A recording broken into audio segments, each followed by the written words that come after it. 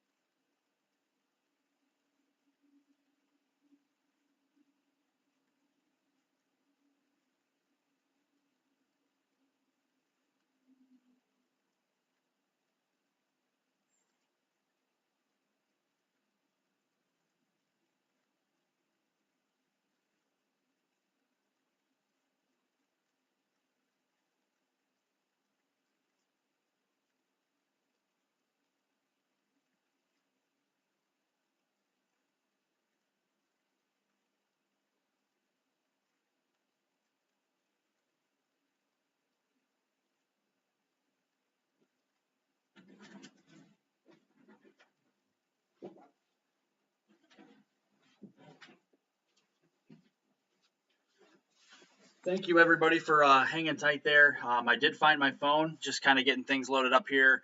Yeah, we're just kind of going over some of the radar stuff today. Right now, things are pretty quiet. We do have a severe thunderstorm watch across western Minnesota, extreme southeastern North Dakota, and extreme northeastern South Dakota here. And if I zoom in, this is mainly for areas just south of Fargo and west-northwest of St. Cloud and Minneapolis-St. Paul. That's kind of where that severe thunderstorm watch is. A very small watch box here. I expect this to be kind of trimmed here rather soon. This does go in effect here till this afternoon and evening here, about 6 p.m. Central Daylight Time. But again, we're not seeing any widespread severe weather right now, and actually no warnings on the radar at this time. Again, here I'm getting things loaded up, and I definitely am going to be going over some other stuff today with you guys. Of course, yes, we will be going over some of the severe watches and warnings, severe weather watches and warnings here on the radar as they do pop up this afternoon. But we also will be kind of looking at also kind of what we can expect here through the evening. I'll take you through the Storm Prediction Center's Day 1, Day 2, and Day 3 outlook here as well. I know the Day 1 update here just came out at 3 o'clock this afternoon. We'll go over that. We'll also kind of bring you down to the tropics as a new tropical storm is formed in the eastern Pacific here. Pretty much a nuisance again, kind of over open waters. Tropical Storm Darby is the new name here. So we're down to the D names now. We're getting a little farther down the kind of the line in the names here in the eastern Pacific. So again, Tropical Storm Darby we're watching. Also another system here to watch just behind Tropical Storm Darby. And then of interest to the U.S. mainland, we actually have a little bit of a probability of development near the Gulf Coast that we'll mention with you guys as well. All that and much more here coming up, and we'll also look ahead to the kind of the upcoming pattern towards the middle and end portion of July. We'll be kind of looking ahead to a monster heat wave that looks like he will take over across portions of the July timeframe here as we head towards, that 20th timeframe here in July. We'll look at that, what the Climate Prediction Center has to say about it here, as well as the model forecast, as we definitely will be taking you through that as well. So again, hope everybody's having a great Sunday out there. You guys definitely rock for joining the live stream. I appreciate everybody joining last night. That was a lot of fun. That was probably the best live stream I've had since I started streaming. I've only done a few live streams here since I started streaming, but definitely that was lots of fun, and I definitely encourage you guys to come back again. Definitely appreciate that, and everybody liking it up here, subscribing to the YouTube channel. Definitely appreciate it. We're up and over 200 now, so thank you to everybody who has subscribed to get me over that 200 mark. I definitely appreciate it. You guys all rock. You guys are all my friends, and I definitely appreciate everybody doing so here last night. Again, my phones are just taking their sweet time today, so once I get this loaded up, I definitely will be going over some of the stuff with you guys that I was just mentioning. So bear with me here, everybody. You give me a few more minutes, and I will be going over some of this stuff here as well. Right now, you were looking at the radar here with some of the storms up in Wisconsin here, upstate Wisconsin, and portions of central and northern Minnesota. We're definitely watching this. Again, no warnings on the map right now, but we're just going to kind of have a live stream today to we're going to go over some severe weather and kind of the outlooks here. Also kind of take you down to the tropics, as we definitely have a active tropics here kind of weather forecast for you. The Eastern Pacific, we got a new name, Tropical Storm Darby. You can actually take a look at that here. This is Tropical Storm Darby right now across Eastern Pacific here. And yeah, we're seeing that. A wave behind it as well. We're watching. The National Hurricane Center is actually mentioning kind of a 5-day probability of development here in that area. And we're also watching a feature in the northern Gulf of interest to portions along the Gulf Coast there, New Orleans, Mobile, and the Florida Panhandle. Definitely want to keep an eye on kind of some of the development across the Gulf Coast here, as well, as we definitely can definitely see some development this time of year, especially in the northern Gulf, and with all those warm water temperatures, you definitely have to watch for that, especially this time of year. So that is something we'll watch as well. Again, thank you everybody for liking the live stream here this afternoon. I definitely appreciate it. You guys all rock. Thank you everybody, and like I said, you guys made this lots of fun last night. I definitely appreciate everybody joining last night. I appreciate everybody joining here today as well. You guys are amazing, and I couldn't do it without you. So without further ado, let's kind of get into what we're talking about here today. We're kind of talking about more of the severe weather action, but let's kind of start with the tropics here, as the severe weather is not really kind of kicking off here this afternoon. We do have a watch, but it's not really, we're not seeing any severe warnings, no severe thunderstorm warnings or no tornado warnings, nothing like that. So again, this is Tropical Storm Darby here. I'll kind of slow it down for you here, and let's actually zoom into this storm on the satellite imagery, because this storm is actually pretty decently organized here at this 3:30 hour here, approaching the bottom of the hour. You can see the deeper convection as I put it in motion here. You can see the whites here and at times the pinks, and that's some deeper convection here within the middle of that system. Starting to see a little more organization, and that's actually the start of what could be Hurricane Darby here as we head towards early next week here, early this coming week. This is expected to get into hurricane status here, as you can start to see the convection starting to as I slow this down here at the last frame. You can see the convection on the southeastern and eastern side of the storm starting to kind of take over, and a little bit kind of an eye wall trying to develop. That is definitely the starts of what could be like a hurricane starting to develop with this system as well. So that is something to watch. Again, this is over open water, so we're not seeing any terribly big, big systems hitting land right now with this, but definitely something to watch, that is for sure. Again, if you guys cannot hear me, in the live stream and you want me to turn my volume up, I definitely can do so. I can definitely do so for you guys. So just let me know in the chat down below. The live chat is up and running, so definitely let me know there. I definitely appreciate everybody joining, that is for sure. All right, so let's kind of look here at what this is the National Hurricane Center's kind of website I'm on here. This is a Tropical Storm Darby right now. We got maximum sustained winds here of 50 knots, or what would be 60 miles per hour here, wind gusts. The pressure here on the central pressure here right now at 1,002 millibars, so still got some ways to go until it reaches that from that tropical storm to that hurricane status. But we're definitely gonna continue to watch that for you guys here this afternoon. Also here is moving to the west here, due west at 15 miles per hour over the open waters of the Eastern Pacific. So this is actually something we're watching as we head through the rest of this afternoon and through next week. Again, here's the kind of what we call the cone of uncertainty here. And you can see this here reflected on the National Hurricane Center's website. You can see right now maximum sustained wind, again, 60 miles an hour, is moving west here at 15 miles per hour. So has a little bit of a forward speed to it here, moving due west at 15 miles an hour. We're also seeing here right now, like you see here, the S, that is tropical storm status. That looks to continue here into the overnight hours. But as we get into the overnight hours into early Monday morning, this actually looks to become a lower end, at least a lower end hurricane across the Eastern Pacific Basin, so that is something to watch as well as it shifts off to the west here around 15 miles per hour. Again, if you guys are just joining the live stream, we're going over some tropical storm stuff. We're definitely going over some of the tropics for you guys here, getting you caught up on that. Also here, if any severe weather does break out, let me know in the chat. I definitely can, get back to that. Right now, when I did look at the radar, there was no warnings. There was a severe thunderstorm watch in Minnesota, South Dakota, North Dakota, but we're not seeing any action right now of any warnings out there. So definitely we'll keep that in mind here. But right now, we're going over some of the tropics. So definitely, if you guys can't hear me in the chat, definitely let me know here. The live chat is open down there. And if you have not already, like the live stream below and also subscribe below as well. Appreciate everybody joining last night. Appreciate everybody joining here this afternoon as well. So this is Tropical Storm Darby we're looking at, the cone of uncertainty. This is over the Eastern Pacific Basin. This will strengthen to a low to medium grade hurricane as we head towards the Monday afternoon time frame. This will shift west-northwestward here into kind of the cooler water. So I think by middle and late week, this will start to actually transition more to lower end tropical storm status here once again across this area. So that is something to watch. Again, we will have interest here along the Gulf Coast as well, as we have another system kind of developing in that area. So we'll get to that as well. We do have a 50% chance, so kind of a 50-50 shot of another development in the next 5 days across portions here offshore of the southern Mexican coast. So we're definitely watching that here. That'll move to the west-northwest and then northwest here with time as well.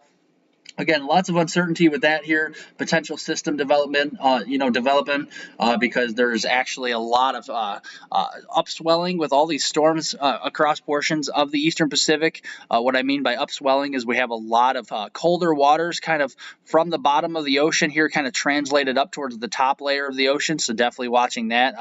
That'll probably eventually, I think, if a theory is a thing, you definitely could think that, okay, well, maybe if we got some upswelling in these areas, we'll probably be seeing more in the way of kind of quieter times across the Eastern Pacific here eventually. So that is something we're keeping an eye on. And then looking over to the Atlantic side, we are, the other day we didn't have anything to watch, but now we have a 20% chance, a low chance, but, the next 5 days right along the Louisiana coast. Also here, just to the west of the Florida Peninsula, where the National Hurricane Center is watching this here. Looks like a surface trough of low pressure is expected to form in the northern Gulf of Mexico. It looks like it's related to a decaying frontal boundary that's washing out across the southeastern United States. Any development of this system is expected to be slow to occur while it drifts offshore of the northern Gulf of Mexico coastline through the middle and late portion of the week.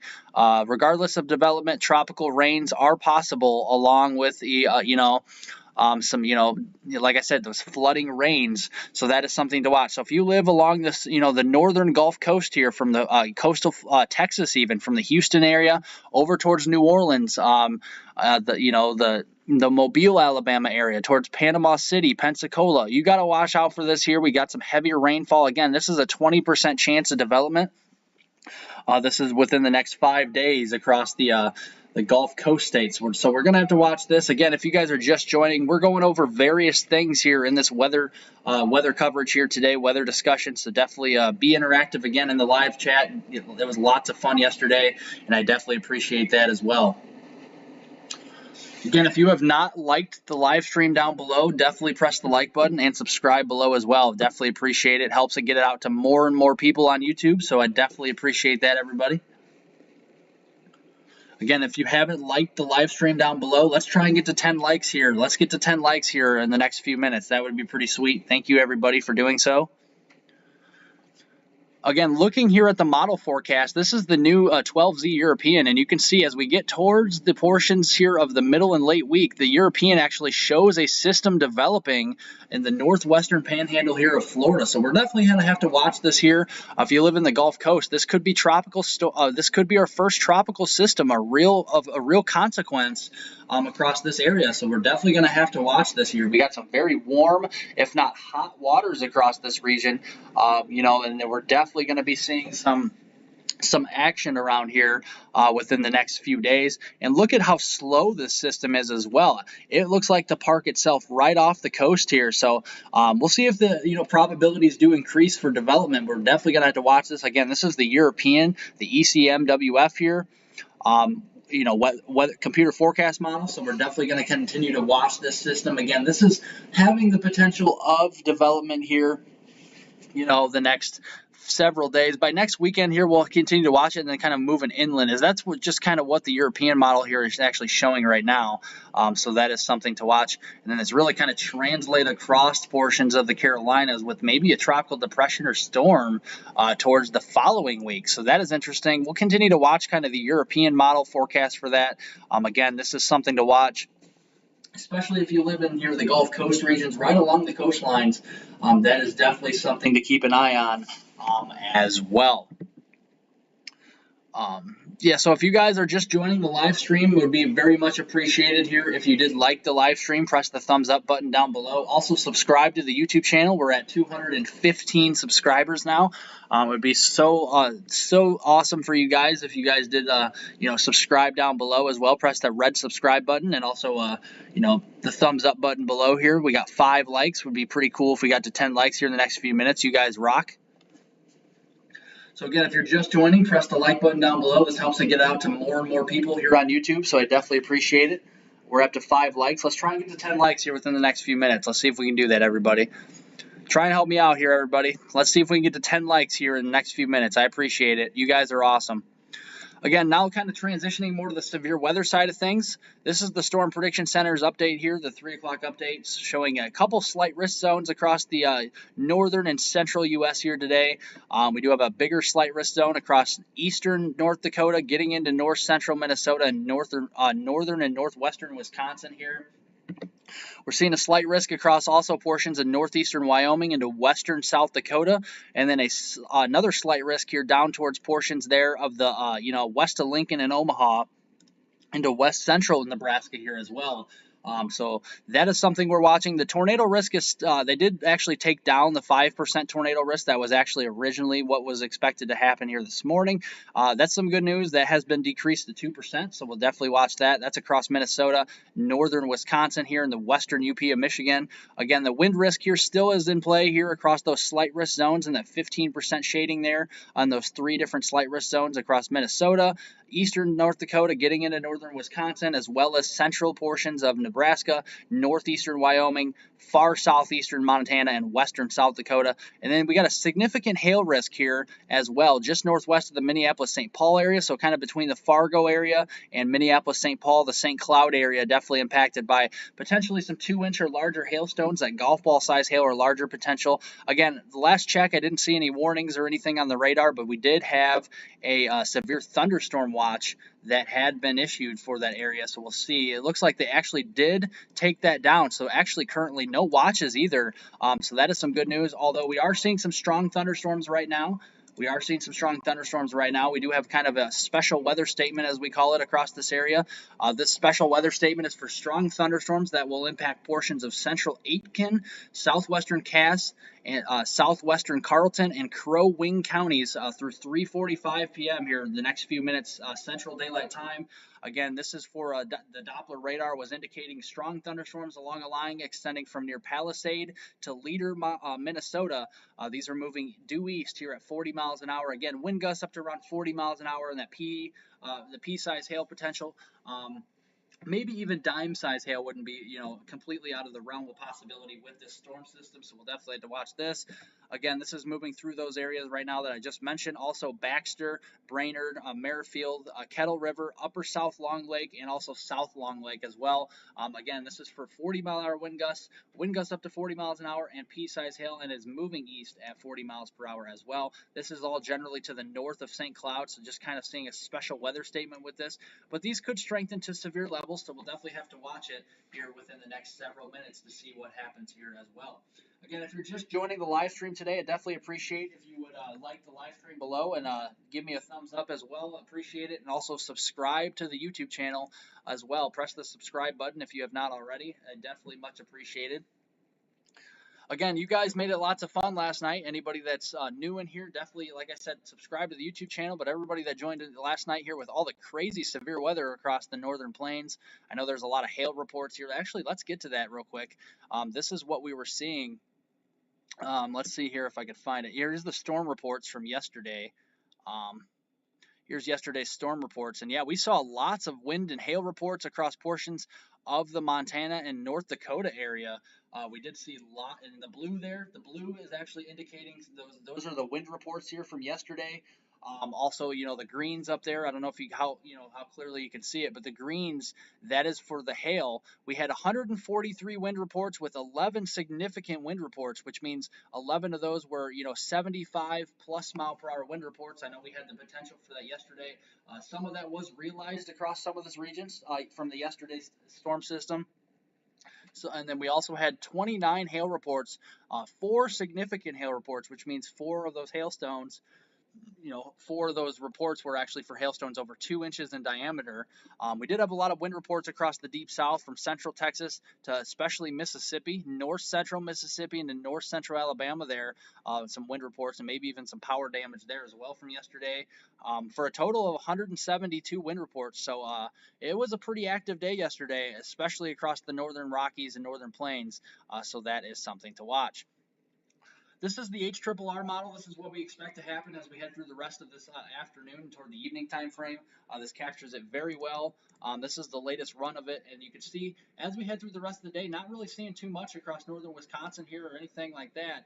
But as we kind of move this towards the Nebraska side of things, we could kind of have some storms developing off the front range of the Rockies, kind of some upslope storm development, and then we'll start to see a little bit of a convective system take off here from this as we head into the central plains here across the panhandle in Nebraska, and then we'll start to grow upscale into kind of a convective system, a very small, very compact convective system across this area as we head here kind of into the evening time frame, into the overnight time frame. Definitely something to watch as well.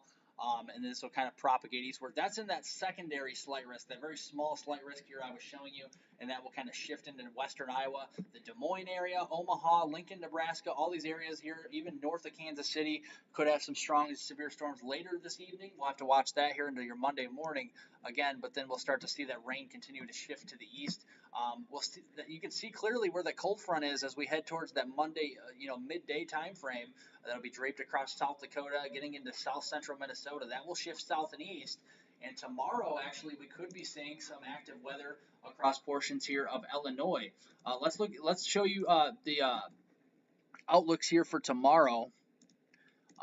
You can see this is the updated outlook here for tomorrow. This is a slight risk. This does actually include portions here of northern Indiana, southwestern lower Michigan here, southern Lake Michigan, and then central portions in north central Illinois. This does include the Chicago area, Gary, Indiana, over towards the Fort Wayne, Indiana area, as well as Peoria, Illinois. And those areas definitely watching that. And just south of the Quad Cities here at Davenport, Iowa. So definitely watching that here. Again, the tornado risk is less than 2% tomorrow. We do have a wind risk here of that 5% chance of damaging winds all the way back here into portions of the southeastern Colorado and northeastern portions of New Mexico, all the way up here into the middle Missouri Valley. So much of Kansas, much of Missouri here, and getting up towards the southern lower Michigan there. And then we got that 15% area, that slight risk for damaging winds across central and northern Illinois, northern Indiana, and southwestern lower Michigan. So again, the Gary area, Fort Wayne, Chicago, south of the Quad Cities at Davenport, Iowa, getting down towards the Peoria, Illinois area, and then getting down into portions there of southwestern portions, like I said, of lower Michigan. And again, the same holds true for that large hail risk as well. We're not seeing any significant hazards with this, with the 75-mile-an-hour wind gusts or anything like that, but definitely something to watch as we kind of move forward toward that time frame. So that's what we're watching tomorrow. Let's kind of simulate this with the anamnes model here as we go through the rest of today. Some showers and storms to the north. Those will kind of fizzle out here as they kind of get closer towards, outrun themselves with the instability. But as we move towards the morning hours tomorrow, we got kind of an incoming decaying and weakening complex of storms across Iowa, moving in towards Illinois, kind of getting towards the Mississippi Valley region. As we head towards midday tomorrow, we got some more storms along the cold front up to the north here as the cold front shifts to the southeast. And then as we head through the afternoon hours, we'll have to about mid-afternoon here at 17Z, so that'd be about 1, 2, 3 o'clock in the afternoon here. We'll start to see some isolated storms pop up across this region. And then here behind that, with the cold front coming in, that's where we can have that blowing up of some storms. The NAMDS model captures this very well with the latest Storm Prediction Center's thinking here for tomorrow. And where I showed you that slight risk zone, that's definitely where we could see for the scattered supercells develop with the potential for wind damage and large hail. So we'll have to watch that. Again, the tornado risk is not high tomorrow. It's under 2%, but definitely can't rule it out. Maybe some vigorous thunderstorms up near the Green Bay area, getting down towards southwestern Wisconsin, towards Prairie du Chien, and down towards the Dubuque, Iowa area here as well for your day tomorrow on your Monday to start your work week. Again, if you guys are just joining the live stream, we're just going over some various things here. We went over some of the tropical weather. We'll get back to that as well. Again, just kind of going over today's weather here. A lot quieter than yesterday, but definitely kind of looking ahead to tomorrow as another slight risk area here. It has been highlighted from the Storm Prediction Center. We're going over that with the model data. Also going to be going over here some of the longer range weather pattern kind of specifics as well. I know we have a monster heat wave, and I don't say that lightly. We actually do. We have a monster heat wave. A lot of the longer range weather forecasting models have really been pinpointing this for the last several days, so it's been pretty consistent. So the concern is starting to increase that we're definitely going to be sweating it out here towards late July.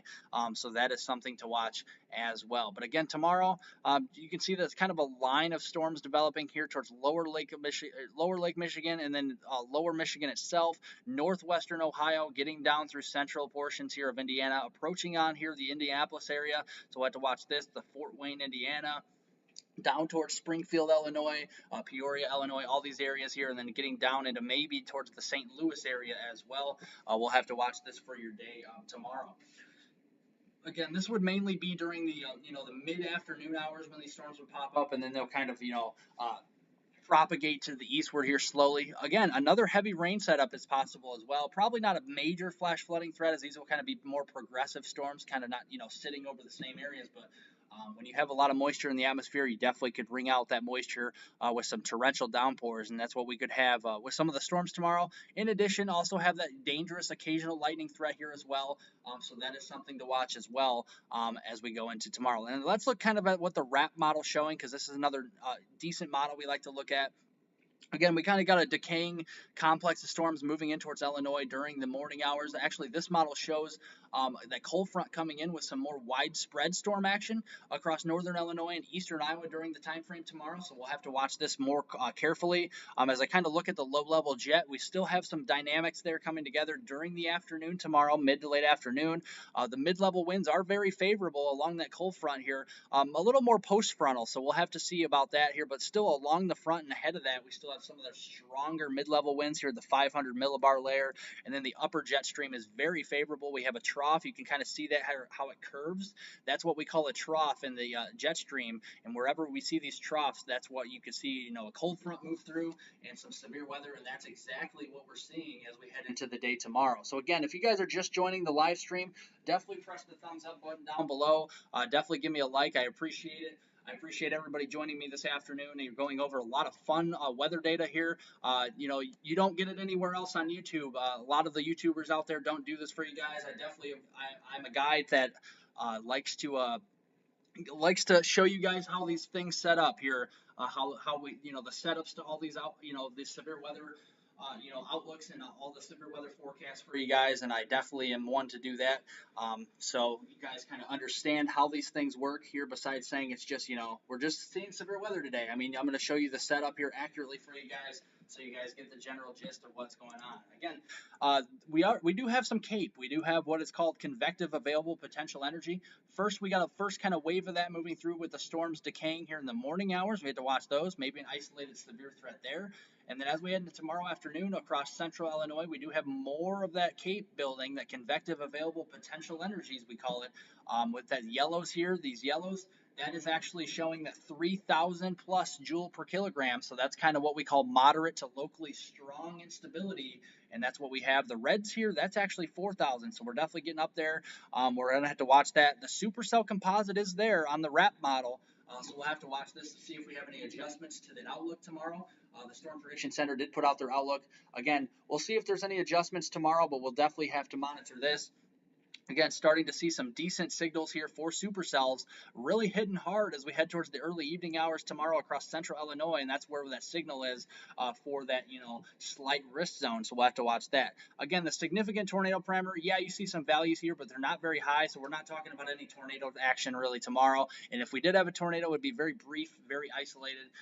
Probably a weak tornado as well. Just not seeing a lot of low-level shear conducive to any of these things here. And again, the low-level lapse rates here. Again, without going too far into the setup tomorrow, because I know some people don't understand, what this is. But this, I'll explain it to you. Is that we have what is called mid-level lapse rates. That's in the mid-levels of the atmosphere, several thousand feet up. And then there's low-level lapse rates down towards the surface here, and in the lower levels of the atmosphere, just a couple hundred to 1,000 feet up.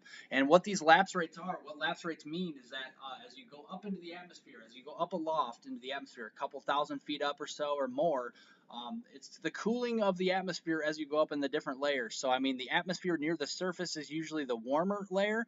And then as you go up here with an atmosphere that is unstable, you'll start to cool off very quickly. And the faster it cools off aloft, the stronger the lapse rates will be, and actually the stronger the potential for severe weather will be as well. So the higher the lapse rates actually kind of coincides with the stronger instability. So that's what we watch for severe weather. So I hope that gets you a little bit of an insight of how the setups work here for tomorrow.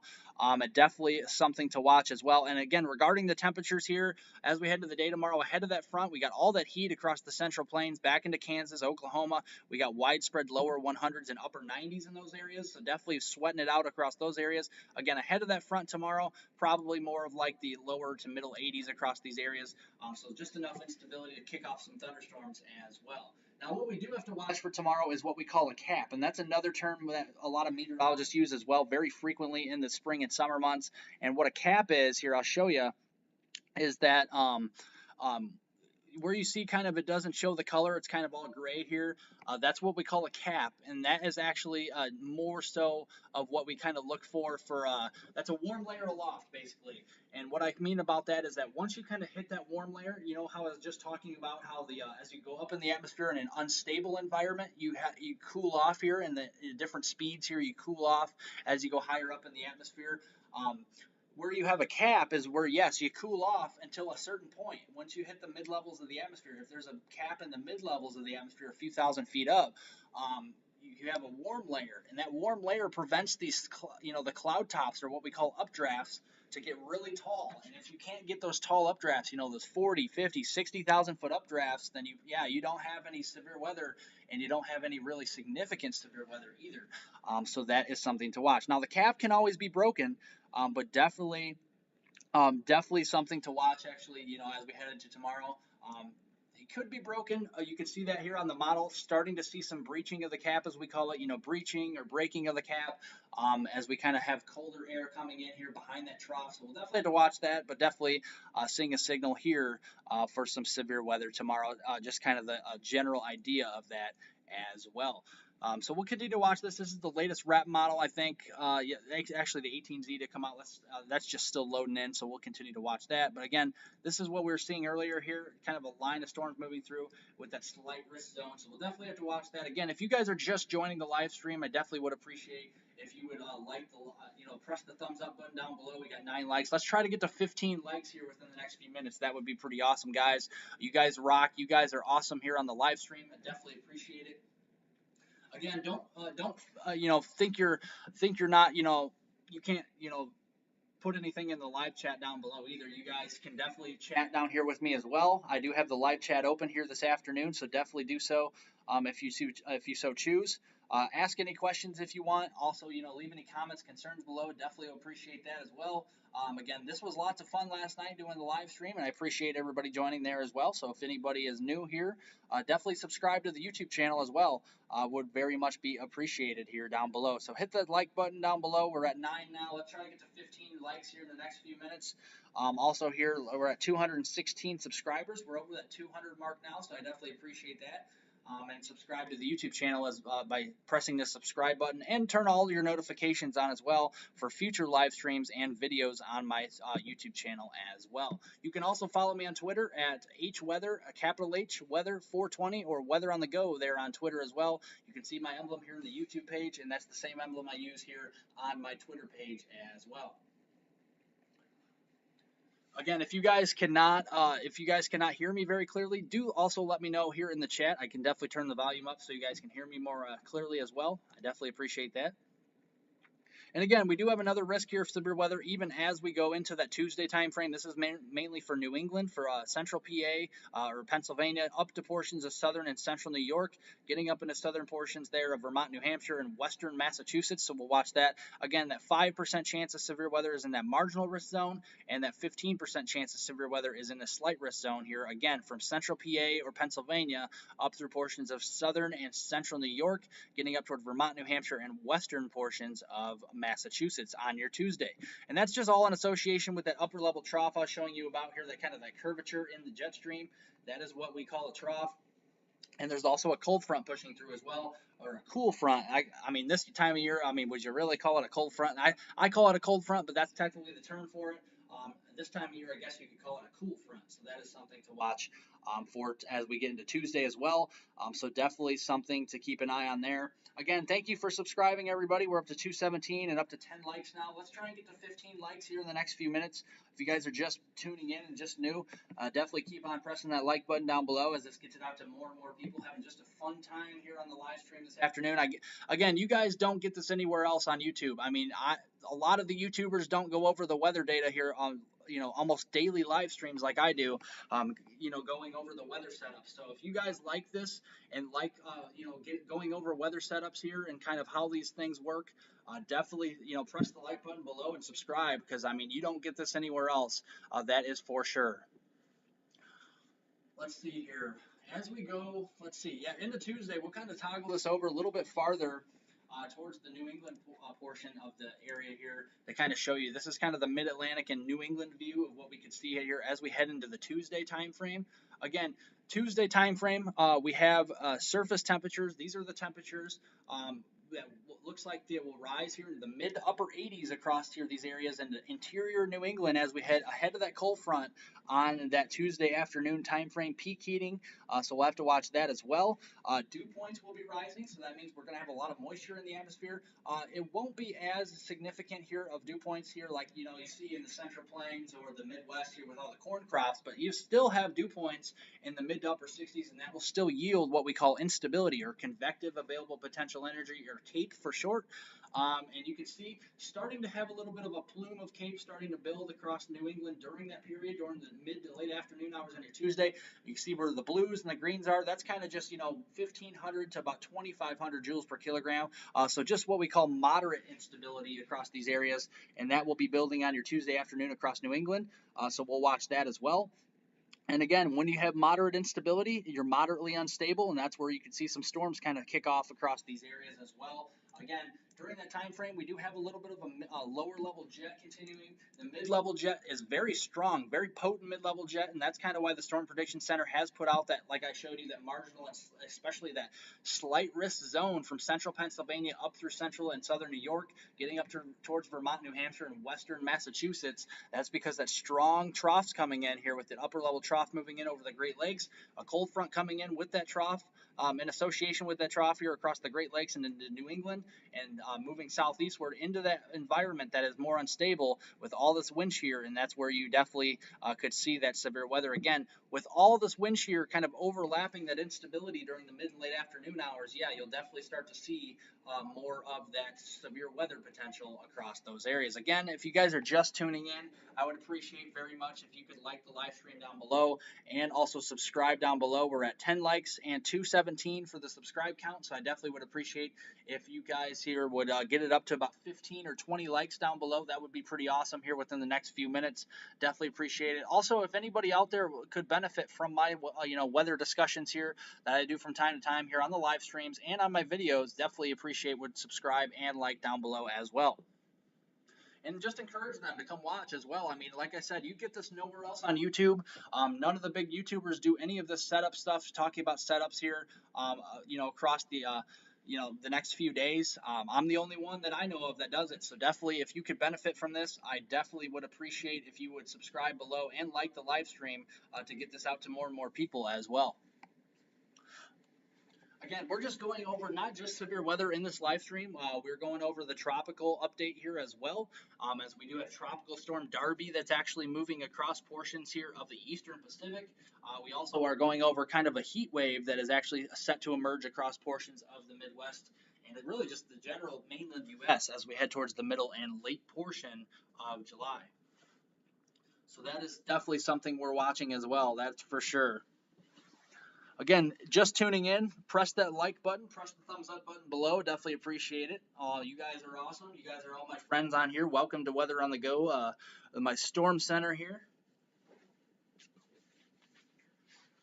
Yeah, this is kind of the setup as we head into the day here on Tuesday afternoon. You can see mid to late afternoon, we'll start to see storms kind of kick off, right, and kind of develop or initiate, as we call it here, right off the cold front here and ahead of the front. We could have some supercell storms with all that wind shear and instability I was showing you. And then as we head towards the afternoon and evening hours, toward the early evening on Tuesday, early evening hours here on Tuesday, we're definitely going to be seeing here the potential of, like I said, some storms, maybe some supercells across this area as well. And this will kind of continue as we head into the, evening hours, but it's really starting to wane. The instability will wane as we head toward early and mid-evening on your Tuesday, and that will kind of put an end to the severe weather across this area as well. So I hope that gives you insight on the next couple days of severe weather. If you live in any of these zones, definitely heed the warnings and watches that do come out, and something to watch here in the coming days. So that is something to keep an eye on. Again, this is the outlook for Tuesday. Pick your spot on the map, and you have a marginal or slight risk here.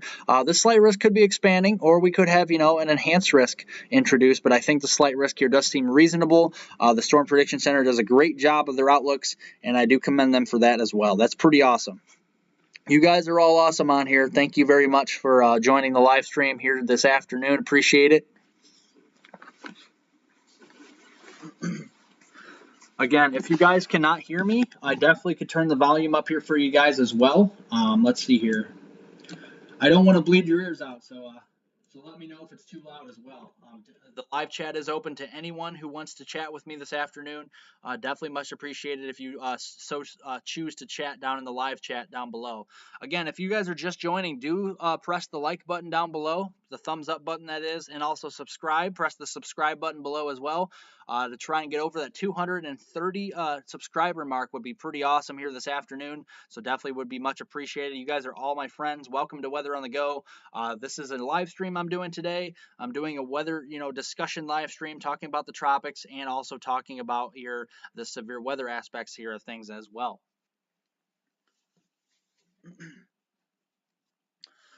Let's kind of get back down towards the tropics. Again, we're watching this potential, development here within the next 5 days across the Gulf. This is a 20% chance of development in the next 5 days. So any interest along, New Orleans over towards portions there of Panama City, all these areas definitely could watch this here. The European weather forecast model, this is using a tropical tidbits as I use. You can see as we get towards the middle and end of next week, we kind of have a little bit of a tropical influence here from kind of a stalled out boundary pushing southward. This will be a very slow development, and it's going to be a very slow mover as well. So I'm kind of worried about the heavy rain threat. And then as it kind of pushes towards that Thursday, Friday timeframe, you can see the low pressure center really starts to build in here, at least on the European model. And then here kind of pushes up here across portions of it just spins. And with all the warm waters here that the northern Gulf's at, very favorable for development, very favorable for rapid intensification. So that is something we're watching as well. But definitely something to watch here as we get towards the panhandle here of Florida, and this will continue to kind of shift northward. So this could be a several day period of some very heavy rain. So I'm very concerned about this. And as you look here at the total accumulation, look what the European model is putting out here for rainfall. All the way in towards the 20th time frame. Again, this is very far out, but I did want to give you kind of a heads up on this, that hey, we might have a tropical development over the next several days. So that is something to watch as well. Hey, Snowies. Hey, welcome here. Welcome back this afternoon. Just kind of doing a general weather update here this afternoon on the live stream. I appreciate you joining here. Thank you for being in the live chat. Definitely much appreciated. Also, thanks for liking up the live stream and subscribing, everybody. We're up to 217 subscribers now with 11 likes. Let's try and get to 20 likes and also up to 230 subscribers here in this live stream. That would be pretty special to me. I definitely appreciate it, everybody doing so. And thanks, everybody, for watching my videos as well. I do have another video posted on my YouTube channel. Go check that out here this morning as well, or this afternoon, rather. Again, the European model here where you see the yellows and oranges, that's where you could see rainfall amounts up to, 9, 10, 12 inches. We could have a foot of rain if this model does verify near the Mobile area, Panama City, Pensacola, Florida. So we're definitely going to have to watch this here as we head towards middle and late July. I know the tropical season is really going to start to ramp up here in short order across this area. That is for sure. That is for sure. We're not seeing any severe thunderstorm warnings as of now. Here, I'll look once again. I don't think we're seeing any severe thunderstorm warnings. We are watching for a special weather statement that is out. We'll get to that. Special weather statement just northeast of the St. Cloud area and well north of Minneapolis-St. Paul near the Moose Lake area.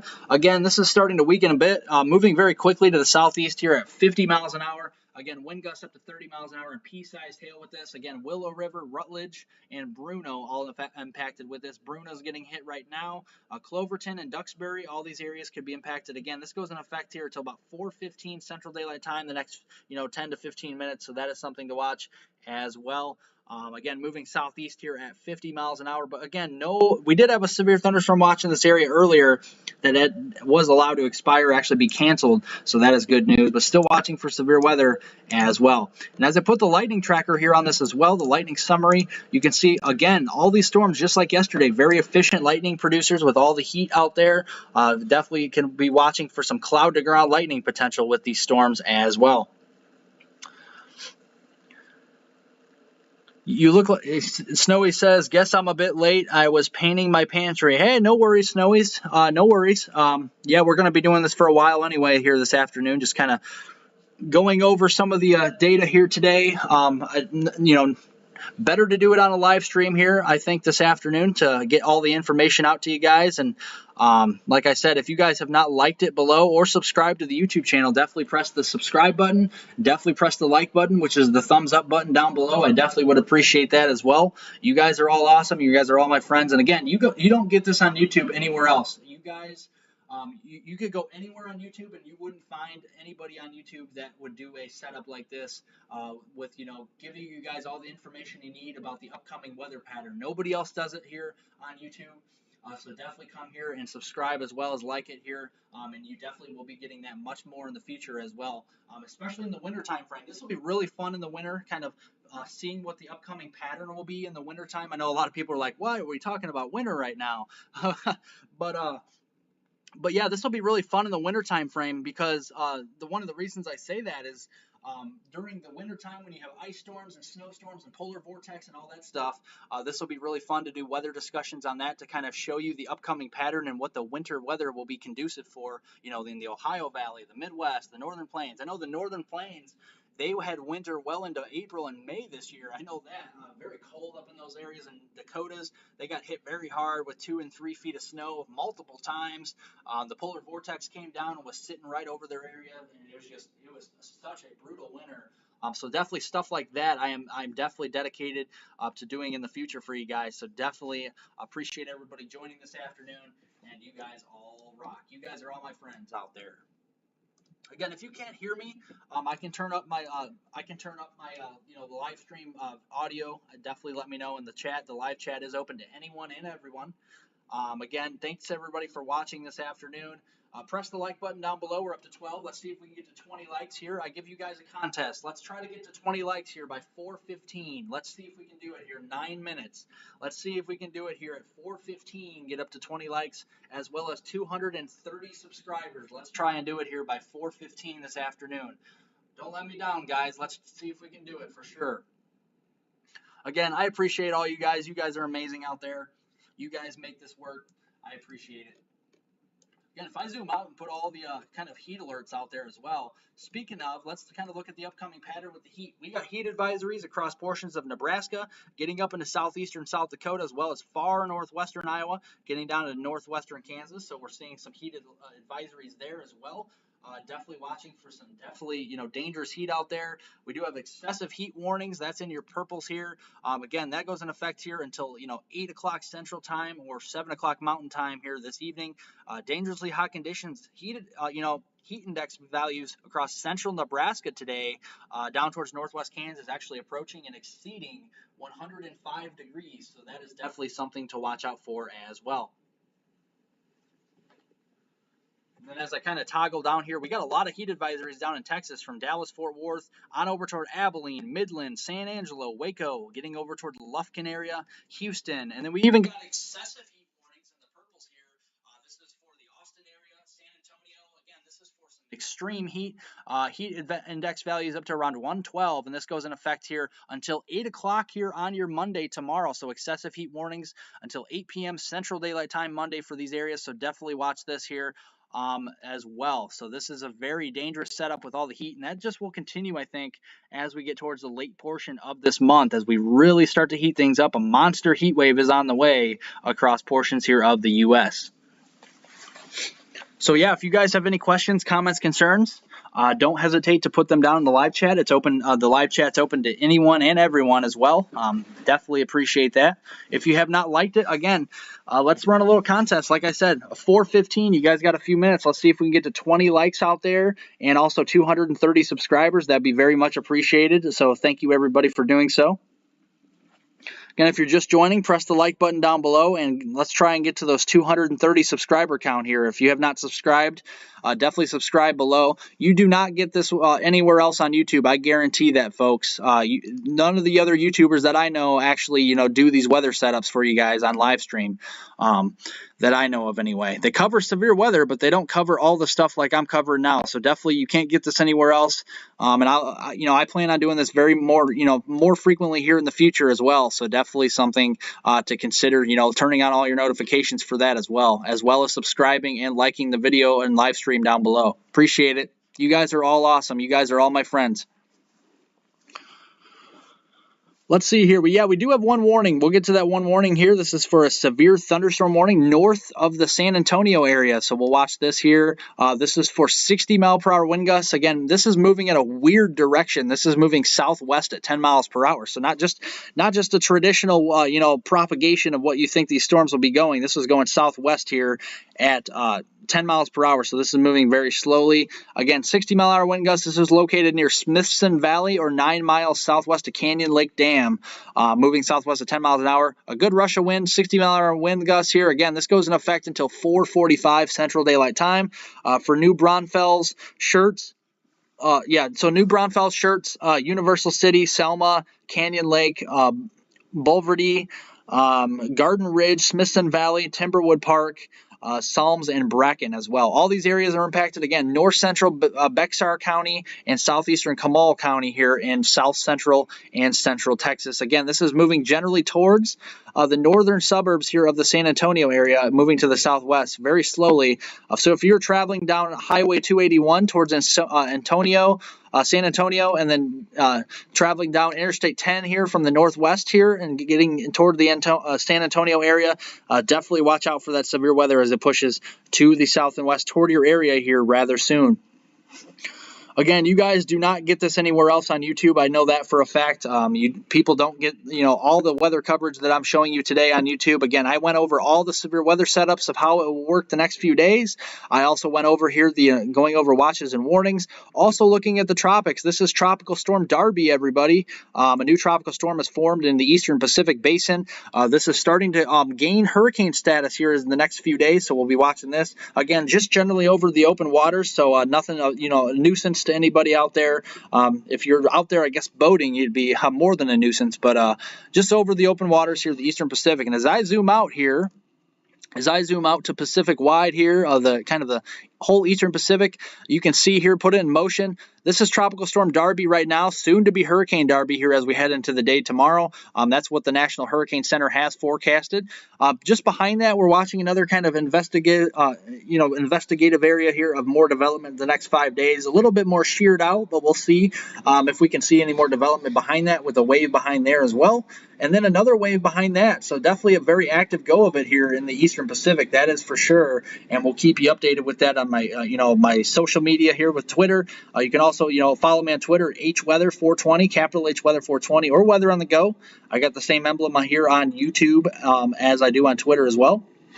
So definitely can find me on there and follow me as well. And let's kind of zoom out to the Atlantic here as well, because that is very interesting here to see as well. Let's see here.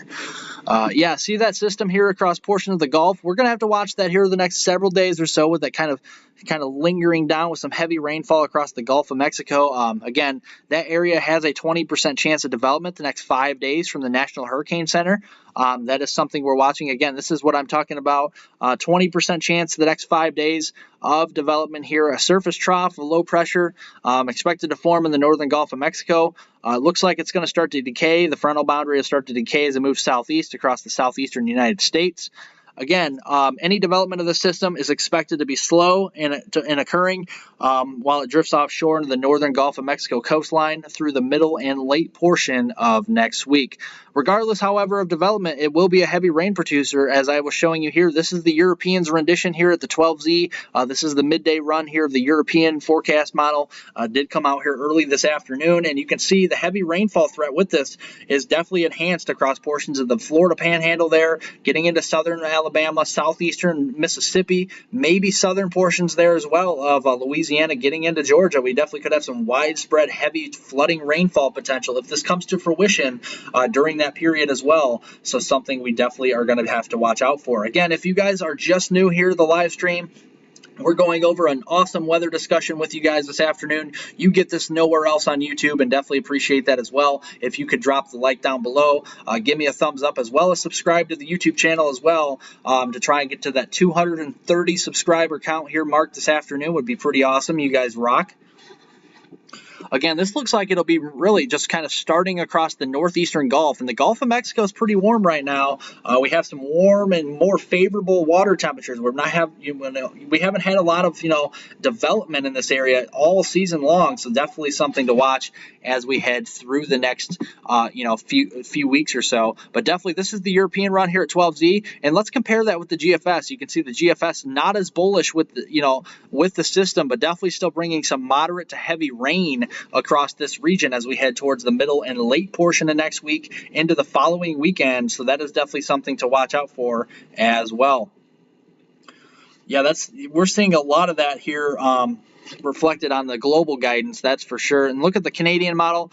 You can see still generally the same theme, except maybe a little farther south. And again, not as bullish as the European, but the European model has actually been performing fairly well this year. So that is something we have to watch out for as we head through the next several days. What about Instagram? I don't have an Instagram account, but I might have one eventually. So I'll let you know about that. Snowies.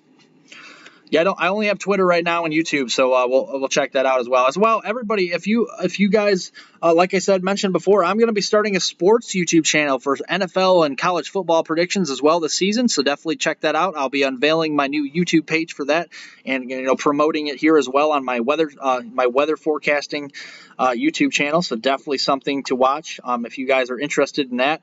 Again, just a quick kind of tidbit out there for you guys. I calculated myself how well I did at predicting NFL games the whole 17 weeks last year, and because there's a new week, I guess, now in the NFL season here. They started a couple of years ago. I have an 82.6% rate, an 82.6% rate of getting games right from last season. So that is pretty cool.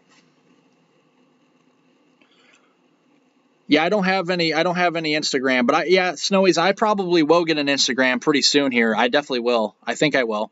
Because you're on Instagram too, aren't you, Snowies? You're on Instagram and you're on TikTok? You don't have Twitter anymore, I don't think, though, you said.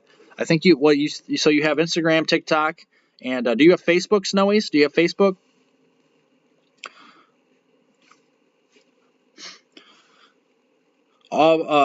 Poor Stormy won't be happy with the heat. Yeah, Stormy won't be happy with the heat. I think she's in North Texas, ain't she? Stormy's in North Texas. Yeah, she's gonna be in the middle of that heat wave as we head toward the middle and end of July. That is for sure. There's a lot of heat coming, guys. And I'll show you that here even on the model forecast for you, since we're going over everything again. You don't get this anywhere else on YouTube, so definitely appreciate it. Let's see here. Let's look at the European weather forecast model real quick. This only goes out to the 20th, but we'll continue to kind of watch this here. As it goes out, 2 weeks in time. As we head towards tomorrow, all the heat, look at the high temperatures here across portions, at least the European models forecast for North Texas tomorrow, Oklahoma, the Ozarks.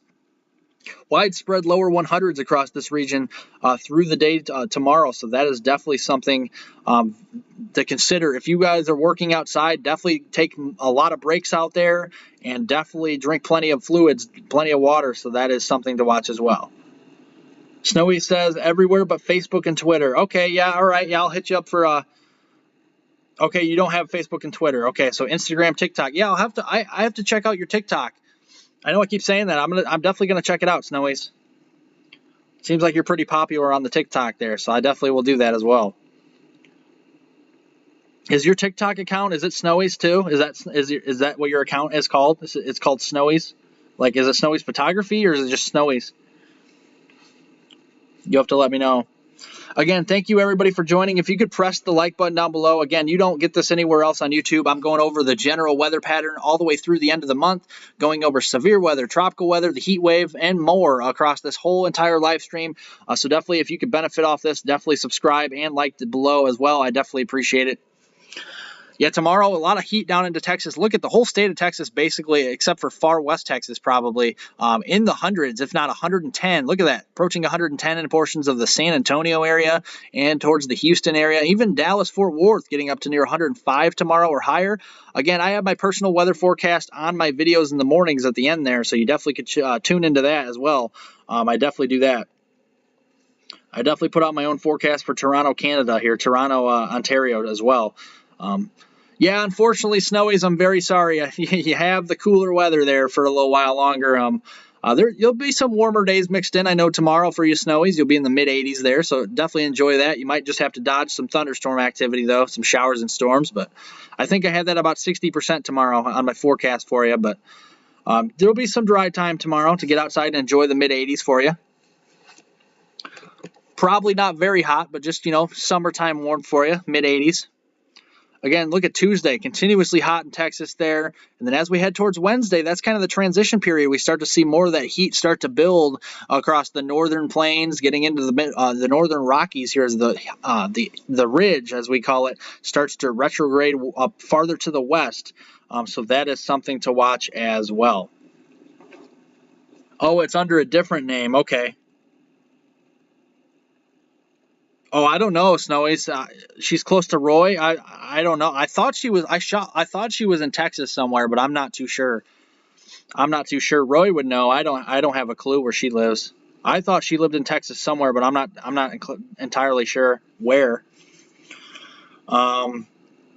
See, it hasn't been very summery here. Yeah, tomorrow you get kind of your nice little taste of summer there. So definitely enjoy it while you have some of the drier weather at least. You might have a little bit of rain to dodge in the afternoon snowies with the cold front and trough coming in from the north and west, but it'll just be a couple hour period of some rain and storms, and it's not going to be a total washout for you tomorrow by any means, but could be dodging some lightning, some thunder, and all that sort of stuff. The downpours out there for a brief period of time, but mid 80s tomorrow is what I'm forecasting. I think I had a high of about 85 on there, I believe, for tomorrow for Toronto area. And that's just not for downtown Toronto. That's just for the areas. Probably I'd say about surrounding Toronto by about 25 to 50 miles or so. Yeah, so short-lived, though. I'm trying to put in some warm temperatures for you, Snowies, in your 6-day weather forecast I give you there. I'm trying my best. I promise, one of these times I'm trying to get you to the 90-degree mark. I just haven't been able to pull the trigger on it yet. I haven't been able to pull the trigger on the 90-degree temperature in your 6-day weather outlook yet. I'm sorry. I hope one of these times I can do it for you because I know you like the heat. Again, we're just having lots of fun here. Everybody, hey, Jakey, how you doing?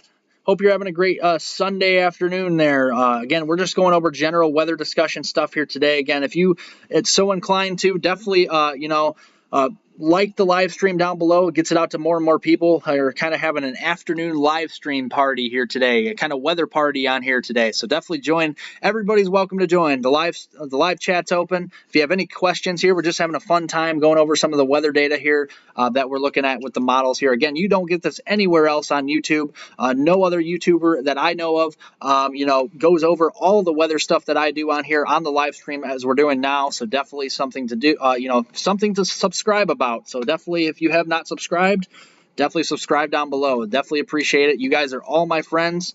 Like I said, last night was so much fun with everybody, being interactive in the live chat. Definitely appreciate, Snowy's in there, Jakey, Mark, everybody else in there, Patty, everybody that joined last night. It was lots of fun. Drew Ferguson, all you guys are so much fun out there, and I couldn't ask for a better audience. You guys are amazing.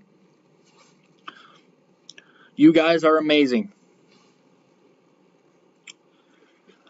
Jakey says, I'm getting more severe thunderstorms later today and tonight. I think, yeah, you guys might be getting some stronger weather tonight. Again, I think that trough kind of mainly moved off. Let's kind of look at that for you, Jakey, for you, the area, if I can try and see. Because you live in southern Manitoba, so I guess I had a little glimpse here of southern Manitoba on the NamNIS model.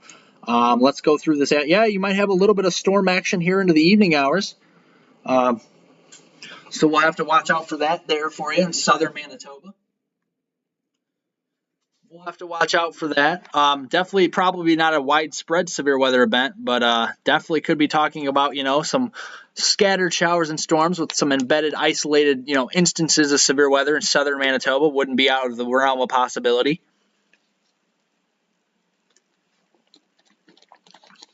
Excuse me, I'm just taking a drink of water here. I've been talking a while, but I'm doing it for you guys. You guys are amazing. Again, the European model, as we get toward the middle of the month, look at all the heat expanding. We got 90s all the way up into the Dakotas, eastern Montana, northeastern Wyoming, 102 forecasted on at least the European weather forecast model as we get into next Thursday time frame. And still those 105 degree to 110 degree temperatures expand into portions of the southern plains through Texas, getting into Oklahoma and Kansas, as well as 100 degrees potentially up into Nebraska as well. Look at all the heat down in Southern California there as well, approaching 115 down there in Death Valley.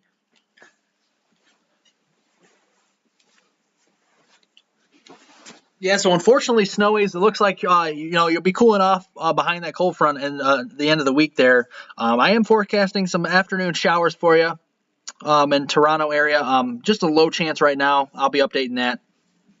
You'll just have to pay attention to my videos upcoming. Again, I try, Snowies, to have your 6-day forecast for the Toronto area at the very end of my videos, so I definitely will be doing that every single morning for you.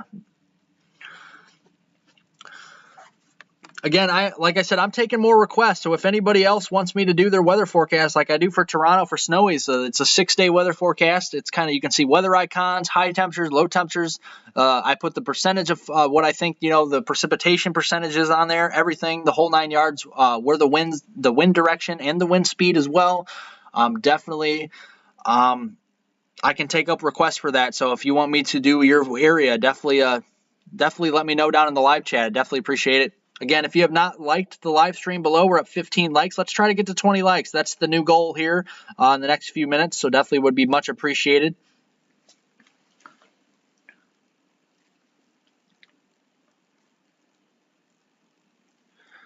Jakey says, I love severe thunderstorms. Yeah, me too. I love severe weather. As long as it's not, causing damage and causing mayhem for people, I definitely like severe weather. It's definitely a lot better in open areas. Yeah, look at the heat. Look at the 15th with the European model. This was just this afternoon's run, the 12Z model, or the 12Z run of the European, and look at the heat for next week. This is insane. That's why I said it's a monster heat wave, because look at it, literally is a monster heat wave. Look at the heat all the way up into, it's almost all the way up to your area, Jakey.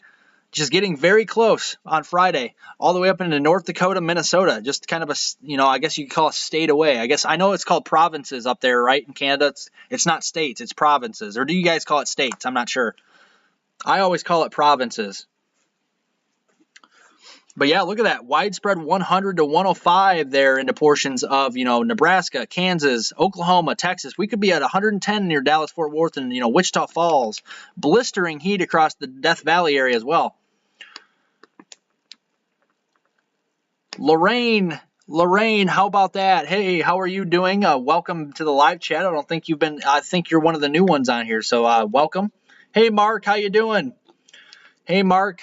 I hope you're having a great Sunday afternoon. Welcome to the live stream. Again, you guys do not get this anywhere else on YouTube. Like I said, no other YouTubers I know do this live stream, just going over all the weather data like this. They do mainly just severe weather coverage, and I do everything from tropical weather. Like we said, we're watching the tropics down there in the Gulf. We're also watching more of the heat wave. We got a monster heat wave set to emerge across much of the contiguous United States towards the middle and end of July. So if you've been wanting some summer weather, especially if you live in the plains, you're definitely going to be getting it in a big way toward the end of the month here.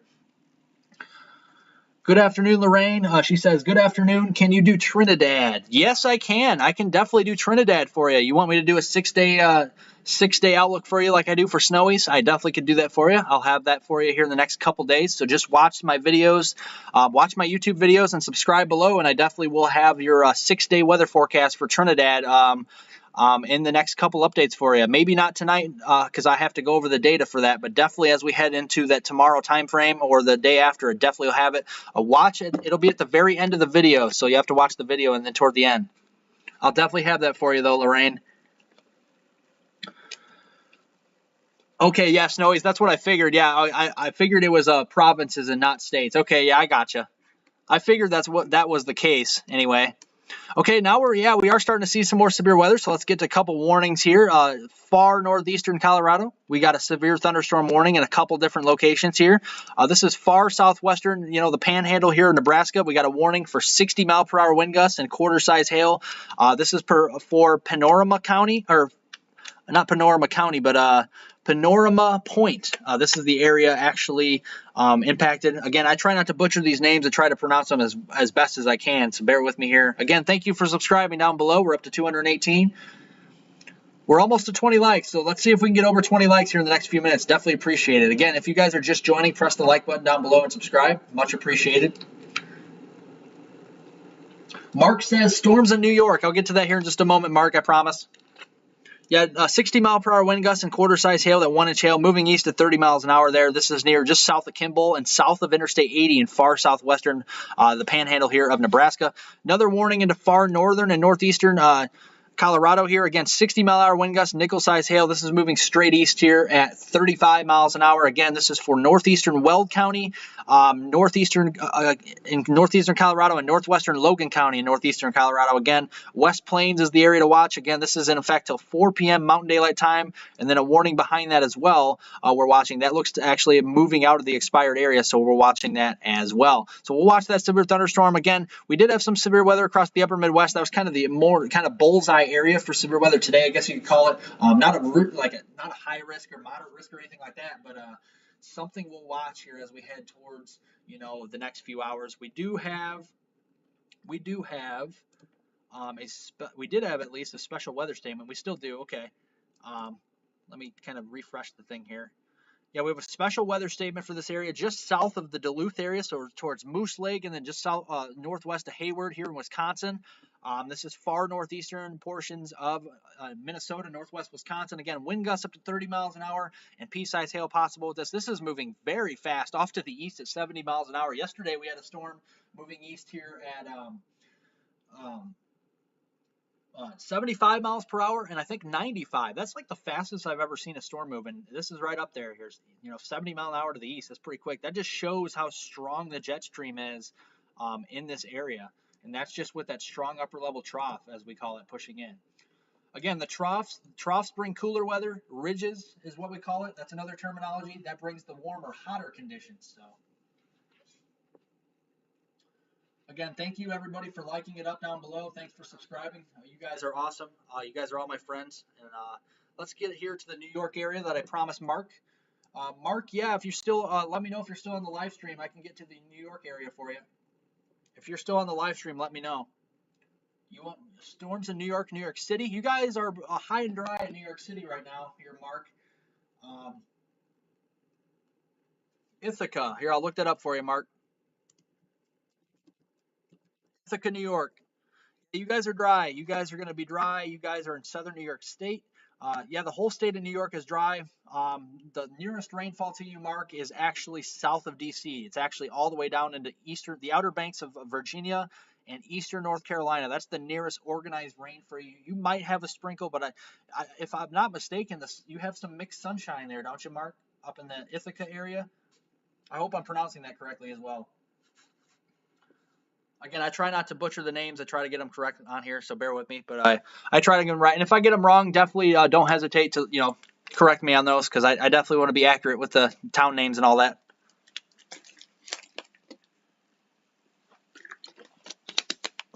Yeah, but you guys are dry. You guys have a mix of sun and clouds, don't you? Up in the Ithaca area.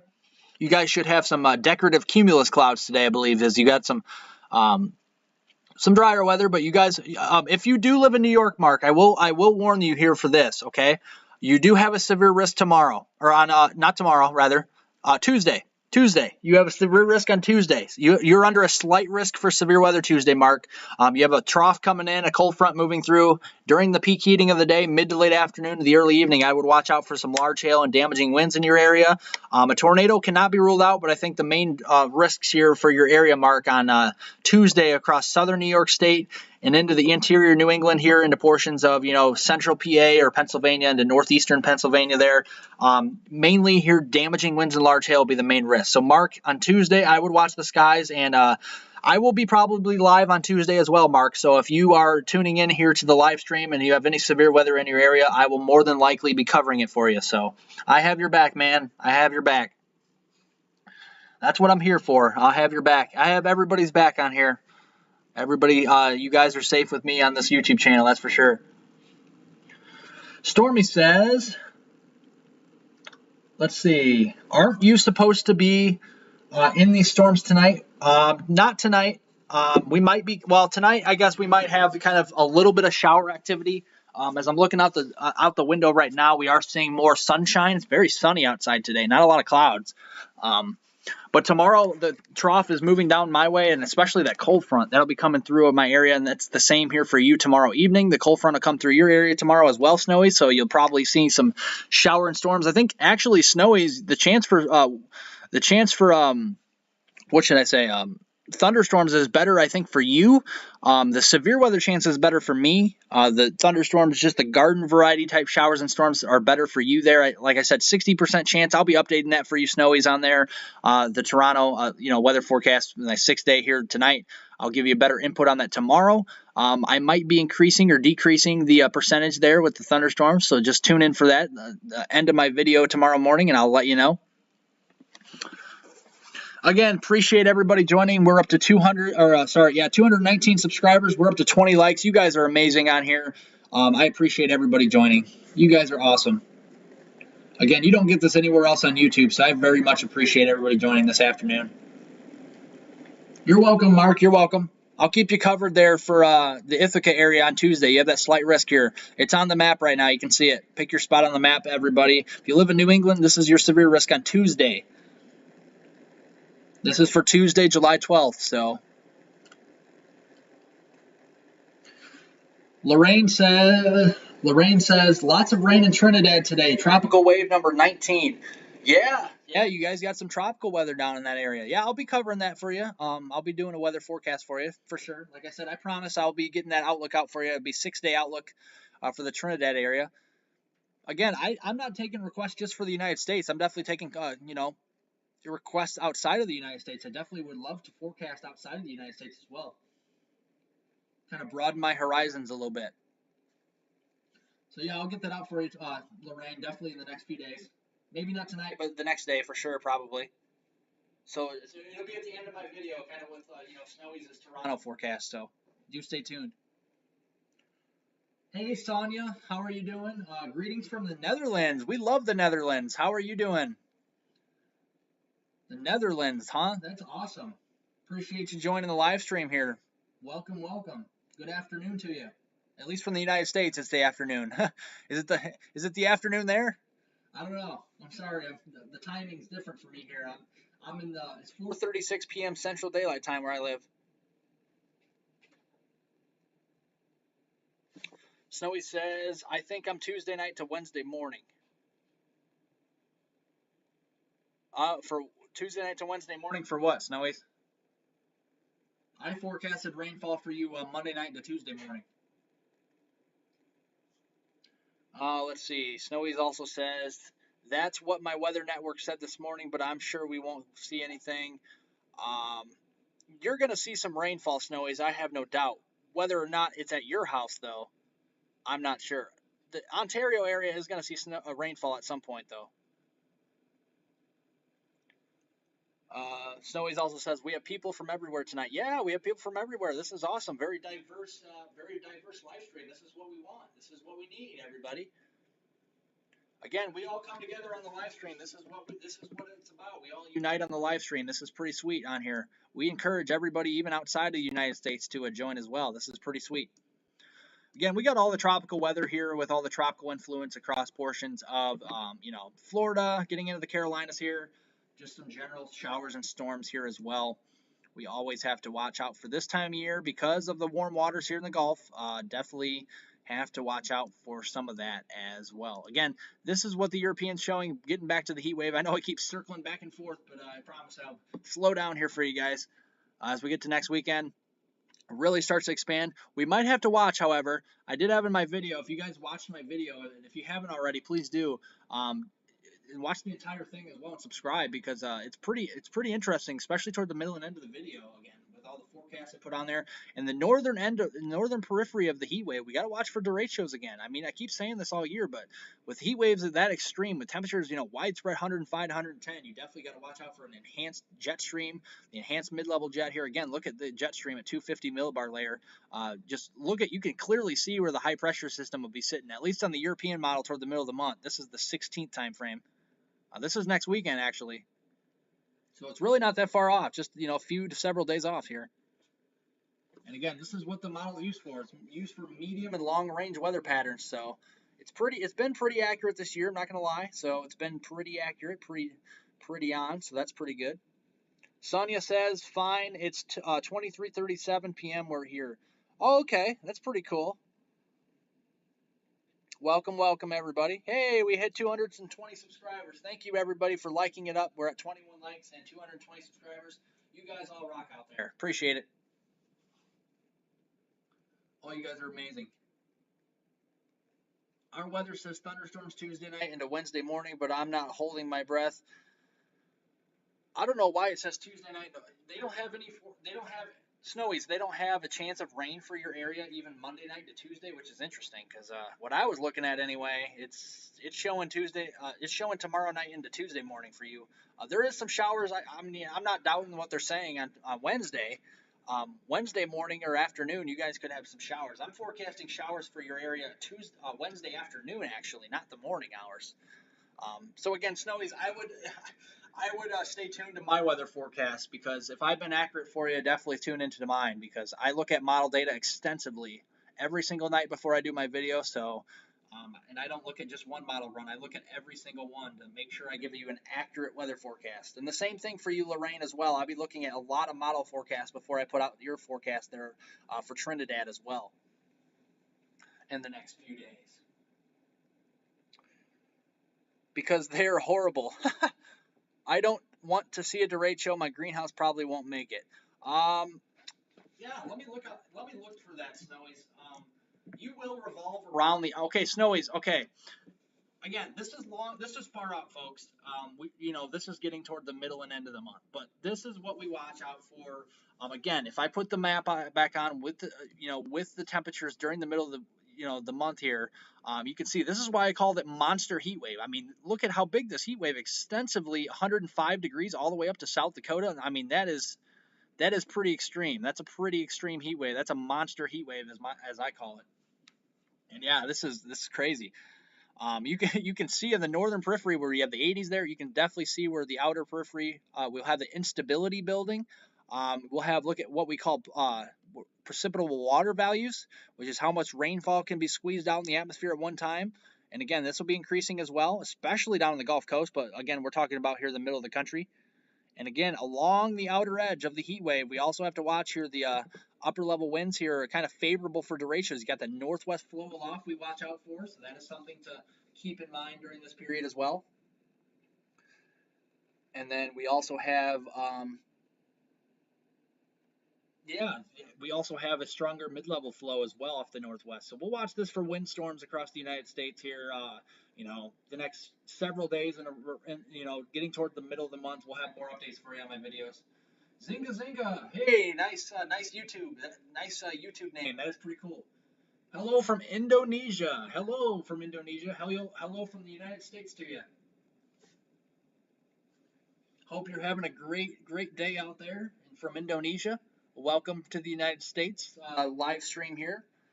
We welcome anybody outside the United States. You guys are all awesome, whether you're in the United States, Mexico, Trinidad, anywhere. You guys are all awesome on here. Appreciate everybody joining. Snowy says that's why I come to you. Hey, yeah, might as well. I mean, I definitely look at this for you for sure.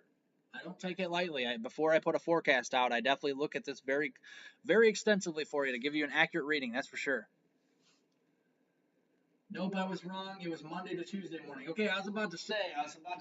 I don't think it was that late because the cold front looks like it'll come through Monday evening or Tuesday morning for you, probably during the unfavorable time of day. So, I mean, I did put a 60% chance of storms out. It does have a little bit of forcing along that front. So, what I mean by forcing is there's a lot of lift. You don't get storms if you don't have vorticity. You don't get storms if you don't have lift. So. Lorraine says, thank you, appreciate you. I appreciate you as well. Thanks for joining, and you can stay tuned as well if you want. You are pretty awesome. Thank you, Lorraine, for joining. Yeah, we're looking at the lower level winds too, and you can see a little bit of a fetch of some lower level jet stream that time frame. And actually, believe it or not, the European model towards the middle of the month here on the 15th time frame is actually showing kind of a little bit of a convective footprint as well, which is what I mean. A convective footprint is thunderstorm potential. So we'll watch this.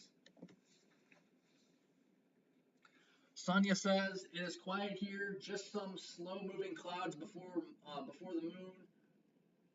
I love your comments. Yeah, I like your comment as well. Thank you for joining again. I appreciate you for being here. Appreciate you being here, Sonia. Welcome from the Netherlands. Yeah, the Netherlands. We love the Netherlands. This is awesome. Again, if you guys have not subscribed down below, do subscribe. Let's try to get to 230 or more subscribers during this live stream. We're up to 220. Also 22 likes. Let's try to get to 30 likes. That's our new goal here, everybody. The top of the hour here, 5 o'clock. We got 16 minutes. It's 4:44 p.m. Central Daylight Time right now where I am at. And let's see if we can get to 30. Let's see if we can get to 30 likes here on this live stream in the next 15 minutes. That would be very, very much appreciated. You guys are amazing. Again, if you're just joining, smash that like button down below. You don't get this anywhere else, folks. Nowhere else on YouTube. No other YouTuber I know does all this for you guys. They only cover severe weather coverage and maybe some tropical weather at times, but I cover the whole 9 yards. Again, we're talking about the heat wave. Other YouTubers talk about it in videos, but we're doing it live here today.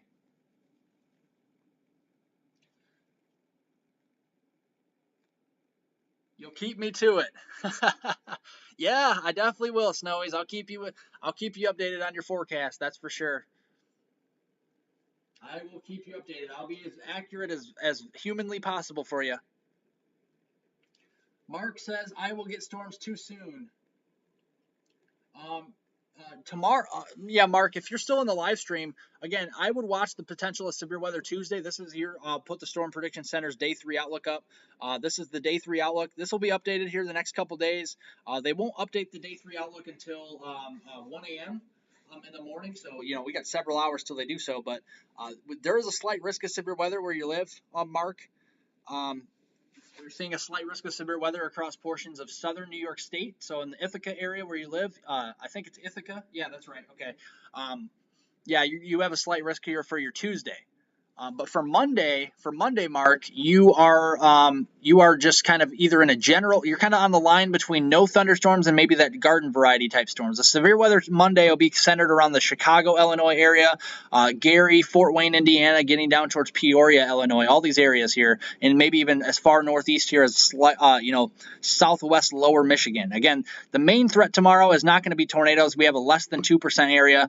Again, 15% chance here of hail in that slight risk zone, even some hail extending down into portions of the Ozarks here in Missouri, southern and central Kansas towards the Wichita, Kansas City area, and towards the Topeka area, and then getting down into southeastern Colorado, northeastern New Mexico, the panhandle here of Oklahoma, far northwest Texas panhandle. Again, the hail threat is also higher across the Chicagoland area as well, so we'll watch that. Again, if we're looking specifically, Mark, at the forecast for your area, let's see here. This is what the NAMNIS is showing. Let me give you the most updated. Okay, this is the most updated model here for you. And this is what it looks like for Tuesday. You might have some showers and storms moving through during the morning hours, especially upstate New York towards Syracuse, up towards the Buffalo area, and then kind of north and east from there, moving in towards Vermont, New Hampshire. And then as we head towards the midday time frame, you'll kind of clear some of that shower storm activity out, and you'll kind of have a little lull in the action, as we call it. And then they'll start to, heat up the atmosphere. We'll kind of destabilize the atmosphere, as we call it. We got some unstable air coming in, a little bit of instability here, I'll show you here, what we call CAPE, or convective available potential energy, starting to build. You can see the blues and greens building here, and that's actually 1,000 to 2,000 plus joules per kilogram, and that's more than what you need for severe weather. So showing some supercell composite values as well, so we might have some supercells across portions of New York State down into central Pennsylvania as well. The tornado signature, it is showing some values for significant tornado parameter, but there's not going to be a tornado risk very much tomorrow. I think it's mainly just going to be large hail and damaging winds. But we could have an isolated, brief, weak tornado or two tomorrow, even across New York or Pennsylvania. So we'll watch that. But we're not talking any, EF5s or anything like that. If any tornadoes tomorrow, it'll probably be like EF0, EF1 type variety, if we even see those. So mainly just damaging winds and large hail.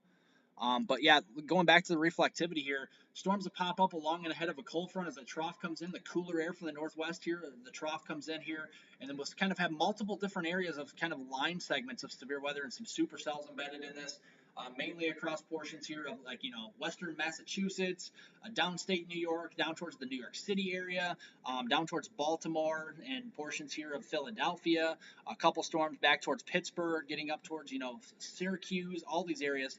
Different areas, even getting up into western portions of Maine, and then this will kind of wane in intensity because as the sun goes down tomorrow on your Tuesday, we'll really start to lose the kind of the heating of the day, and that's kind of what we'll see during that time frame.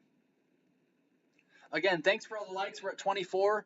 Let's see if we can get to here in the next 11 minutes. We got 11 minutes. Let's see if we can get to 30 likes here on the live stream. I definitely appreciate everybody doing so. Again, if you have not subscribed, definitely press the subscribe button below. You do not get this anywhere else on YouTube, where I go, where people go over the weather forecast for your area, like the entire United States here in Southeast Canada, Southern Canada, like I cover on the live stream. Again, they just cover the severe weather and tropical weather. We cover it all on here. So I definitely encourage everybody to do so. Yeah, let's kind of look at the wrap. Does the wrap go this far out? Let's see. The 21Z's out. Yeah, it doesn't go that far yet. We'll keep an eye on it, though, for you, Mark. Yeah, so let's look at this. This is kind of the This is kind of what we call the European model again, going toward the end of the month. See the northwest flow, see kind of how toward the middle of the month we're watching that Thursday, Friday time frame. That's kind of been a consistent trend, and I think the longer range models is actually a convective system potentially developing over somewhere across the upper Midwest or western Great Lakes during this period. Now the extent and magnitude of the severe weather is definitely uncertain this far out, but we'll definitely continue to fine tune it for you here coming up as well. The magnitude of severe weather will have to do with how strong the upper level winds are as well. We have somewhat of a jet stream pushing across that area, a little bit of a trough here over the Great Lakes. Again, there's a little bit of a signal for some mid-level wind here kind of, moving across, but I think the bigger signal here is mainly just a low-level jet kind of punching right into the storm system there if we do have anything at all. So we'll watch it for you and just look at all the heat. I mean, that's feeding around all that heat. Like I said, we also have to watch for derechos this time of year still as well. We kind of had that second bump, that second season of derechos during the season as well. So that is something to watch. Getting back to the chat here. Lorraine says 5:45 here in Trinidad. Well, yeah, welcome from Trinidad. Like I said, we welcome everybody outside the United States, and happy weekend to you there. Sonia says a big like from me as well. Well, thank you, Sonia. Appreciate it. You're awesome. Sonia says I have to go now. Good luck and stay safe, everybody. Yeah, you too. You stay safe as well. Good luck to you and have a great rest of your weekend. Again, we love everybody joining here from out of the country and even in the United States as well. We appreciate everybody joining. This is awesome. You guys make this live stream awesome, so I appreciate it. Yeah, let's look at the this is what we call like the GDPS or the GEM or the Canadian model, and let's kind of look at this as well. During that Friday time frame, yeah, we see a convective footprint. Okay, so snowies, this is what I want to tell you. You're going to probably reside in, as well as me potentially, but probably more so of you than I, going to reside in that kind of what we call an active storm track. So you might have to watch for some active storm complexes moving toward that area. I think from where Jakey lives there in Manitoba down through the upper Great Lakes and into the portions of where you live down toward Toronto, you really have to watch toward the middle and end of the month of July for I wouldn't say derechos, but the pattern is conducive to one, even in southeastern Canada. So we'll watch that. We'll definitely have you covered. Don't freak out yet. No, don't press the panic button because there's nothing to panic about right now. There's still a lot of things that have to come together before that works out. But we'll keep it covered for you. You're never gonna know, not know what to expect. We're always gonna have it covered for you on here. So. But yeah, we'll watch it here. We kind of look at the trends. Like I say, trends are your friends. So we'll definitely have to watch this across portions of the northern half of the country during this time frame. Again, we're seeing a little bit of a footprint here of some convection, maybe some stronger systems. Again, Jakey, look at this. If this pans out, look at this is far out. This is the 18th and the 19th, but look at some heavy rain up towards Manitoba, Western Ontario. You definitely could be getting in on the action there as well. So. That'll be interesting. Let's kind of look at the GFS too. We always want to compare the GFS showing that trough coming through to this weekend and early this week.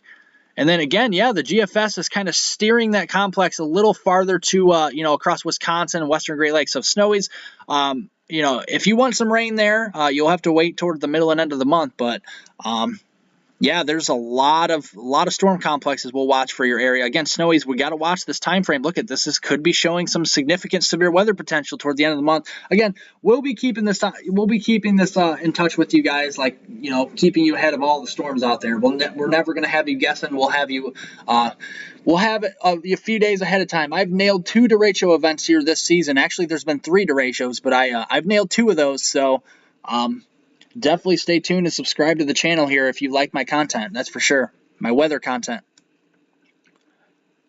We'll just watch it. I wonder what the instability is. I'm just curious for this time frame. Oh, wow. Okay, so there's some instability. Wow, there's some strong instability there. The bulk shears there. Okay, yeah, so we'll just watch it. We'll watch it as we get closer. That is for sure. Again, if you guys are wondering, we're looking at the Atlantic here. We're watching that system here as well in the tropics down towards the Gulf, the northern Gulf. We'll continue to watch it. The National Hurricane Center does have a 20% chance of development in the northern Gulf, so towards from coastal coastal Texas, right outside the Houston area, across coastal Louisiana, Mississippi, Alabama, and northwest Florida Panhandle. Definitely have to watch this, especially into Florida, Mississippi, and Georgia, so for some very heavy rainfall. Again, if the European weather forecast model is correct, let me put this on here again. We could be talking about some significant rainfall across the northwest Florida Panhandle during that time frame. So we'll definitely have to watch it. Again, this system could develop within the next 5 days or thereabouts, so we'll definitely have to keep an eye on that. We'll keep you covered. Snowy says, those pinks, I want those. What, the pinks in the rainfall forecast, or are you talking about the pinks in what the storm, the thunderstorms look like on the model forecast? Is that what you're talking about? So no derechos. No, I just want thunder and lightning rain. I mean, there's no time to panic. I mean, there's you don't need to panic right now. But like I said, the pattern is conducive to one, and I wouldn't be surprised because the climate forecasting system model that I've been looking at, which kind of gives you the trends, and it's been very accurate this year, has been pointing towards at least a pattern conducive to one. Now, I can't say whether or not it's going to, for certain, on standing here on, July 10th and say, okay, the 21st is going to have a derecho. I mean, I would be sounding like a goof right now if I said that. So, that's not the case, but definitely we could be talking about the pattern conducive to derecho season, kind of heating back up toward the middle and end of July. Again, if the European forecast model is correct and we have this major heat wave building towards the middle of the month here, this is stopping at the 15th, and really the 15th is just a few days away. This is this next Friday, this upcoming Friday here next week. And yeah, this could be we could be talking about some major heat, monster heat wave, a lot of heat all the way, low 100s from the Dakotas all the way south into Texas. We could have widespread 110s into Texas here, even on that Friday time frame next week. So some heat that you don't want to mess around with. This could be very dangerous stuff. Heat stroke is a real thing, so definitely keep in mind with that. If you work outside, definitely take plenty of breaks in air conditioning or in the shade especially, but air conditioning is better. And also take plenty of breaks and drink water if you can as well. Stay hydrated, electrolytes, all that stuff. Again, if you guys are just joining the live stream, I would appreciate if you guys would press the like button. Definitely much appreciated down below. We welcome everybody on here. Thanks for subscribing to the YouTube channel. Again, you don't find this anywhere else on YouTube. I definitely going to do more live streams like this much more frequently in the future, kind of doing more live streams to keep you caught up on all the severe weather and all the tropics out there, the heat waves, and a whole 9 yards. And it'll be really fun once we get toward the fall and winter. And I know, like I said earlier, everybody's probably like, why is this guy talking about winter right now? But we'll be doing this in the future for the winter because where you have those big nor'easters in the northeast, like where Mark lives, we'll be talking about the I-95 corridor, I'm sure, quite a bit this winter as we have a La Nina continuing all the way through the winter months. And every La Nina is different, but we definitely have a signal that this winter will be pretty similar to last. So we'll watch it for you. The last thing we want to talk about is December. The last time we want to talk about here is, the end of December, early January with polar vortex and nor'easters, and we're only in the middle of July. So I get you, everybody, if you don't want to talk about winter.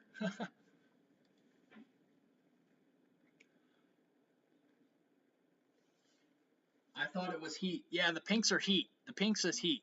No, it's not heat. The pinks on here is heat. What I was showing you was kind of the brighter colors on the models that I was showing you was actually just the tops of the storms, kind of what we expect for the late portion of the month here. That's just kind of like just convection, as we call it, thunderstorm activity. That's what the pinks were.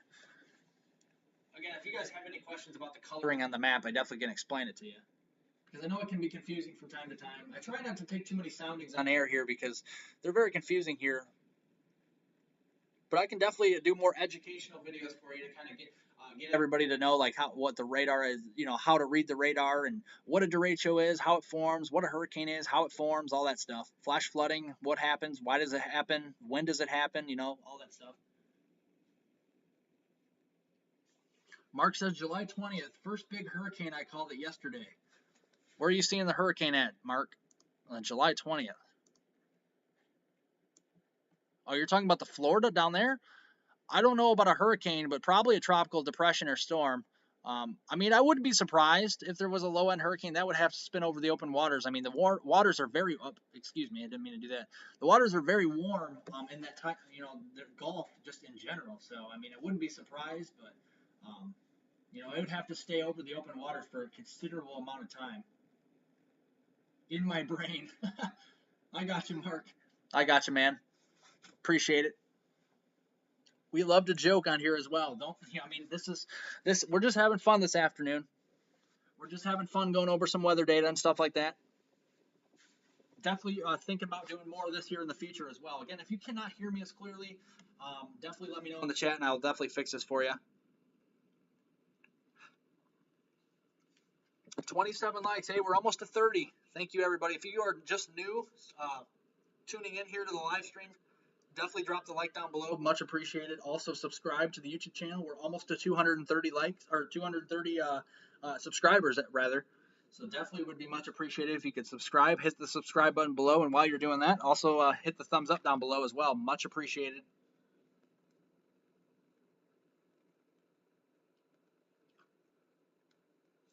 Yeah, we're getting to that time of year where we're going to be just talking about so many things. I mean, once the hurricane season ramps up, I mean, who's to know? I mean, we could be talking about a Category 3 hurricane in the Atlantic and a derecho on the Midwest. I mean, it could get really active here toward the late portion of July. So we'll keep it quiet while we can for a long time, because once it gets active, it's gonna be game on for a lot of things. We're gonna be talking about so many different things.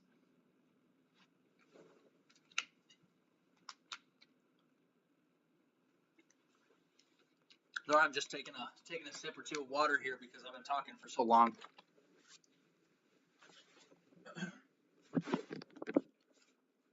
Can you guys hear me? I kind of backed up from my computer monitor a little bit farther, so let me know if you can't hear me. I kind of backed up a little bit, so I'm not so close because my eyes are kind of straining a little bit. Very bright monitor. I look at these all the time because I'm always a weather model guy, looking at all the weather models out there to see what will happen next. We got a warning still. We're continuing to keep an eye. Let's go back to the active radar here. You can see I did have Radar Omega, but again, Radar Omega is a great app. I don't have it, unfortunately, still, because when I open the app, it's just a blank black screen for some reason. So I guess I'm just going to use my local TV station's radar, which is fine. Still get you the warnings here, and just heed the warnings as well. This is for far northeastern Colorado. Again, this is a severe thunderstorm warning, 60-mile-an-hour wind gusts and penny-size hail. This is moving east at 25 miles per hour, so rather slowly. For northwestern Logan County in northeast Colorado, the warning goes in effect until 4:45 here, Mountain Daylight Time. Again, expect roof damage, siding damage, tree damage, power damage, all the whole 9 yards with this. But not a significant severe thunderstorm, but still, I mean, 60-mile-an-hour winds and penny-sized hail can still do damage. This is mainly south here of Interstate 80. That's in the Panhandle here in Nebraska. This is south of that area. This is kind of right along the Nebraska and Colorado border. This is getting toward the Pete's area, and just northwest here of Interstate 76 in far northeast Colorado. So we'll watch this here as well. Again, thank you all for joining. Appreciate everybody.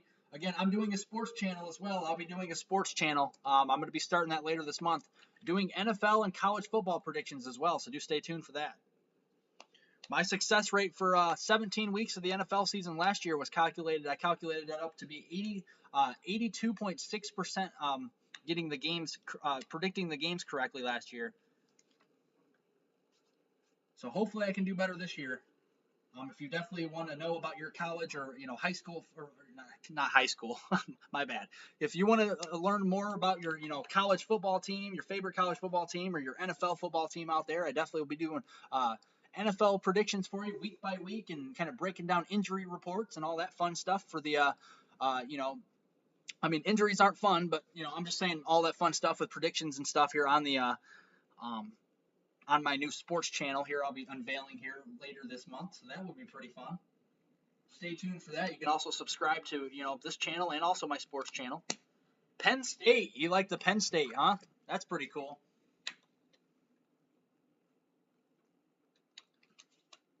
Who do you know at Penn State, or did you just like Penn State? Or did you go to Penn State? I guess I should ask. That's pretty cool, though. Jakey says, you need a different mic. That doesn't make you seem louder and quieter when you get closer and further from the mic. I know, man. I'm trying to save up for one. We'll see. Again, I plan on showing my face on the live streams, too, in the future. It's all about building. I mean, this is like my 4th or 5th live stream I just started live streaming actually earlier this month, really. So, or actually late in June. So I'm just kind of building it up more, but definitely I'm planning on showing my face and all that fun, all that fun stuff toward the showing my face and getting a better mic and all that stuff toward the that time frame. So we'll wait and see.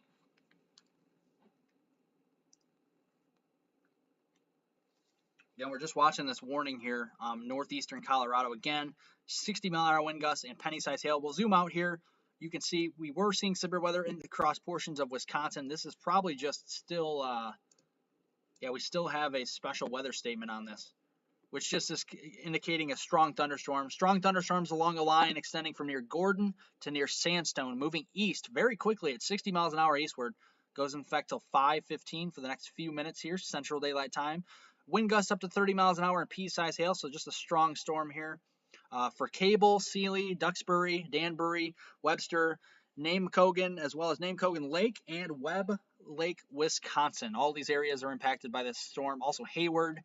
This will be crossing into northwest Wisconsin here right now. So definitely something to keep an eye on. This could strengthen back to severe criteria, so if that does happen, we'll break in with coverage for that. Otherwise, we'll be talking about some other things here as well. Again, zooming out in the big picture here, we got some storm action down here in the southeast, getting towards the the Carolinas vicinity. Other than that, we're not really seeing any too much action. Yesterday was very busy, so in some ways it is kind of nice to have a little bit of a down day, just talking about more model weather forecasts, kind of looking ahead as well. But definitely we'll be breaking in and if we have any more additional warnings and stuff to bring along to you. Again, I appreciate everybody joining here. Welcome, welcome, welcome.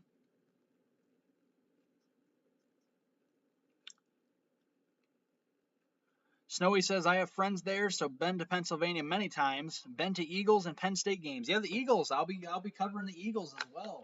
Hopefully the Eagles have a better season this year. A lot of NFL movements around. I know we're on the Weather Channel right now with talking about the Weather on the Go Weather Channel, but like I said, I'm starting a sports page, so I know Russell Wilson, he's moved to the Denver Broncos, so that'll be an interesting a development there. Tyreek Hill has moved, the wide receiver from the Chiefs has moved to the Dolphins, so that'll be interesting. I know the Dolphins have been getting a lot better in the recent seasons, so that'll be interesting. And the weird thing is too is that the NFL season is always hard to predict the first couple weeks, so I kind of have to look at analytics and stuff and see like where the movements are and all that. Matt Ryan from the Atlanta Falcons, he's moved up to the Colts. He's going to be the starter there for the Indianapolis Colts, so that's a new movement as well. I'll be talking about that. Who else? Let's see who here. I think the Panthers got somebody as well. The Panthers got another quarterback. I can't think of the name off the top of my head. I think Marcus Mariota, I think he's in the Falcons right now as well. I'll have to keep kind of look at that. Again, the Arizona Cardinals I expect to do very well as well. I know this, like I said, this is my Weather on the Go Weather Channel, but we're kind of talking about sports stuff since we're kind of quiet right now, and I'm going to be starting a sports channel as well. So.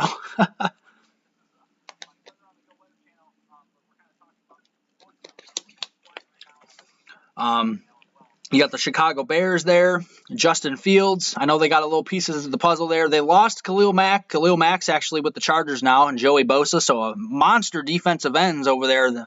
A very defensive oriented Chargers team this year. I think they're very, very strong defensive front. That's for sure. I expect that the Chargers to do very well this season. The Rams will be very good there with Matt Stafford. I know they won the Super Bowl last year. The Rams will be very good, so definitely tune into that as well.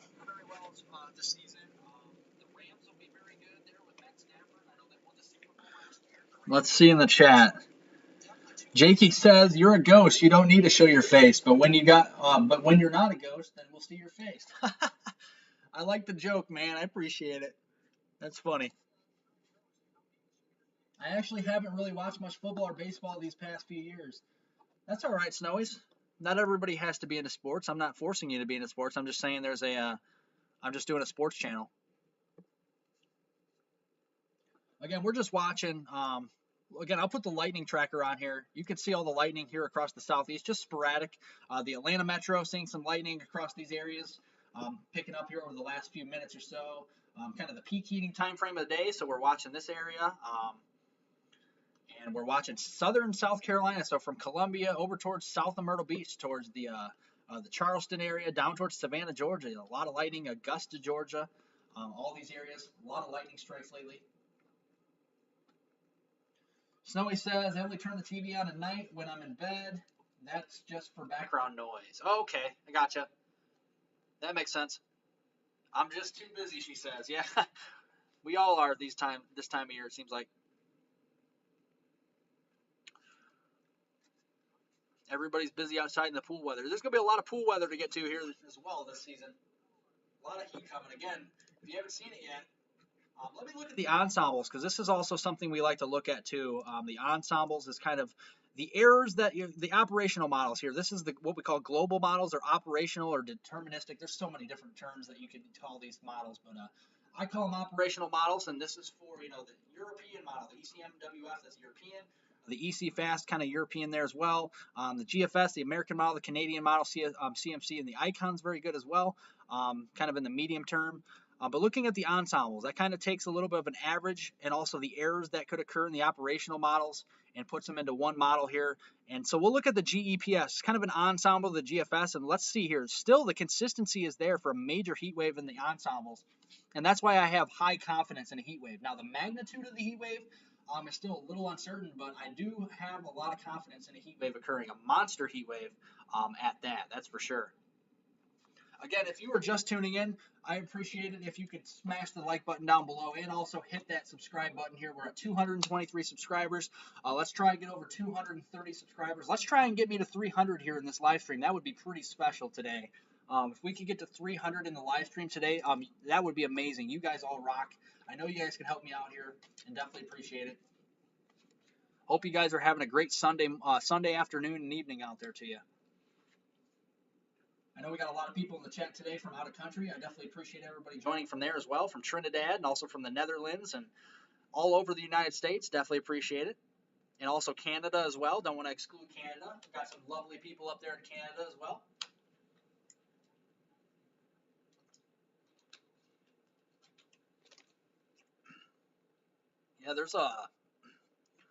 Yeah, get back to talk about the sports stuff. I'm interested to see, like I said, the Eagles. I'm interested to see what they're going to be able to be about this year. I'm interested to see. I know Tom Brady came back out of retirement. He's the starter for the Buccaneers again. I think Rob Gronkowski, he is retired. But yeah, Tom Brady's back for another year. He's going to be quarterback for the Tampa Bay Buccaneers. So we'll see what can happen there. We'll see what we can see. Again, I'll have all that stuff on my sports channel, all the predictions here. I'll be making like bold predictions, like the bold predictions you see on all the other sports channels and stuff. Making bold predictions of what I expect for like stats, like rushing yards and all that fun stuff too. So that'll be fun. You can subscribe to that. I'll be starting that later this month. So yeah, the heat just looks to expand. Look at that, the ensemble. I go all the way to the 26th, and it just stays in the same spot. Again, yeah, it just retrogrades across the South Central Plain. So if you live in Texas or Oklahoma or Kansas, I feel for you folks. I really, really do. I feel for you. I know you guys are sick of the heat down there. Just bear with us. I know you're going to have a long August ahead too, because it looks like August is going to be a scorcher month for most of the U.S. At least that's what the trends are like, too.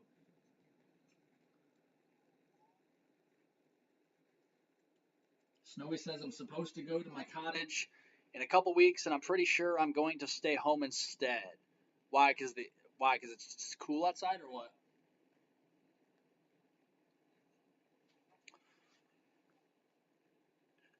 I appreciate everybody liking it up and subscribing below. Again, if you just tuned in, definitely would appreciate it if you could like the live stream down below, press the like button, and also subscribe. We're up to 223. Be pretty cool if we get up to 300 subscribers here, and also up to about 50 likes here in this live stream like last night. That'd be pretty sweet. Again, thank you everybody for joining. Hope you're having a great Sunday afternoon and evening out there to you. You get this nowhere else on YouTube. We're still talking about the tropics, the severe weather, the upcoming monster heat wave expected. Just kind of having fun in the chat as well. So definitely do not hesitate to comment or questions or anything like that. Again, this is the windy weather radar. I think it's timed out though. Okay, now it's working. I also like to use the windy weather radar here. There's some pretty good storms, a little bit of a line of storms pushing across western Ontario right now. And the Kenora area, Dryden, all these areas up towards Slate Falls, the International Falls area, eventually maybe getting a couple storms. These areas are definitely seeing some weather up there as well. Again, I cover southern and southeastern Canada, even a 6-day weather forecast in my end of my videos here in the Toronto area. Again, I'm going to be covering Trinidad with a 6-day weather forecast that was requested to me earlier as well. Hey, Tanya, welcome to the live stream. Appreciate you joining here this afternoon and evening.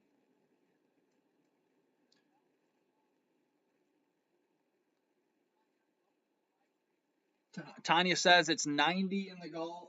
It's not 90 in the Gulf, it's 80 in the Gulf. Okay, I appreciate you letting me know. Thank you for the accuracy there. I know I was looking at the sea surface temperatures, and they were up in the 80s. I mean, they're in the mid to upper 80s. They're getting close to 90s at least, but probably you might be right. I think it's not 90 degrees, but it's getting close. I mean, the longer we have with no, are you talking about Gulf, like the Gulf Coast on land, or are you talking about the sea surface temperatures, Tanya? Because if you're talking about sea surface temperatures, they're getting close to 90 degrees, but I don't know if they're quite there. I'll have to look. I'll have to look into it. But yeah, again, if you guys see anything I don't see, definitely mention it in the chat because I appreciate it. Because there's a lot of weather to get to. It gets active around here. Like I said, there might be a time in late July or early August where we might be talking about major category 3 or 4 hurricane, or maybe even 2 of those in the Atlantic with a derecho or like a major severe weather event on the U.S. mainland. So it's gonna. I have no doubt it's going to get very active toward the end of the month. That is definitely probably just a given at this point. Just looking at the weather pattern here, and again, I will let me see something here real quick for you guys. This is pretty cool. Let me show you this. This is the European forecast model for the heat wave as well. I like to look at. It's on Pivotal Weather. Anybody can see this. Again, I look at North America as a whole here, and you can see the geopotential heights here, or whatever. This is kind of the heights in the upper level of the atmosphere. And what we have here is a very big trough right off the southern coast here of Alaska right now. And as this pushes down towards, the middle of the month, towards the 13th, 14th time frame, what I call is a squeeze effect. Now think of if you squeeze a gallon of milk, the milk has nowhere to go but out because you squeeze it so much the milk just shoots up out of the milk carton.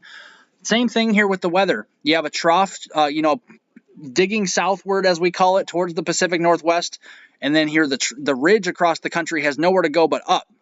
So it has what I call a squeeze effect, because you have a little trough over here, a smaller, more subtle trough in New England. You have another stronger trough approaching the Pacific Northwest. So what you have is the ridge has nowhere to go. So it can't go west, it can't go east because there's troughs on either side. So what it has to do is go north. So that means that what brings all that heat up into southern Canada is what I call the squeeze effect. I don't think it's real, actually a term, but that's what I call as the squeeze effect. So that's pretty cool.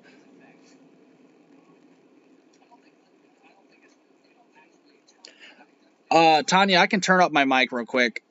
I think if you just turn up your volume, it might work as well. Your volume might be too low because my mic is pretty high. I think it might be because I'm backing away from the computer at times. I apologize for that. I'm trying to get it right, but just let me know in the chat.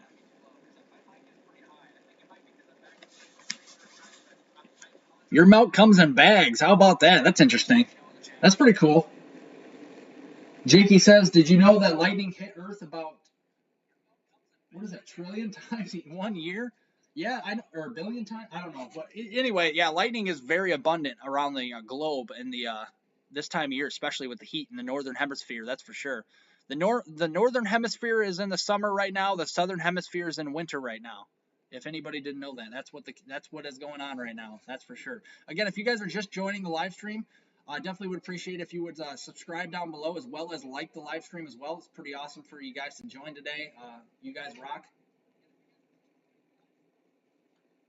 Let's see if we can get up to 50 likes. Let's see if we can get up to 50 likes here within the next half hour, and also 250 subscribers. That would be pretty sweet. Lorraine says June to October is the hurricane season in the Atlantic. Yeah, June to October. Yep, you're right. You are correct. I think the later portion of the months, though, I think August to October is actually the most active period. And I can show you that as well.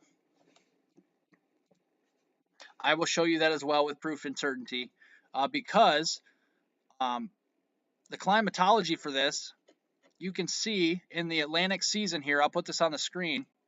Whoops. Yeah, this is the screen here. This is kind of what we expect the Atlantic hurricane and tropical storm activity. This is based on climatology. And you can see towards the end of the season, as we get towards August, you see how we start the hurricane season in early June, like you were mentioning, Lorraine. Once we get down towards, the June, July timeframe, we really start to kind of slowly climb. But then actually, as we get towards late July and into early August, we really start to shoot up here with the the named storms in the Atlantic Basin. So that really starts to increase across these areas, across the entire Atlantic Basin, as a matter of fact. And then we start to see it kind of stay up at its peak towards September, October, and then kind of very quickly decline towards November, December. We could have even very well named storms in the late November, December timeframe this year. We just have a very active La Nina pattern. I'll give you an update on the La Nina as well, as we're still in a weak to moderate La Nina still, and that will continue all the way through the winter. So what you got for winter and fall last year looks to continue this year. I mean, every La Nina is different, but we definitely could be looking at a very active severe weather pattern again, I think, in the fall this year as well. So if you've been, absent from the severe weather in the deep south, you definitely could be talking about more of that coming back in a big way toward the fall months. So don't put away your severe weather preparedness plan quite yet across those areas. Definitely could come back with a vengeance in toward the fall months. All the wind shear starts to come back and instability's still there, so we'll see. Lorraine says pole shift. Yeah. Jakey buddy, how do you know that parts of the earth get seasons? Well, that's just if you just look at with climate, really. I mean, the northern hemisphere, when you're in the summer, just think about the equator. I mean, while the northern hemisphere is in summer, the southern hemisphere is in the winter, and then when the winter is in the northern hemisphere, the summer is actually in the southern hemisphere. It just flip flops. That's just how it works. Again, I'm not a climatologist, but that's just a given, really. So like right now in southern South America, or South America really, I guess you could call it. Southern South America, you guys are in the winter right now. That's their winter season right now. While we're in the southern, in the northern hemisphere, up in North America and all these areas, we're in summer right now. Again, thanks everybody for liking it down below. Much appreciated. You guys are awesome. Thank you for all the subscribers out there as well. Again, you don't get this anywhere else on YouTube, so. Yeah, the Eastern Pacific Basin, let's look at that as well. Climatologically very active. It starts, the Eastern Pacific always starts, the Eastern Pacific Basin hurricane and tropical storm season really starts off in a big way early in the season. It seems like every year. It just continues. We're about right here, right now, in the, where my mouse is right now. That's where we're about at, I think, with the hurricane season. So we're getting toward the peak around August, September, and it just kind of stays there through the rest of the hurricane season. So that's interesting. Hey, Pam. Welcome to the live chat as well as the live stream here this afternoon and evening. Welcome. Hope you're having a great Sunday afternoon, evening to you. Reality of the weather on a daily basis tells you. Yeah, that's for sure, Pam. There's no mistaking that. That is for sure. You nailed it there. You're correct. Again, appreciate you everybody being interactive again on the live stream chat today. The chat is open to everybody and anybody, so definitely leave the comments, questions, concerns below. I definitely appreciate reading everybody's comments and answering everybody's questions out there. Yeah, if you look at the July 11th through the 20th period as well, let's look at this. This is kind of the origin points of where you expect the tropical weather this time, through the 11th and 20th time frame here climatologically. When records started about this in 1851 and go through that 2015 season. So a large chunk of data has been taken during that period, and this is kind of climatologically what we see as we move through, the tropical weather, seasons, July, August, September. But right now, this is July 11th through 20th period. You can see a lot of the origin points are across just west of the Central American coast and right off the Mexican and Baja California coast as well. They kind of more these storms kind of propagate more east or from east to west rather across these areas. And where I think we start seeing more waves come off Africa, we'll really start to see more action across the southern Atlantic basin here rather soon as well. We have more action across the Gulf. There are some origin points during this period as well. We're watching kind of a 20% chance of, a system developing in the next 5 days across the northern Gulf Coast towards New Orleans, Mobile, all these areas, Panama City, Pensacola. We'll have to watch that for some very heavy rainfall the next several days. That is something to watch. And again, we have a lot of origin points. I mean, these just look like dots all over the place, but I promise you this is all from the records when they started in 1851 and going all the way through 2015. This is what we're seeing here, so that is pretty cool to see. Again, if you guys love me doing these live streams and kind of talking to you guys about just, a lot of weather stuff, do please let me know. Appreciate it.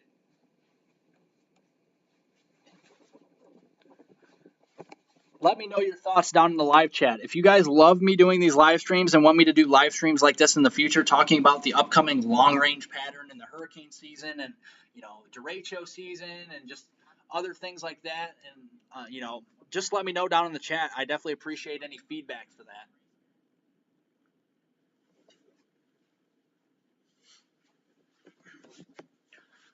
What's Snowy saying here? Snowy says, so right now Australia is in winter. I believe so.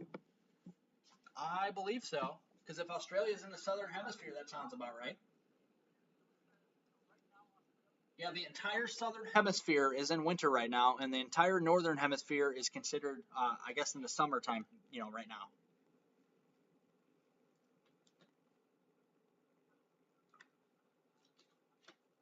And I think the spring and fall is pretty variable, so. Pam says different factors can affect the weather, such as El Niños, storm systems in the oceans, and wind flow through the upper atmosphere. Yeah, you are completely correct. El Niños, we're in a La Nina right now.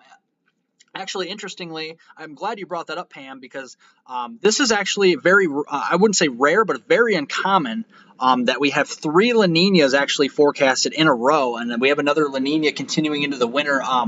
It's pretty rare, in fact, that we have a La Nina going all the way through the peak of summertime. The last time this happened was several years ago, a handful of years ago, decades ago, and this just continues, and this is a three-peat.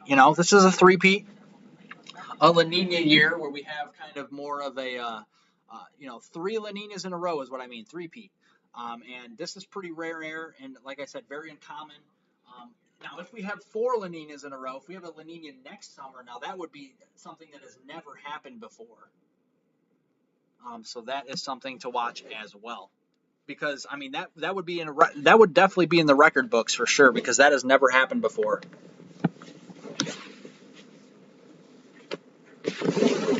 So that will be interesting to see if that does occur.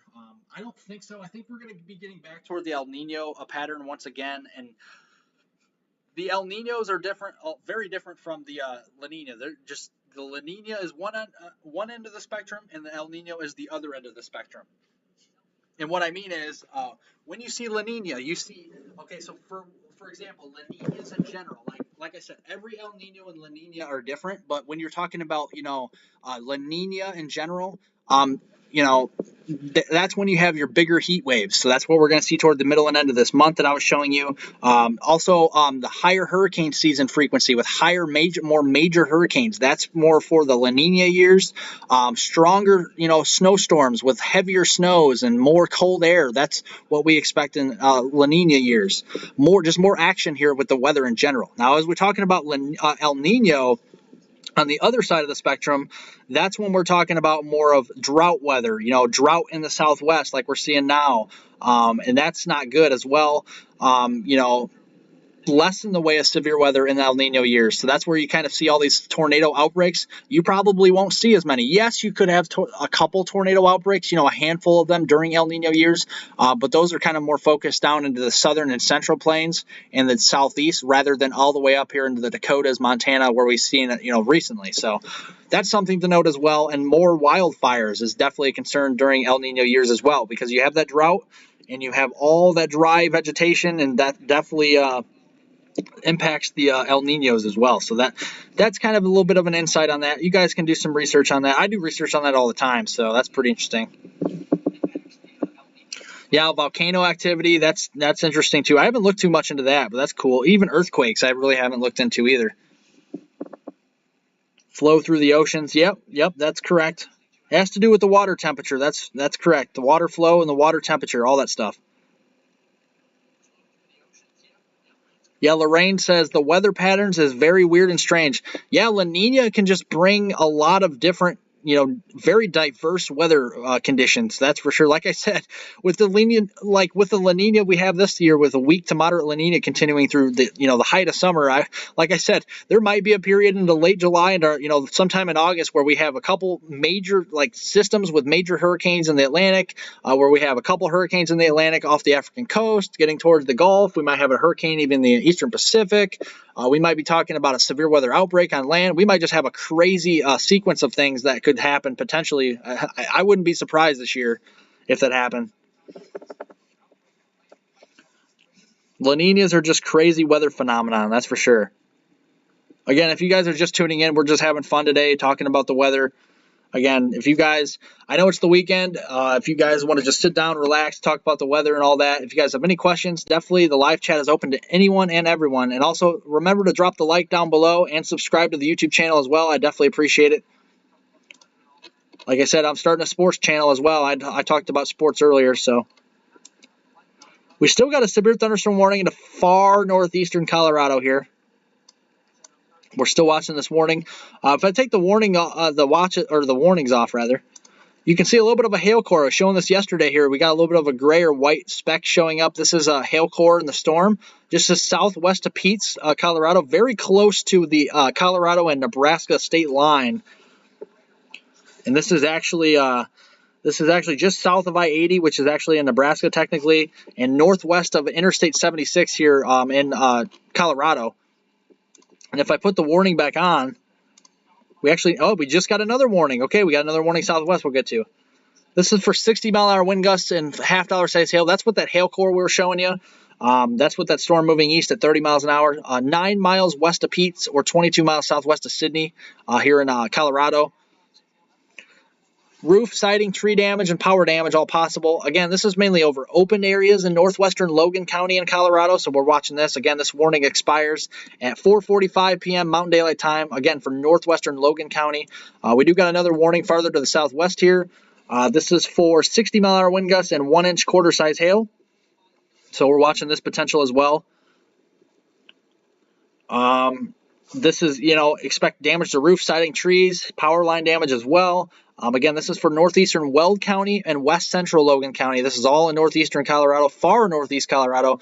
Again, this storm's moving northeast at 20 miles an hour. This is located 9 miles north of New Raymer or 30 miles west of Sterling, Colorado. So we're watching this here, again, over mainly open areas here in northeastern Weld and west central Logan counties with these storms. So some severe weather in Colorado. We're watching a storm just to the east here, just to the south of North Platte. Just west of Lexington here into portions of southwestern Nebraska. No warnings on this, but we do have a special weather statement, so we'll get to that. Special weather statement, this is for gusty winds. This storm could be producing wind gusts over 40 miles an hour, so definitely watch this. Also here, maybe some pea-sized hail. Wouldn't be surprised to see out of this storm if it strengthens more, but mainly just a windbag producer. And you can see Curtis, Wellfleet, Maywood, and also Hanson Memorial Reserve State Wildlife Management Area. Those are the areas that are in fact impacted by this gusty type of thunderstorm. This is moving northeast at 15 miles an hour. Again, this goes in effect until about 5:45 Central Daylight Time, so within the next 10, 11 minutes. This includes Highway 83 between mile markers 42 and 56, so definitely a move indoors. Again, that's like a lot of meteorologists say, when thunder roars, go indoors. Definitely Definitely a very valid situation there. You don't have to have a strong thunderstorm to have dangerous lightning, that's for sure. Any thunderstorm can produce a dangerous amount of lightning. You definitely want to move indoors as quickly as possible, because lightning can strike tens of miles away, that's for sure. Snowy says 1985 was the year we got hit by a tornado. Really? 1985 in Toronto area? Is that what you're talking about? I'll have to research that. That's pretty interesting. I wasn't born then. I'm only 21 years old right now, so. But again, I love the weather. I used to live in Naples, Florida, so I love the weather. I had hurricanes when I was growing up in Florida. I used to live in Naples, Florida, off the west coast there, the Gulf side, and I went through Hurricane Charlie earlier in the 2000s with the turn of the century there, and I went through that, and it was a pretty strong hurricane, not gonna lie. That was a pretty powerful, I think it was Category 3, but yeah, Category 3s are still pretty impressive as well. And again, a tropical system, you don't have to have a hurricane for major impacts. I mean, you could have a tropical depression dropping 10 inches of rain, and it still would do a lot of impacts just as much as a hurricane would, just, minus the wind aspect of it.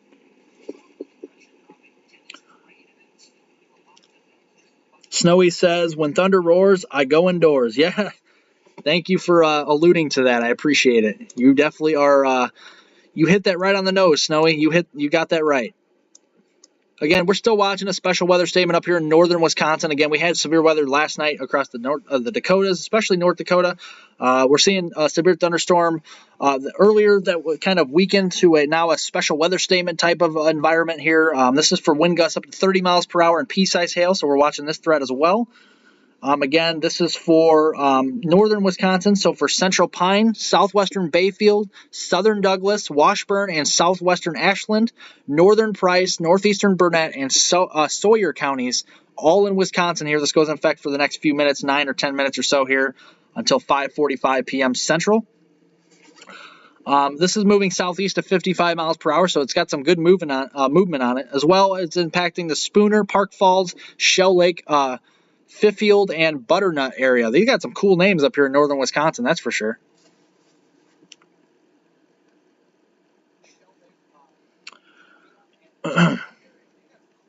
Snowy says, I was like 8. Yeah, I was not born. Not even close to being born at that time. I was actually born in 2000. Right at 2000. My birthday's November 12th, 2000. How about that?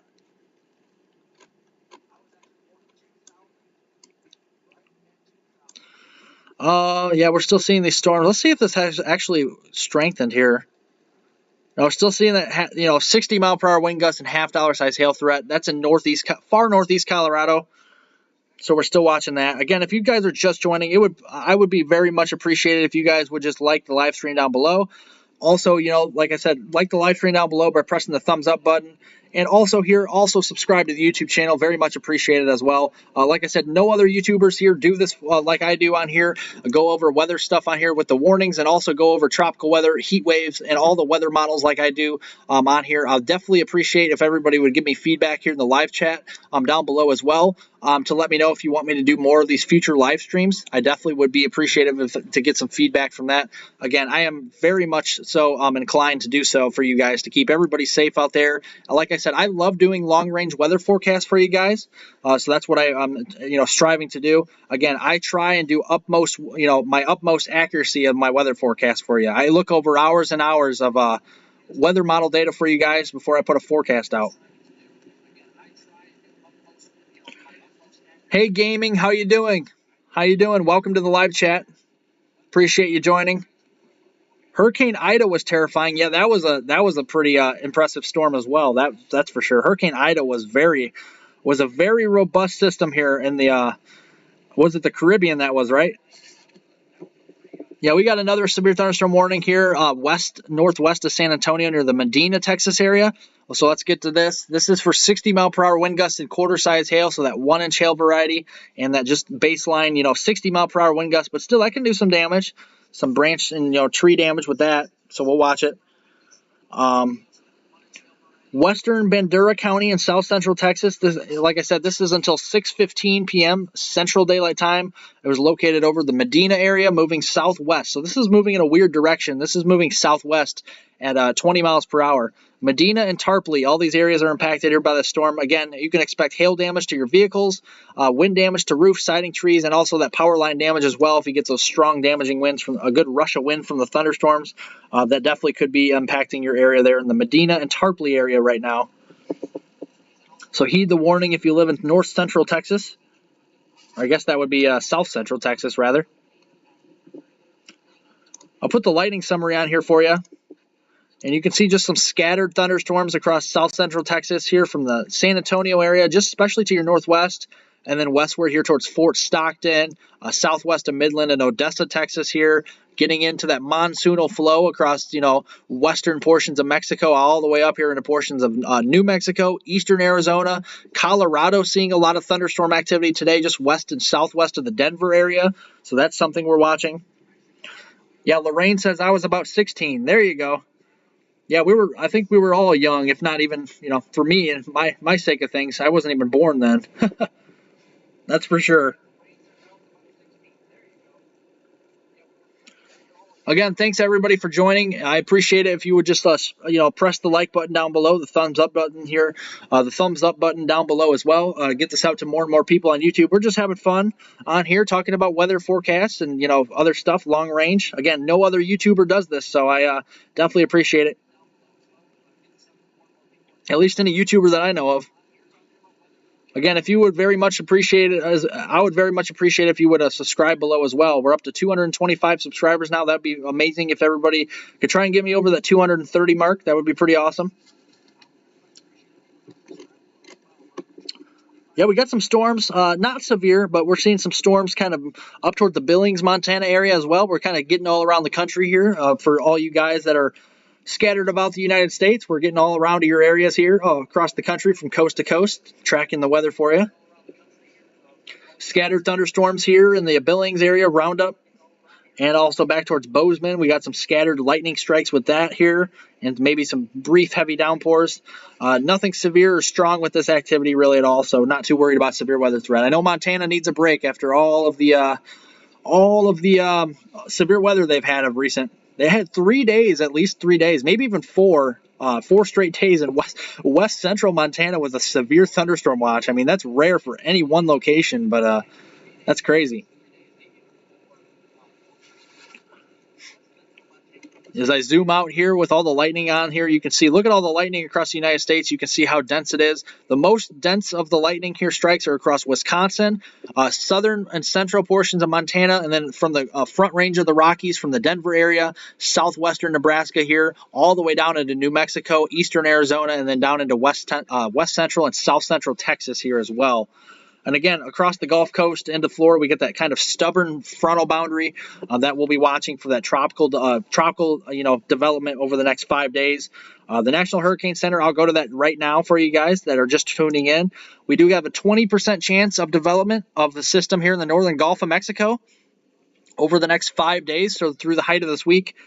Again, a surface trough of low pressure is expected to form in this area in the northern Gulf of Mexico here in association with kind of a washing out of a frontal boundary. When I mean washing out is that the frontal boundary is actually going to kind of disappear, really, dissipate. And also here, any development from the system is actually expected to be pretty gradual, not really seeing anything, explosive in this area, but I wouldn't be surprised. So we'll see. There's a lot of warm sea surface temperatures here in the Gulf of Mexico, so I mean, that wouldn't be surprised to see any robust development. Regardless, though, I think heavy rainfall and torrential rain and flooding will definitely be an issue. Jakey says, puffy clouds are scattered around in my area. Yeah, you got those high or medium level, decorative, I call them decorative cumulus clouds. That's what you got in your area. Yeah, we got severe thunderstorm. We got some severe weather up here, Jakey. Approaching your area, actually, right now. We got severe weather. I take this off. Yeah, you got some thunderstorms up getting close to your area, Jakey.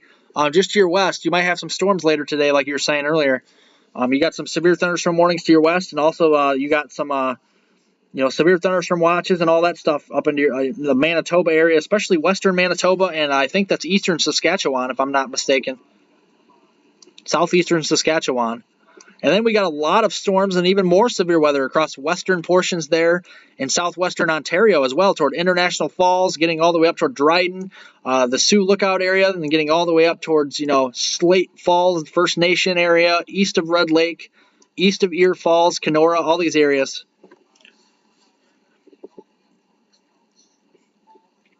So we were definitely watching that for you guys. Again, if you're just joining the live stream, I'd very much appreciate if you would like the live stream down below. Let's try and get to 50 likes here. That's our next goal, guys.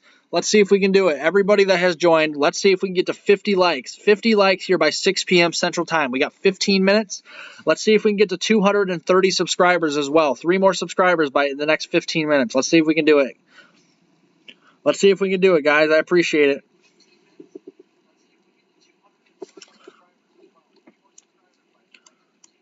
Let's look at the models here for the afternoon hours. Let's go to the HRRR and kind of zoom into what we can expect across the Wisconsin area up here.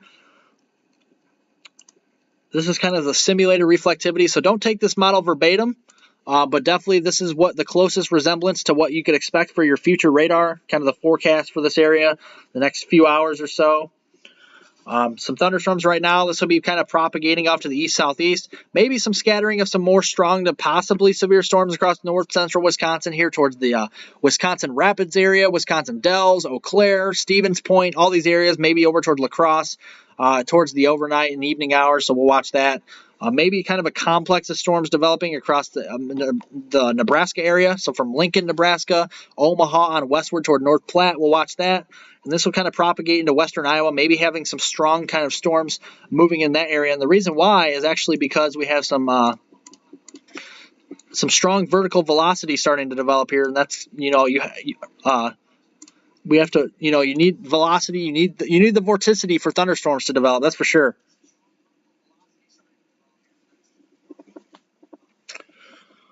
Jakey says, then I'm under a severe thunderstorm watch and warnings. Yay! Yeah. You might get your severe weather today, Jakey. You might just get it. That is for sure. If you live in Manitoba or in Ontario, you definitely could. Lorraine says lightning are very dangerous. Yeah, lightning's very dangerous. You do not want to be outside during lightning. Lorraine's correct. Any thunderstorm, you definitely want to heed the warnings of the thunder. If you hear thunder outside, definitely want to go inside and stay away from windows too, because lightning can definitely be very dangerous. We'll kind of see storms moving across this area during the afternoon, evening hours, into the early morning hours on your Monday across, the Midwest here, the mid-Mississippi and upper Mississippi Valley. Again, this is tomorrow's risk zone. We have a slight risk. This is the new update from the Storm Prediction Center here for tomorrow. This is the 3 p.m. update, and you can see there's a slight risk from central Illinois, from the Peoria, Illinois area up towards Chicago here, especially the Chicago proper on south, and then towards portions here of eastern Illinois and then northern Indiana, southwestern lower Michigan, so like the Gary, Indiana area, the Fort Wayne area, as we get into Indiana as well, getting up towards those areas, and just to the west of Detroit. Detroit, you're in that marginal risk. So definitely want to watch out for that potential as well. That's for tomorrow, your Monday.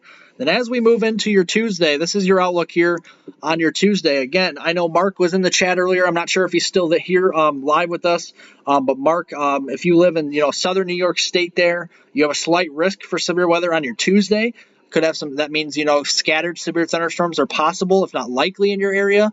From central PA, from central, Pennsylvania, all the way up into portions of southern and central New York State, getting up toward Vermont, New Hampshire, and then western Massachusetts here as well. This could be expanding in the future outlooks. I know the day 3 outlook doesn't come out until 1 a.m. Actually, the day 2 outlook doesn't come out till 1 a.m. Because once they update this, Tuesday will actually turn to day 2, and then Monday will be day 1. So that won't be updated until 1 a.m. in the morning Central Time. That's because the Storm Prediction Center is actually located in Norman, Oklahoma there. That's where their headquarters are.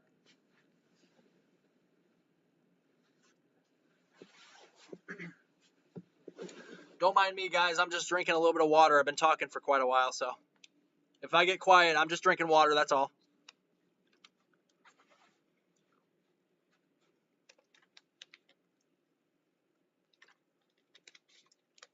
But yeah, that's what you can expect the next few days across, the country. So definitely something to watch. Jakey says, remember when the thunder roars, go indoors, and when lightning strikes, screaming high. There you go. That's a good way to remember it. And when hail happens, sounds like popping popcorn. Yeah, I guess you could think of it that way. Nothing wrong with that.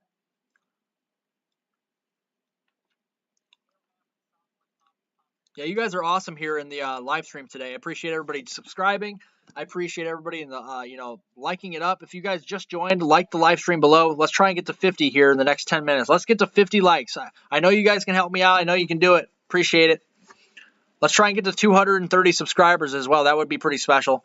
Again, I appreciate everybody from, Lorraine to Jakey Buddy, to Snowy's in the chat, to Mark. Let's see who else. Gaming that joined the chat as well. Let's see here. Pam, I appreciate you joining today as well. I appreciate Tanya. I appreciate everybody that has joined the chat today. You guys make it all awesome out there, and I definitely appreciate it. I appreciate Sonia, everybody joining the chat, Zinga, all these guys. You guys make it awesome, and you guys make this chat very interactive, so I definitely appreciate everybody joining today. You guys are amazing. Like I said, I couldn't do this without you, and without you guys, this wouldn't be as fun, so definitely you guys make it very fun out there, and definitely appreciate it. Again, I'll have a new video on my YouTube channel in the morning hours as well, so do stay tuned for that, and remember to subscribe so you can get that. Turn all your notifications on as well. Yeah, for those of you wanting the heat, that's for sure. You guys are definitely going to be getting the heat. I think here again, this is the ensemble here as we head toward the middle and end portion here of the month. And yeah, you're going to be baking in the heat across the middle of the country here. And if we look at the individual model runs, let's look at the GFS. The 18Z just came out, so this is actually the GFS. It's still actually loading. It's only to about 264 hours right now, but we'll continue to watch it. This is the new GFS, so we'll see what it shows here. You're looking at it just the first time, just as I am. Let's see in the chat first. Hey, Christian. Not you again. Good afternoon and evening to you. Appreciate you joining the live stream and live chat today.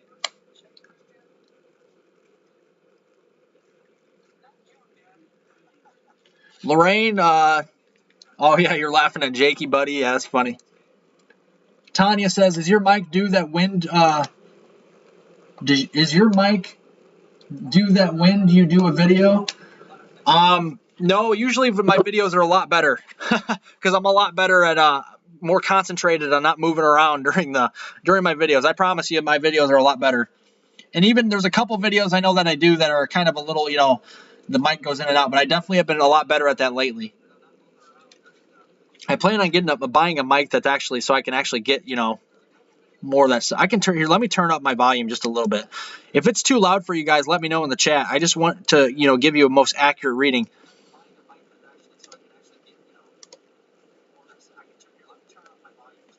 I'm hearing it on my end from my phone here, and it sounds pretty clear on my end. So it might just be your Wi-Fi or something like that too. Yeah, it looks like yeah, the heat will continue. You guys are looking at the new GFS just like I am. Again, if you're just joining, press the like button down below. I get to every single comment question below as well here, and also subscribe to the YouTube channel as well. Appreciate it. We're at 228 and also 37 likes, so definitely appreciate everybody joining and liking and subscribing. Yeah, I've seen Max Velocity. He's been pretty good as well. He's from North Texas, I believe. He does a pretty good weather channel as well. Appreciate it.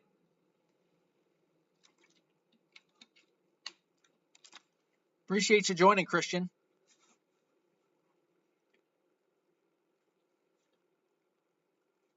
Snowy's, I just saw your chat down there. That's funny.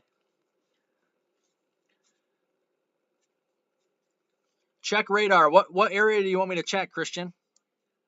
There's a lot of storms out there. Do you want me to check Wisconsin, or where on the radar do you want me to look? Just comment down below. Oh, of course we got the bots starting now. Oh, not the bots again. Come on now. I know these bots are always on these live streams for some reason. I don't know why.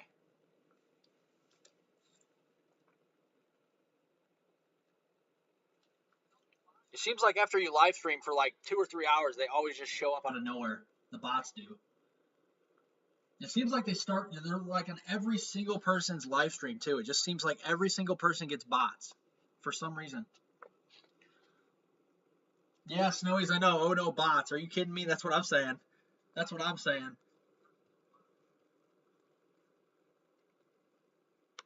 Hey Nancy, how you doing? From Texas, huh? Awesome. You from the Dallas-Fort Worth area as well, or where in Texas are you from? I appreciate you joining the live stream. I definitely, if you have not subscribed below, definitely subscribe, Nancy, to my YouTube channel. I definitely will keep you posted on all of the weather from coast to coast, and also I cover southern Canada and southeastern Canada as well. So I appreciate it.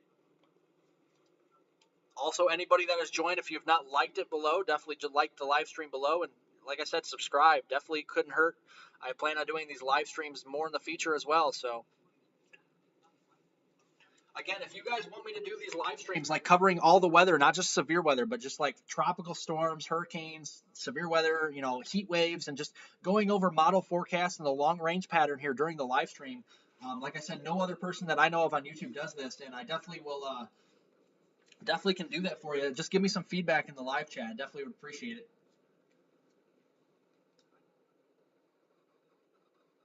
Yeah, I don't know. I don't know what the bots come from, Tanya. I think it's just I don't know what they come from, but yeah, they're on YouTube all the time. Once you do like a live stream for like 2 or 3 hours, they just it seems like everybody's live streams, not just mine. They just like everybody's.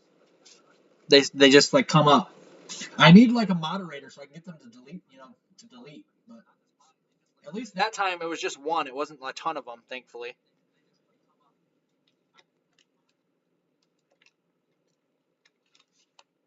Yeah, so if anybody wants to be a moderator out there, I could take up some moderators too. Houston, Texas. Well, welcome. Good Sunday afternoon and evening to you in your Houston, Texas area.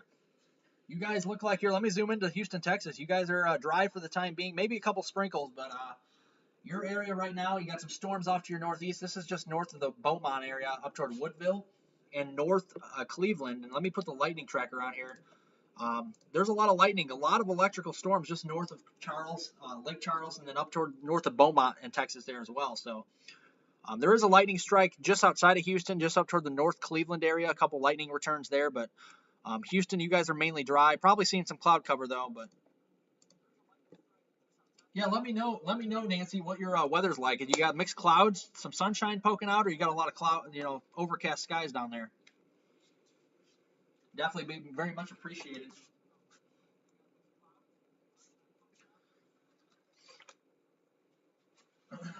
Yeah, you guys are awesome on here. Appreciate everybody joining. Again, like I said, I plan on doing these live streams in the future, and also I like like I said, I know I've said this several times. I don't mean to sound like a broken record, but I'm going to be doing a sports channel as well here with the covering NFL predictions as well. So if you guys are into that, I definitely will be doing that as well. I'll be doing NFL predictions starting late, towards the NFL season, the upcoming season, college football predictions. So if you guys are into that type of thing, I'm definitely going to be doing another YouTube channel for sports as well. So that'll be pretty fun. So you guys can subscribe to that once I kind of unveil my emblem and all that stuff for that. I'll let you know and put the link down below for that as well. Hey, what's up, Gaming? How you doing? Appreciate it. Appreciate the shout out. Tanya says I can be a mod. All right, yeah, I'll take you up on that. Do you have like an email or something? I can email you about it.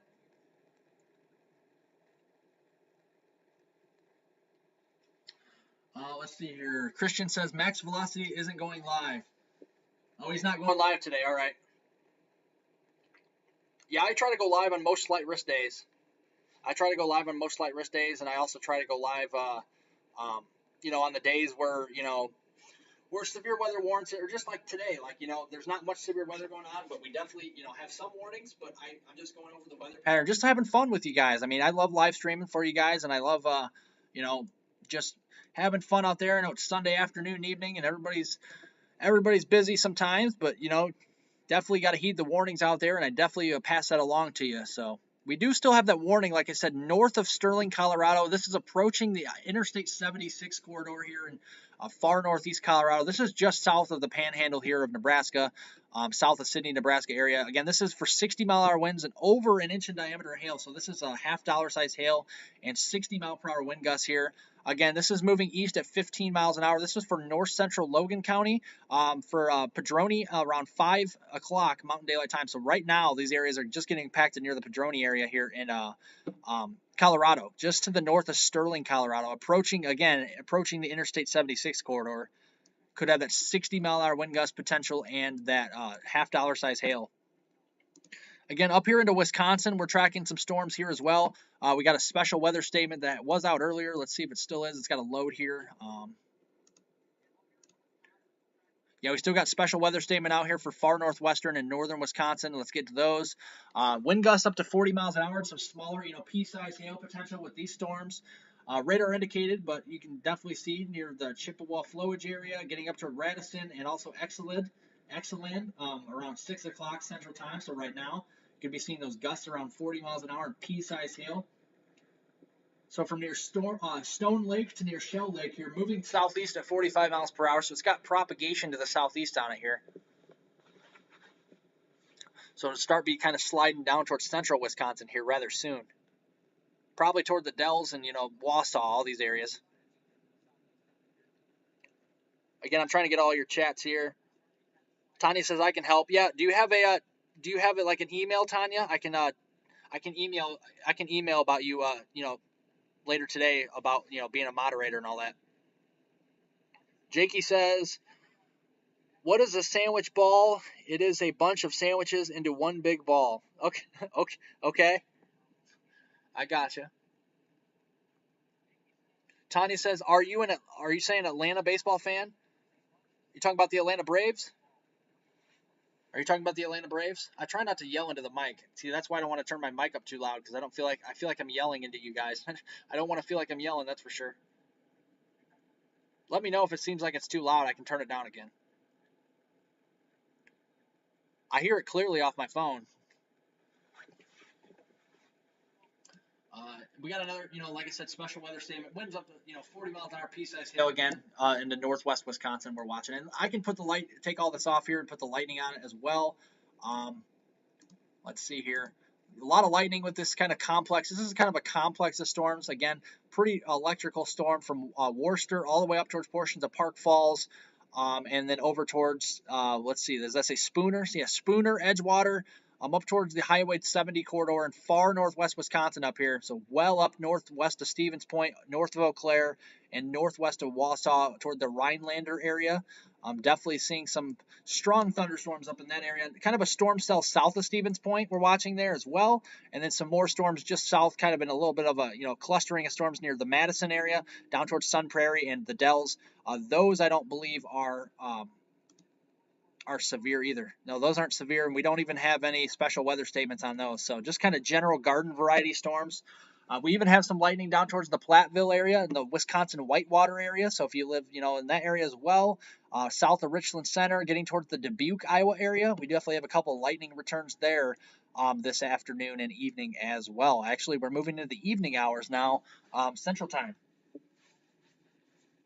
Again, I do have Radar Omega, but like I said, I opened the app the other day and it doesn't work. It just I paid for it and all, and it's just a black screen. So I guess I just use my TV stations, my local TV stations radar, which just works just as fine. But I do like Radar Omega. It's probably one of the better radar apps that I've ever used, ever. So I'm probably going to be getting back to using that. I just got to figure out kind of how to reset it or something.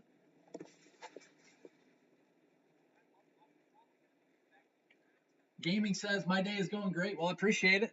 Hope your day is going great as well, and mine as well. Yeah, mine's going great as well. We got a lot of sunshine here. I'm based between Davenport, Iowa, and Chicago, Illinois. I live in northern Illinois, so a lot of sunshine here right now.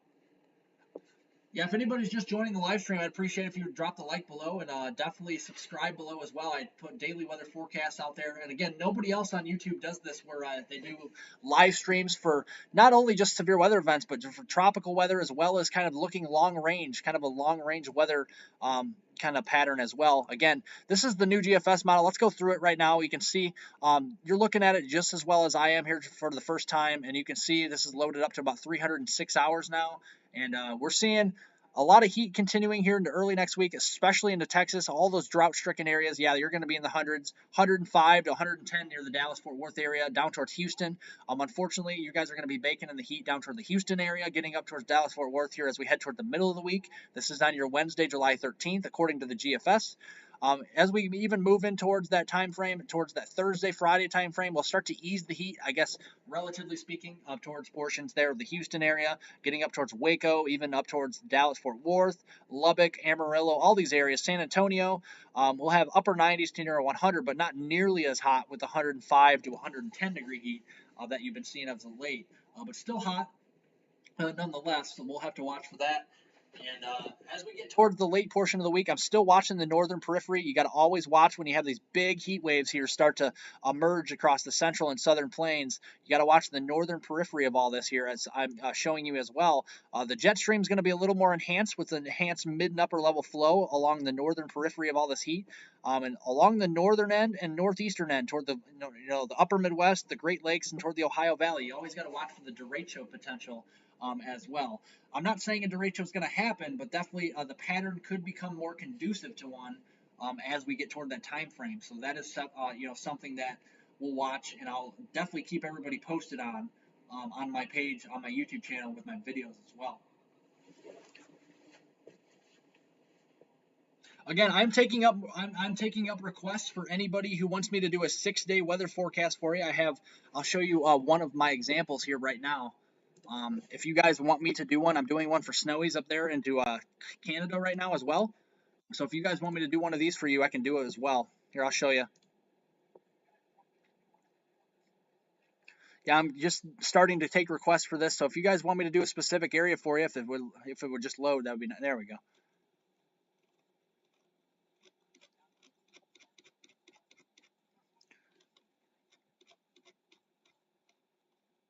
Yeah, so like this here. So like this right here, if you guys want me to do like a weather, 6-day weather forecast for your area, I can definitely do one of these. Just request it down here in the chat, and I definitely can start doing that. I'm doing one for Trinidad. I got another request earlier outside of the country, so that's going to be pretty fun. I'm trying to do just a video off of weather forecasts, and then I'm going to have a long-range video as well every morning. So that's what I'm trying to do. I'm trying to do a 6-day weather forecast as well as a, the USA forecast, and then kind of like a long-range video as well every morning. So that's kind of the long-term plan anyway. So if you guys want me to do that, again, this is Snowy's forecast for the Toronto, Ontario, Canada area. This is kind of what I do. You have the weather icons. I have the chance of forecast as well. Excuse me with that here. I kind of got a little close to the computer more than I like there. Yeah, you can see, during this period, I like to put, I take model forecasts into consideration. I do a blend of models. I look at the weather models, and then I put the forecast together, looking at all that. Again, very detailed. I have, the wind down here. I have the low temperatures, the high temperatures expected, the percentage. This is my forecast. So this is, this is my forecast I put together. I have a 60% chance of storms here in the afternoon for the Toronto area, with scattered storms on Tuesday, for example. 50% I put at. So I have all this, and if you guys want me to do that for you guys as well, I can do that for you. Just request it down in the chat. I'm taking up more.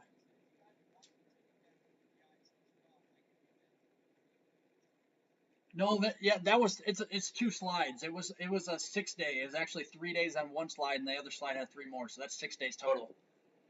I couldn't fit six things at once, and I feel like 6 days is better than 3, so you can kind of plan your week out.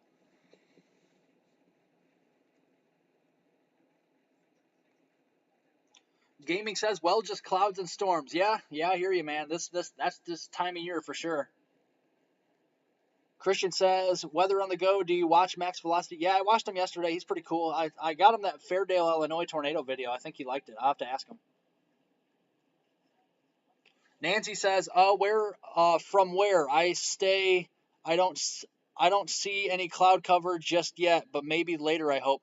The storms are just to your northeast, Nancy, into if you live in the Houston area, they're just northeast of you, to portions of far east Texas into Louisiana, probably, into Louisiana there.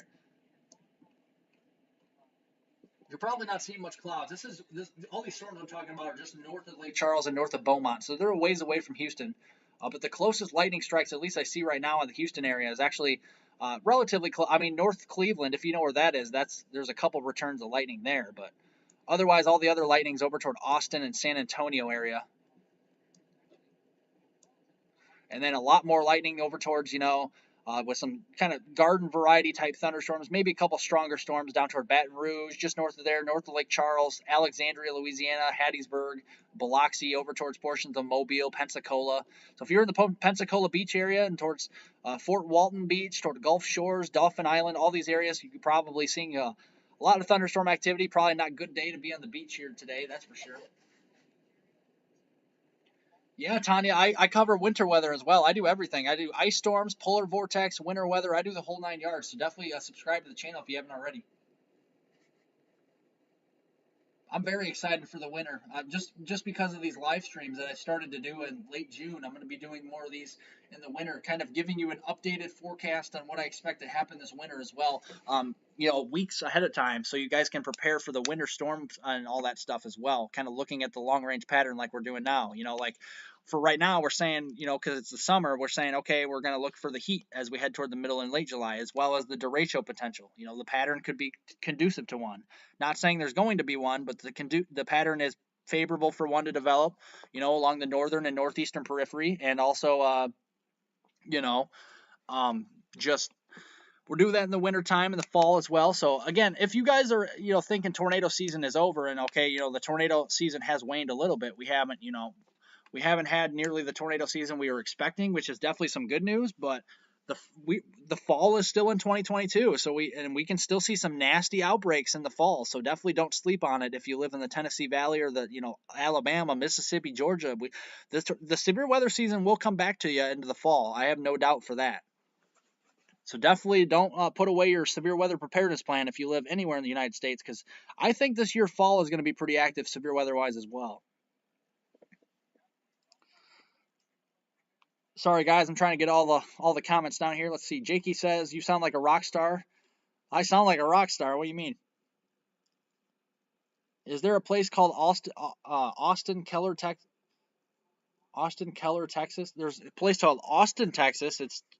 It's in south central Texas there, west of Houston. That's where the area I was talking about. Where they got some isolated storms. There's an couple isolated thunders from southeast of Austin right now.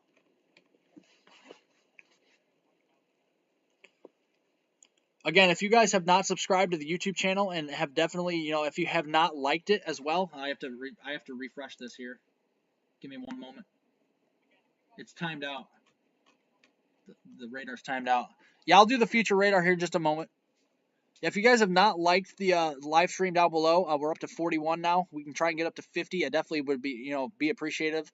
We're almost up to 230. We're one away from 230 subscribers, so that would be pretty sweet if we get up to 250 during the live stream today. That would be pretty sweet.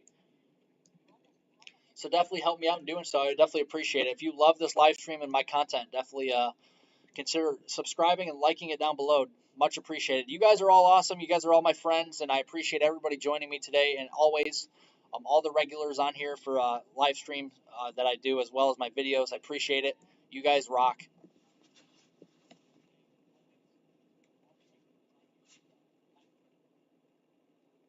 Yeah, it looks like, let's see here. Yay, we're at 230 now. Appreciate it. Again, everybody, if you guys have joined, definitely let's try and get to 250 subscribers. Also, smash that like button down below. You guys are very awesome. You guys are amazing. You guys make this, yeah, fun chat too, Snowies. I definitely agree. You guys make this chat very fun. Thank you, Tanya. Thank you, Jakey. Gaming, Christian. Thank you, Nancy. Thank you. Let's see here. Who else is in the chat? Lorraine. Thank you guys. Thank you all of you guys, really, just for being very interactive in the chat. You guys make it very fun on here, so I definitely appreciate it. And I definitely am going to be doing more live streams like this in the future, so definitely be prepared for that. Turn all your notifications on as well.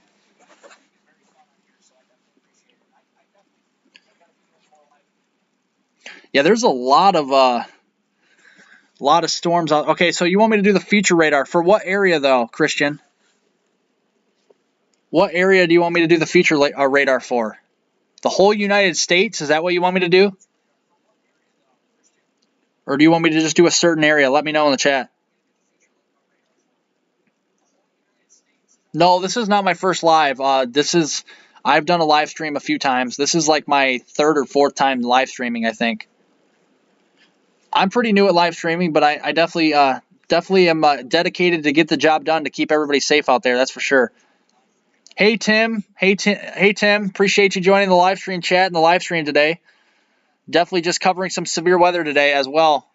Again, this is awesome that you guys are subscribing and liking the video and the live stream as well. Appreciate it. I have a video out from early this morning you guys can check out as well on my YouTube page. Again, I'm requesting if anybody wants me to do a 6-day forecast that I was showing you earlier. Again, I'll show you to you one more time here. One of these. It looks like 3 days, but actually it's 2 slides.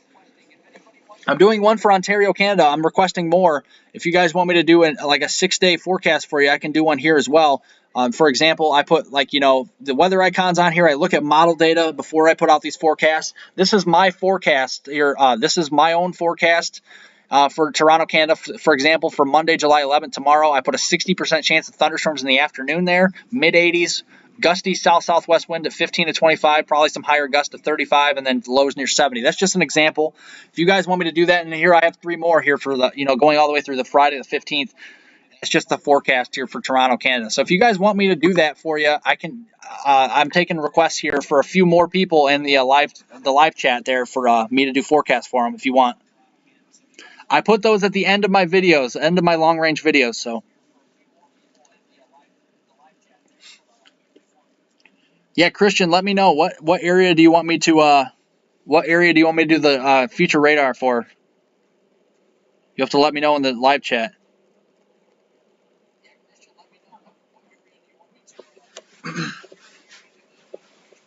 Jakey, you said my voice sounds like a rock star. Maybe, I don't know. I'm not really good at singing, so I don't know how I do it with that.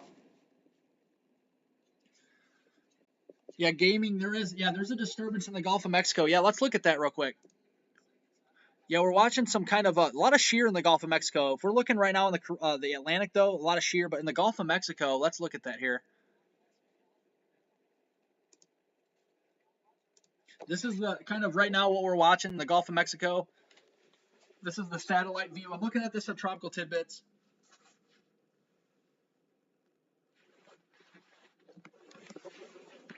And yeah, you can see a lot of kind of disturbed weather across this area right now. You can see a lot of convection starting to develop. This is kind of just a frontal boundary kind of washing out. And what I mean washing out is that these storms are really starting to kind of, the front's kind of disappearing, I guess you could say, very slowly across this area. But we still have some of the, low-level and mid-level dynamics for a system across this area. So that is something to watch as well.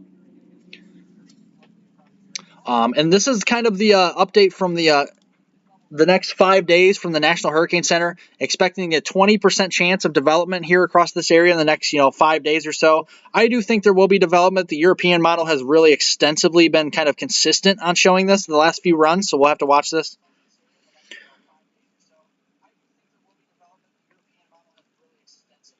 Can you do Pittsburgh? Yeah, for sure. Are you talking about the 6-day weather forecast? I can definitely do it for Pittsburgh if you want. Let me know in the chat.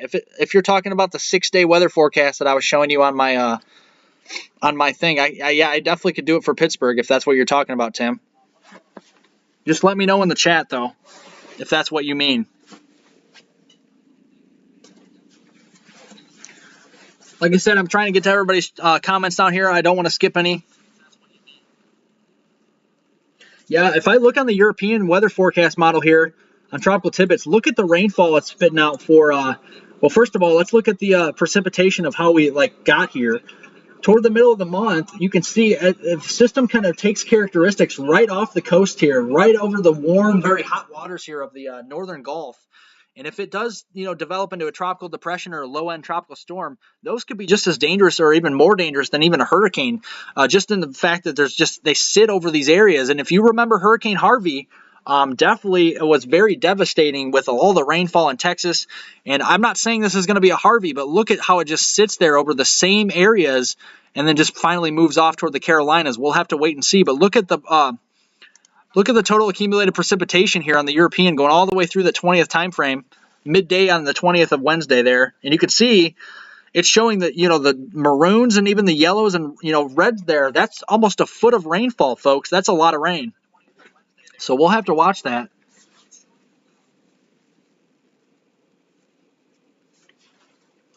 We definitely have to watch that. That is for sure. Yeah, okay, Tim. Yeah, I'll do that for you. I'll start it for you either tonight or tomorrow for you, okay? So either in my next video or the video after that, I will definitely start doing that for you. I'll write it down so I remember.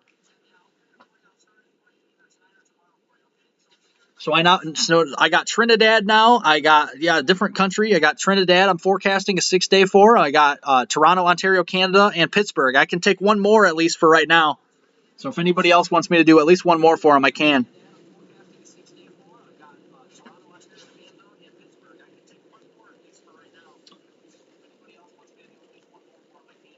How about New Orleans, Louisiana?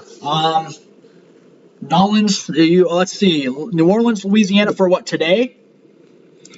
Today, New Orleans, Louisiana. Let's see here. You guys are high and dry right now in New Orleans proper. Just to your north and near the Hammond area and east of Baton Rouge, you're seeing some showers and storms. I put the lightning summary on here as well. You can see a lot of lightning up near the Hammond area. Look at all the lightning just northwest of New Orleans here. Very densely, dense lightning returns here, which means there's a lot of lightning with these storms. So that is definitely something we're watching as well. Very efficient lightning producers with all the instability down here.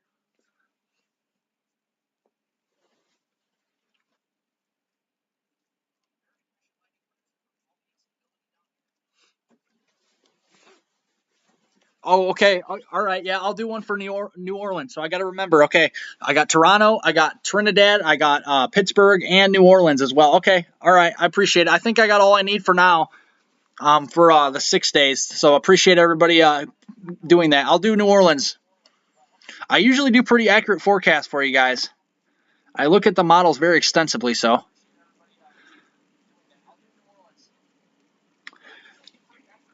Yeah, I do. I look at a lot of model data during the nighttime. So, and all these guys and everybody that wants me to do a 6-day forecast, remember the 6-day forecast will be at the very end of my videos. I'll get to everybody's at the end of the video. I'll do the short term, the medium term, and then the long term forecast video. All in the same video, and then I'll do the forecast, the 6-day forecast, and all that at the very end of the video. Okay, so I promise I'll do that. Again, for your areas, for Pittsburgh and New Orleans, it might take me a day or two to get some of the data in there for that. But once I start doing it, I'll do it for forever. So basically, I'll just be doing it every single video for you.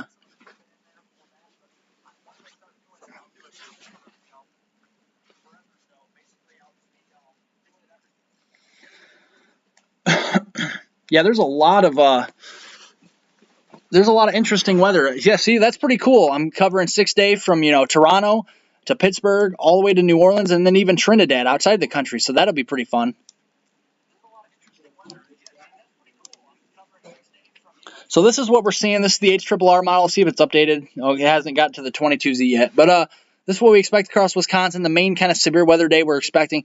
Looks like we're going to kind of see the complex of storms move into western Iowa as we head into the overnight hours. So that's something interesting. And then pushing across the mid-Mississippi Valley as well. Maybe some heavy rain. Not really expecting any organized severe weather. Just some isolated to widely scattered severe weather potential overnight. But the instability is not going to be there really, or, the shear will be there. The instability will start to wane as the sun goes down. What I mean by instability is the CAPE, or convective available potential energy, for thunderstorm development there. Pretty strong upper level trough, so we'll continue to watch it with the cold fronts, pushing south and east. Again, if you guys are just joining, smash the like button down below. I definitely appreciate it. And if you guys have not subscribed to the YouTube channel, definitely encourage you to do so, as I am very knowledgeable about severe weather. I'm taking meteorology classes here as well as researching a lot of these severe weather events here before and after the event, and getting very knowledgeable about that. I'm also growing my knowledge about the hurricane and tropics as well, so definitely subscribe below. We're almost to 50 likes on here. Definitely appreciate it. Let's see here in the chat. Let's get to everybody's chat here. Yeah, they say you're expecting a lot. Yeah, you're supposed to. Here's the European weather forecast model. Now, again, don't take this model verbatim because there's a lot of different scenarios. But right now, the European's been, very highly regarded this year. Been very accurate in its weather forecast, and it always is for the most part. I mean, yeah, the European model can be wrong too. But right now in the New Orleans area, you can see kind of the pinks and purples. That's about 2 to about 4+ inches of rain. And just to your east, I mean, this could go west, this could go south. This could go farther inland or east here, so that could make a whole difference of who gets what and how much rain. But definitely the signal is there for some significant rainfall and flooding rains across this area. That's for sure. And let's kind of look over to the GFS. This new 18Z here that came out. And the GFS in the latest run has actually been, see what I mean here? Pushing more of that rainfall more inland to central Louisiana, so New Orleans gets more than 4 inches, potentially up to near 6 inches here. So, and again, this is the 18Z run. If I go back to the 12Z earlier today, it shows a lighter footprint of rain, still only about 2 inches in New Orleans. But then the latest run of the American model, the GFS, actually is more bullish. So it's kind of getting a little closer to in line with the European, which is what we look at. We look at consistency and we look at the differences in the models and kind of make a general mean of what we can expect.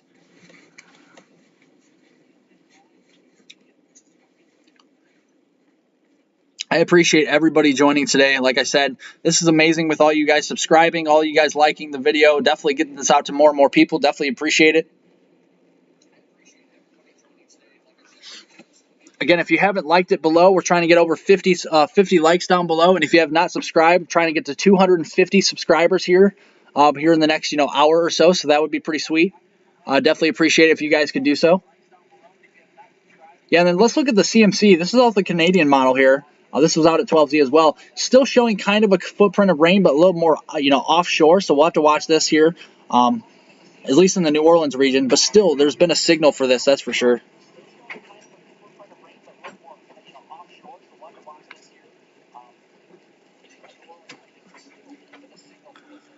And then the ensembles. Even the GFS's ensemble, the GEFS is actually showing the footprint there as well. So even the ensemble is kind of taking the reins on it too. And the GEPS. So there's been a consistent signal for some heavy rain across this area. Just kind of waiting on whether it'll be a tropical depression or tropical storm. That's just the difference. So the northern Gulf of Mexico could definitely be heating up here in the next few days. National Hurricane Center, again, this is their outlook, giving it a 20% chance of development within the next 5 days or so. This could increase or decrease, but I think what I'm looking at, it'll probably increase in the percentage of the chance of development in the next 5 days with their new outlook that comes out later tonight. Looks to be mainly a very heavy rainmaker, not really a wind maker, just a rainmaker across the northwest Florida Panhandle, Georgia, getting into the southern Louisiana coast, and the Mississippi and Alabama coast as well. Maybe coastal Texas, but I think the heaviest rain will be probably towards Florida, Alabama, Mississippi, and Louisiana, all those areas. Again, this is the satellite here right now in real time of what it looks like. We got some deep storms across portions, some higher top storms across southern and central Louisiana. That's kind of the start of what kind of we could see with this kind of system revolving around this area. So we'll have to watch it in the next few days. I'll keep you updated on my YouTube channel.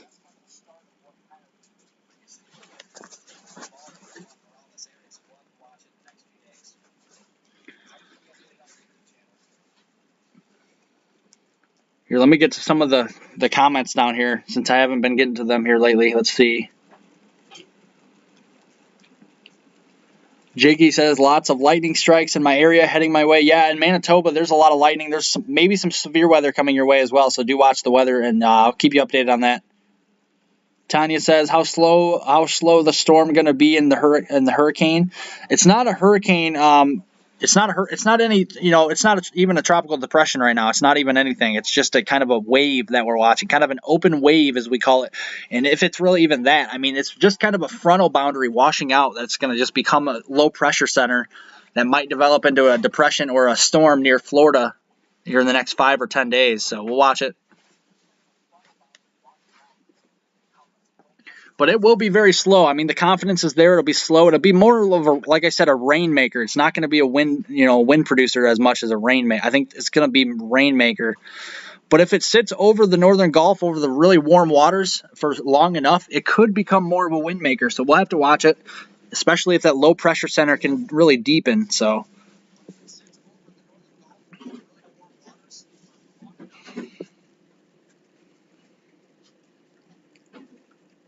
appreciate everybody joining, as well as subscribing and liking the video down below.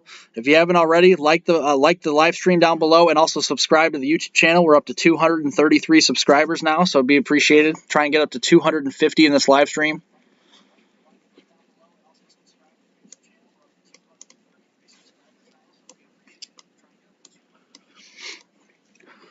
Let's see. Yeah, let's put the flooding alerts on here. I don't see very many. Yeah, actually, I do see a severe thunderstorm warning now for southwestern Louisiana near the Lake Charles area. Let's zoom in here. This is for just north of Lake Charles and north of the I-10 corridor in southwest Louisiana until 7 p.m. Central Daylight Time.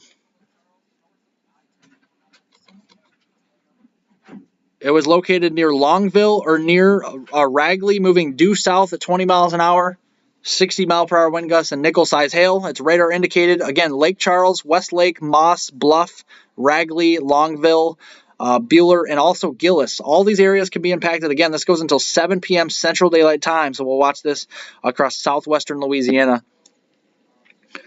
Looks like that warning is dropped off to the west of San Antonio from earlier today. And again, if I put the lightning on this, I know I've done this several times, but you definitely, very electrical storms here down in Louisiana here. A lot of lightning north of New Orleans, north of Baton Rouge, and getting into the Lake Charles area right now, so in the Beaumont area, so we'll watch it. No storms here in the Houston area, but the closest lightning to you in Houston is up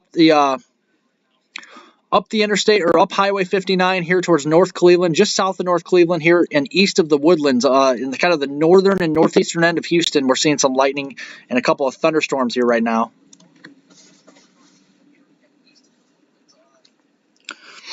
So that is what we're seeing currently right now.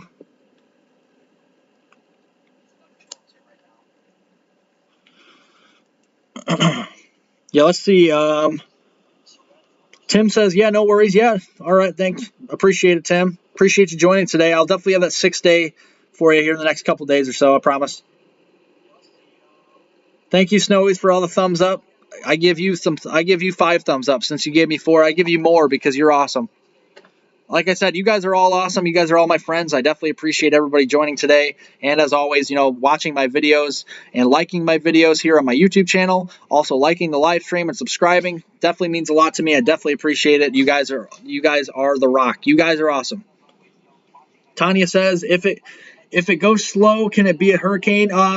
It could be a hurricane. That's not out of the realm of possibility. But since it's really, really, really close to the northern coast, I mean, it doesn't have a lot of time to become a hurricane unless it just really sits over one area over the water for so long. So it's not out of the possibility, but I think the chances of it becoming a hurricane is very slim at this point, at least what I'm looking at. So we'll continue to watch it for you, though. Is Pittsburgh going to see storms this week? Okay, yeah, so let me get into that here for you, because I know that Pittsburgh has a storm potential as we head into tomorrow. Pittsburgh might be on the edge of kind of a general garden variety type thunderstorm activity for your Monday. The severe weather is going to stay off to the west towards Chicago, Gary, Indiana, Fort Wayne, all those areas, Peoria, Illinois. As you get into Tuesday, however, in the Pittsburgh area, you're kind of right on the line between a marginal and slight risk. So you could have some isolated to widely scattered severe thunderstorms, Tim, in the Pittsburgh area. So definitely watch that, especially if you were Pittsburgh on northeast towards the Scranton area, Binghamton, and then up towards New York, southern New York State. Definitely watching that. Mainly central PA up towards northeastern PA here on your Tuesday afternoon. And that's ahead of a cold front. So we'll definitely watch it. We'll definitely keep an eye on it for you. And like I said, I'll have an update on my video for sure heading into the overnight hours into tomorrow morning. So I do post my videos usually about mid to late mornings every single morning. So do stay tuned for that. And also, like I said, when my videos come out, definitely would appreciate if you guys leave any comments in the videos also below as well. I do appreciate looking over those. I'll get to the, if you guys leave any questions on there, I get to those as soon as I possibly can.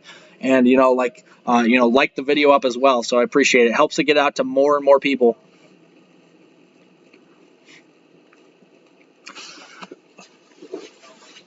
So that's what we're looking at for Tuesday. Just the Pittsburgh area, just a marginal to slight risk. You're not like a moderate or high risk day or anything like that. I don't think it's going to be that significant, but could have, I've seen slight risk days this year have actually been overperforming. So we could have some, some damaging winds, large hail. That's the main risk. I can't rule out a tornado.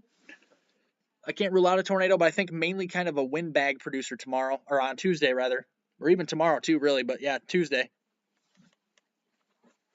So that is what we are. Yeah, see, the bots are back. The bots are back. Yeah, I need some moderators on here. So, like I said, Tanya said she would take it, but yeah, I will. I'll definitely keep in mind if anybody else wants to be a moderator. Jakey, yep, joules per kilogram. That is actually, yep, that is correct. For instability or CAPE, convective available potential energy, yeah, that is joules per kilogram. And again, I'll leave the Storm Prediction Center's map up here. If you guys live in the New England area, just pick your spot on the map, kind of generally roughly on the map there with a slight risk and marginal, and you can see where you reside in that risk. Again, they don't update this until about 1 a.m. Central Time, so I won't be alive for that, but I definitely will update you with my video mid to late morning tomorrow, so definitely stay tuned for that.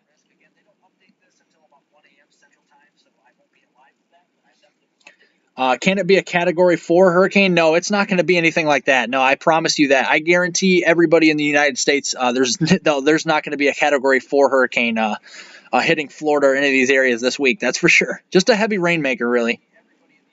Not a major hurricane at all, and probably not even a hurricane, not even a Category 1 probably either, to be quite honest. I mean, I'd be pretty surprised if it was, but it would have to stay over the open waters for a significant amount of time to even remotely even have characteristics of a hurricane. Nolans, it's not supposed to stall, is it? There's been a signal for it to stall at least over northwest Florida Panhandle and the southern Alabama area, and then move northeast toward the Carolinas, kind of with the steering of the jet stream. I'll keep an eye on it for you, but right now it looks like it will sit over one area for quite a significant amount of time. At least that's what the models are showing. So I don't think it'll be a Harvey, but definitely could drop some very heavy rainfall. I mean, it doesn't take a lot to flood, so we definitely have to watch this. I know a lot of these areas, though, like your area down in New Orleans, definitely need the rain. With the latest drought monitor, I know there's a lot of severe and extreme drought and all that down there. So we'll keep an eye on it for you. But again, yeah, the models have been trending very slow moving with this system. So we will definitely be on the lookout for that. I'll keep you updated. Jakey says, how close are the storms and how fast are they traveling? Yeah, I'll look at that for you here in Manitoba for you. Again, we still have that warning down north Lake Charles here. A 60-mile-an-hour wind gust and that 1-inch quarter-size hail we'll watch. That's heading right down towards I-10 there in Lake Charles, so definitely heed the warning for that. Otherwise, besides the Lake Charles here area, we don't have any severe thunderstorm warnings across the entire rest of the United States, so that is pretty good news there. You got storms well off to your west, Jakey. You got a thunderstorm right near your area, and let me see. I don't know if I can see how fast they're moving, though. I don't know if, of course it does that. Warning. It says it's moving east at 30 kilometers per hour, so, and up to Toonie-size hail and heavy rain. Very strong winds, up to Toonie-size hail, heavy rain for that area, so definitely watch that. If you live in western Manitoba, this will be getting down toward the Winnipeg area here very soon. We'll definitely have to watch that. It looks like a tornado warning even over here into portions of the Saskatchewan area as well. That's also moving southeast at 30 kilometers per hour. Large hail is also likely with the potential of a tornado as well in southeastern Saskatchewan, so definitely keep an eye on that if you live in southern Canada. Again, anybody in the live stream here today, I am starting a sports YouTube channel very soon, towards late July, early August. I'm going to be covering predictions for college football, also NFL predictions for all the 17 weeks of the NFL season. If you want your favorite, team on there as well, I cover all of that stuff. I'll be doing that as well. I actually have a 82.6% accuracy of predicting games last season in the NFL. I actually calculated it myself. So if you guys could benefit from that and you like a lot of fun with the predictions and what you're, to see if your team will win or not, definitely tune into that. I'll be starting that channel rather soon, and you guys can also subscribe to that as well. I'll be doing a lot of fun stuff, injury reports and, all that other stuff here, some fun stuff, surprise stuff for that as well. So definitely tune into that as we head towards late this month and into early August. So, and once it gets closer, I'll definitely you know, put the link in for that, you know, that channel side of things on there too.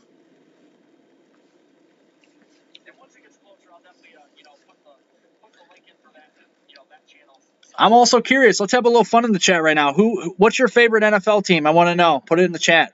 Anybody watching right now or anybody new coming into the live stream, I want to know. What's your favorite NFL team? I'm kind of interested. I know this is a little bit of a, you know, a weather you know, channel type live stream, but we can also talk a little bit of sports if you want here today as well as we're talking with the weather. But yeah, it says, let's see here. Anybody else in the chat? Snowies, that's funny. Tanya says, can you ban the bot? The weather live, not a dating chat. I can't ban. I see it on there, but I can't ban. I need moderators for that. I don't think you can ban bots really. YouTube doesn't let you. I mean, you have to almost have like moderators to delete their stuff because there's bots on almost every channel. I know that. Even the bigger channels too. So at least it's only one. It's not like tons of them, you know, at once. So I guess if there's a silver lining, that's the one. A silver lining for it, I guess. Again, I in the future, like I said, this is like my 4th or so live stream ever. So I think toward the future, I'm going to also show my face as well. So that'll be pretty cool, as well as you know, more inclusive and better radar, like a Radar Omega. I know my Radar Omega. I do have a Radar Omega app, but it doesn't show it because I click on the app itself, and for some reason I paid for it, and it only shows a black screen. So I need to reset it or something. I'll get that working eventually here. It's one of the best radar apps. If you don't have it already, definitely you know, get one, or you know, something like that. Definitely highly recommend that type of app. Radar Omega is a very, very wonderful radar app. Probably one of the best radar apps I've ever used. So. Again, if you're just joining the live stream, would greatly appreciate it if you could like and subscribe down below as well. Press the like button here, the thumbs up. I definitely appreciate it. Also, subscribe to the YouTube channel. Very much appreciate it. We're trying to get to 250 subscribers and up to around 50 or 60 likes, so that would be awesome.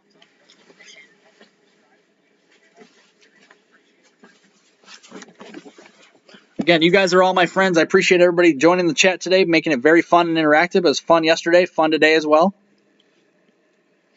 Let's see.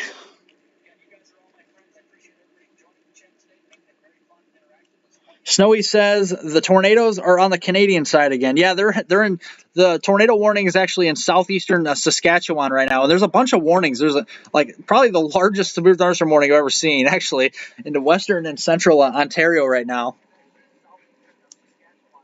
And their warnings are a lot more dense because it's the Canadian weather data, not the U.S. data. So. Again, thank you guys for liking the video. We're up to liking the live stream. We're up to 50 now, so I appreciate it. Let's try and get to 60. That's our new goal here by 7 o'clock Central Time. Let's get to 60 likes here on here. That'd be pretty sweet. Appreciate everybody liking it up and subscribing down below. Again, if you have not liked it and subscribed, definitely subscribe. Hit that subscribe button and also like the live stream down below with the thumbs up. Definitely appreciate it.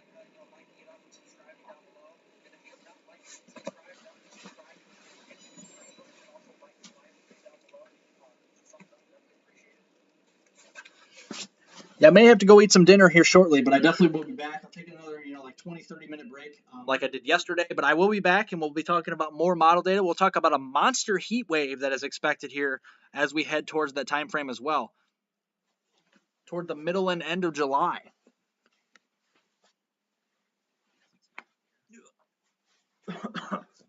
Yeah, so if you guys actually, could have family or any other relatives here and you guys' families or anything that could benefit off this channel, I definitely appreciate if they could, subscribe and like the live stream as well and join. That would be awesome.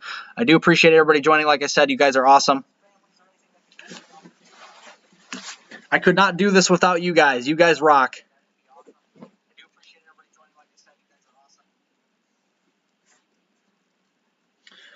Yeah, sorry if I get quiet. I'm just taking a drink of water here since I've been talking a lot.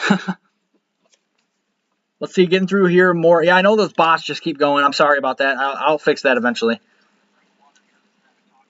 Again, I'm relatively new to the live stream, so I'm trying to figure out how to get these. I mean, it's very hard to get bots out of here since they're just kind of incognito with the YouTube. So,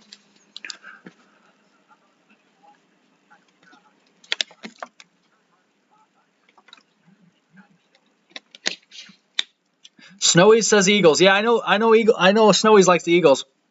Yeah, Tanya says go to the National Hurricane Center. It's a 30%. So, okay, they updated it to a 30%. Okay. Thank you for the information, because it was 20% before, but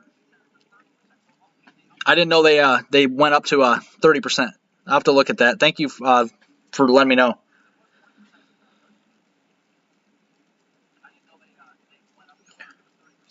Jakey says I don't have a favorite NFL team. That's all right. You don't have to. I was just wondering who your favorite NFL team was. The Saints. The Saints. That'll be interesting. That'll be an interesting team to see how their success will be. Yeah, like I said, for the NFL side of things, I know we're talking weather, but for my sports channel anyway, I know the Rams will be pretty good. They got Matt Stafford still in all the whole 9 yards there. The Chargers will be good. The Chargers will be good as well. They have, Khalil Mack from the Chicago Bears. They got, Joey Bosa there in the backfield here as well, on the defensive side of things. They got, Justin Herbert's an amazing quarterback. So, and I know Russell Wilson went to the Broncos, so that'll be very interesting to see how he does there. Tyreek Hill moved from the Chiefs to the Dolphins, so that'll be very interesting. So there's just a lot of movements around in the NFL, so that is something to note as well.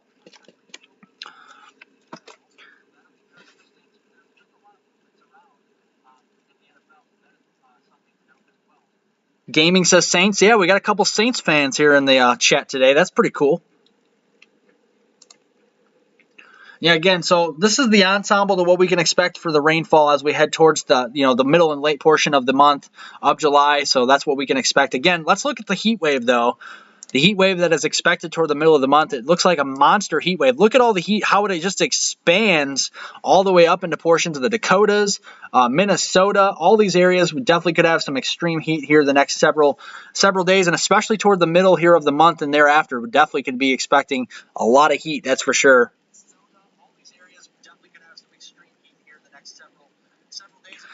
Jakey says that severe thunderstorm warning is close northwest of me. Yeah, you might get some severe weather up there in Manitoba. You're under a watch, I believe. Snowy says it feels weird to not zap the bots. Oh, you're talking about when you're on Roy's channel? Is that what you mean? You're his moderator, aren't you? Or was that Stormy? Or maybe you both were. I don't know. I don't remember. I haven't talked to Stormy in a while. I wonder if she's still on YouTube. Again, if you guys are just joining, I would appreciate if you guys would drop the like down below, hit the the thumbs up button, definitely much appreciated. Also here, if you can also subscribe as well, press the subscribe button here. We're at 235, trying to get to 250 here in this live stream, would be very much appreciated. Like I said, you guys, welcome to Weather on the Go here, my weather channel, my Storm Center here. Like I said, you guys are all welcome. I guess I have the live chat open to anybody and everybody, so definitely appreciate seeing all the comments and questions and all that here today.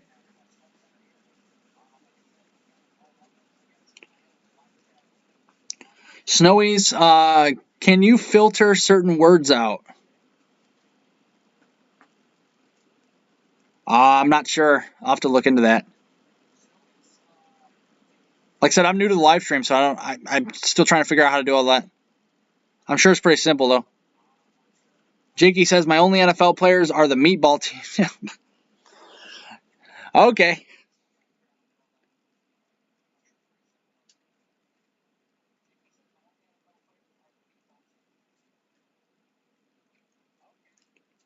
I mean, at least the bots aren't like super bad words, I guess, on here, so that's good, but still kind of annoying, to be honest. I'll figure that out in the next live stream or two to, get rid of these things. And I'll have moderators too, so. Oh, you guys are both mods, you and Stormy. Okay, I appreciate it for letting me know.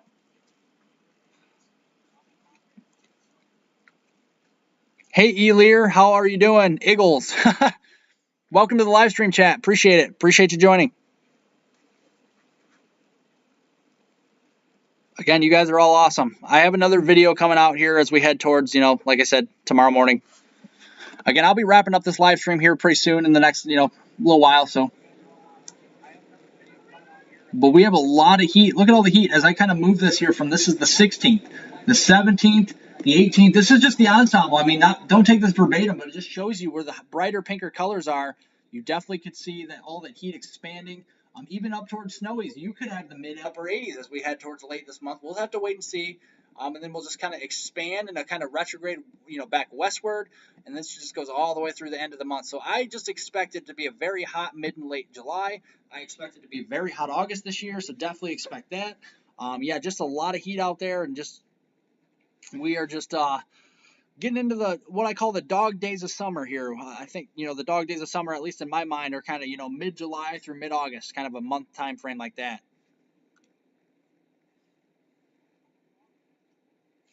Tanya says, my NFL team is the Atlanta Falcons. Yeah, I think, I'm not sure how much you are knowledgeable about that, but is Marcus Mariota the quarterback? That's what I want to know. I think that is. I think I'm right. Matt Ryan went to the Indianapolis Colts, so Matt Ryan is actually, he might fit in pretty well there, so we'll have to see. Like I said, I'm doing a sports channel. Anybody want to check that out? The NFL, I'll do NFL predictions and all that here starting, as the season gets closer. I'll unveil the schedule for everything and do videos for that once we get closer. Maybe even sports live streams as well, so that'd be pretty fun. I'm still working on my sports channel and all that stuff, so. Again, if you guys have not liked it down below, everybody that's new, let's try that in the next 10 minutes. Let's try to get to 65 likes. I am actually putting some pressure on you guys. Let's see if we can do it. Let's get to 65 likes here in the next 10 minutes, and let's try to get to 245 subscribers, 10 more subscribers in the next 10 minutes. That's 1 subscriber per minute. Let's see if we can do it. I appreciate everybody joining today. Again, I'm putting some pressure on you now. I'm counting on you. Like I said, I appreciate everybody on here. You guys are all my friends, and you guys are amazing, so I couldn't do it without you anyway, so. Again, this is the outlook here for the rest of today. This is the Storm Prediction Center's outlook. Again, this is what you could expect. Pick your town on the map here, kind of in the general spot. You definitely see a slight risk continues up here to portions of the Minnesota area, northwest Wisconsin. And you also have northern and northeastern, North Dakota. Smaller slight risks here across central Nebraska with that kind of complex I was showing you developing later this evening. And then we got some more of that slight risk zone into northeastern Wyoming, far southeastern Montana, and western South Dakota here as well, and towards the late evening hours here. Then as we head into your Monday, we got another slight risk. We had an upgrade upgrade to a slight risk here. A little adjustments to the slight risk area here the past few updates, but generally the Chicago area here on south towards the Indianapolis area, maybe just north of you towards Gary and South Bend and up towards portions of Fort Wayne, and towards Peoria, Illinois, Champaign, Urbana. All these areas here could be impacted by the slight risk here on your day tomorrow on Monday, and then a marginal risk continues to kind of move kind of farther along to the west here along that ahead of that cold frontal boundary pushing to the southeast.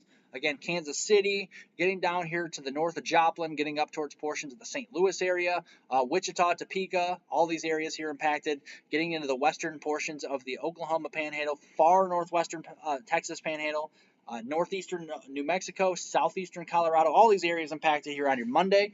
And then as we get into Tuesday, there's a slight risk of severe weather again from southern and central New York State, getting all the way down into central and eastern and northeastern PA and into portions of Vermont, New Hampshire, and western Mass as well, Massachusetts, across those areas. So we're definitely going to have to watch that as we head into Tuesday. Again, this could expand, and we could have an upgrade, so we'll have to watch that here. We could have a slight risk expanding, like I said, or an upgrade to a smaller enhanced risk for Tuesday. Again, too hard to know right now until the Storm Prediction Center does update their outlook, but we'll continue to monitor it for you.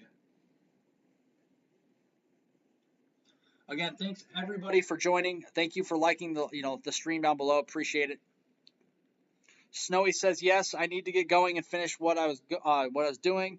Thanks for the live stream. Had a blast. Take care, everyone. Thank you, Snowies. Thank you. You're amazing, and I appreciate you joining on all my live streams and watching my videos. I have a new forecast for you here in the morning. So have a good rest of your Sunday, Snowies. Appreciate you joining, and have a great rest of your weekend and early next week. Tanya says, are you going to go live with the NFL? For when I go live, do live streams for sports, I'll probably live stream my predictions. That's probably what I'm, aiming to do.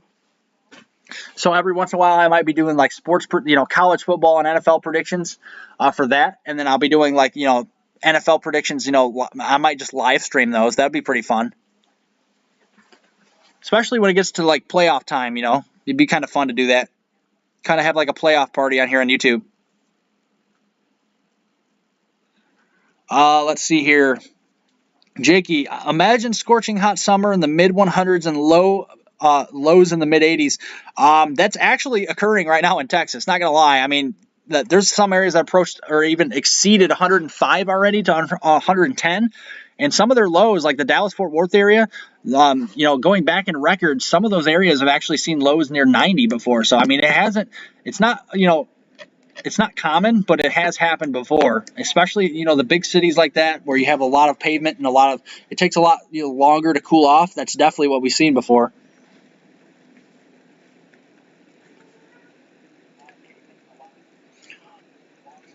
Again, thank you everybody in the chat. You guys are awesome. Again, if you have not liked the live stream, definitely like the live stream. Let's try and get to 65 likes and also 245 subscribers here in the next, 10, 15 minutes. That would be pretty sweet. You guys are amazing for joining the live stream today. I appreciate it. Hope everybody's having a great Sunday evening out there.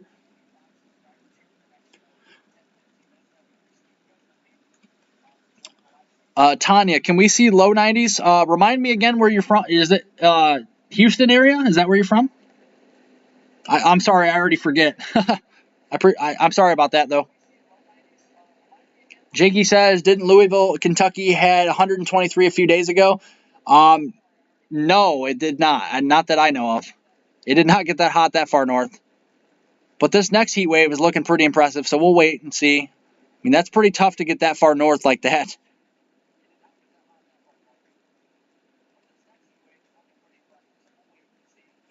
Again, these bots are just...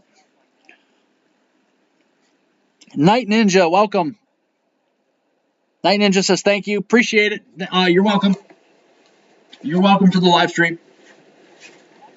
Thank you for joining.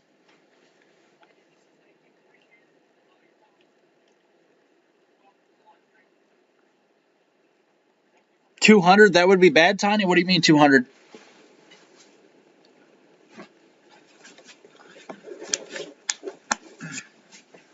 Again, we still got one severe thunderstorm warning. This is getting into the north side of the Lake Charles area, kind of a line segment moving due south. It's kind of, moving just southward. Again, severe warning located near Ragley, moving south here at 20 miles per hour. Again, 60-mile-an-hour wind gusts and penny-size hail. Westlake, Moss Bluff, Ragley, Bueller, and also Gillis also impacted by this. Again, this is approaching the Interstate 10 corridor and right along the Highway 171 corridor, getting down towards the Westlake, Sulphur, and even Lake Charles area here rather soon.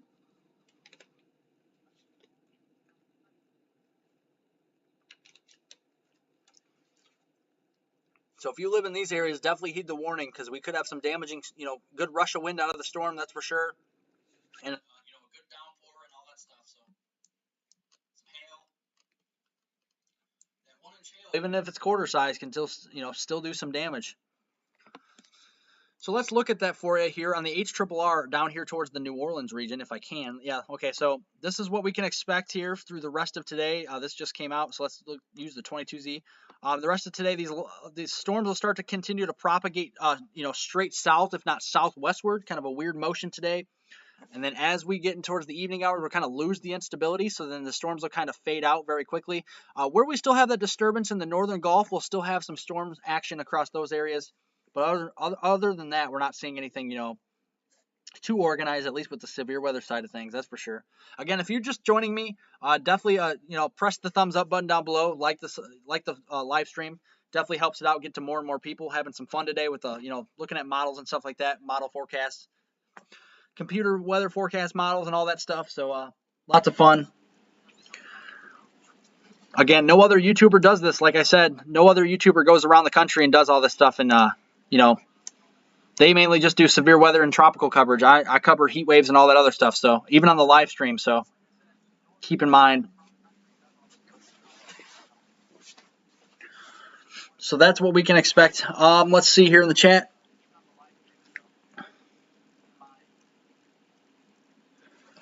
Jakey says, what about 350 degrees Fahrenheit? The people are baking in the sun. Yeah, 350, that's, I don't think that's going to happen on the Earth. It's a little too warm for the Earth. Maybe in a different, planet or something like that. Or, the sun's a little hotter, I'm afraid.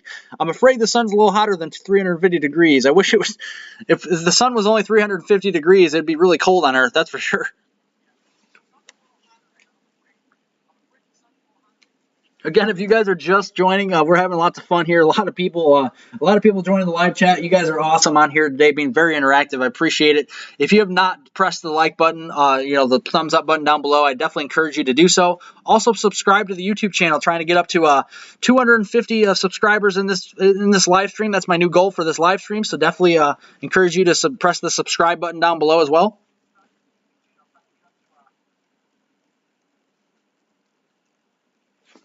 Very much appreciated.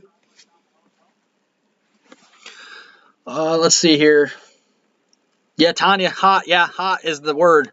I think I had a title in my video called "Heat, Heat, and More Heat." That pretty much sums it up. So that's why I put it in my video thumbnail. I was like, yeah, that sounds about right. So I'll just I'll put that in there.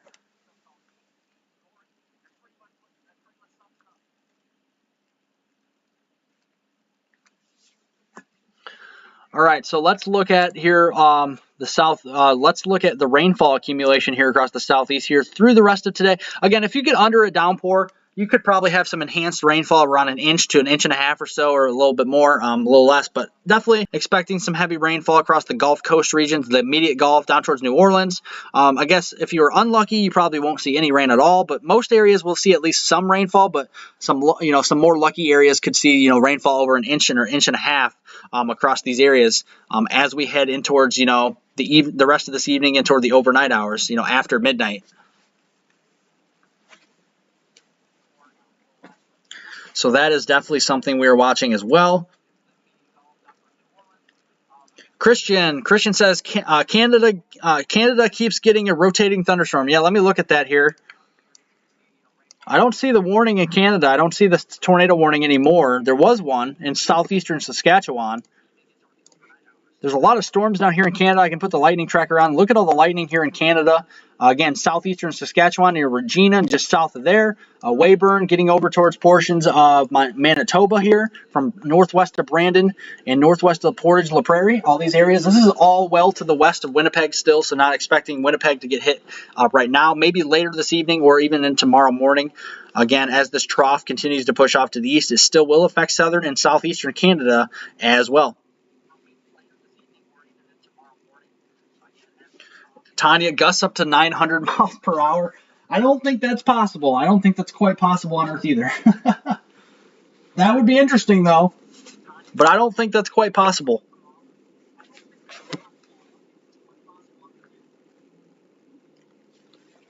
That would be interesting for sure. If that did happen, there would be a lot of damage, that's for sure. That would wipe out a lot of things.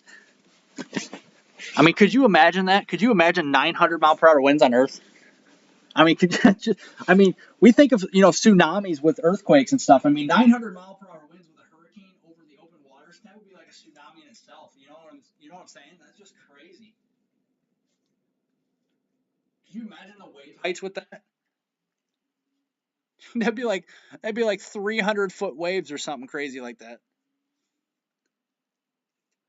Jakey, everything would start baking, especially the trees when the leaves. Yeah, it'd be more than trees baking. We'd be baking too, that's for sure.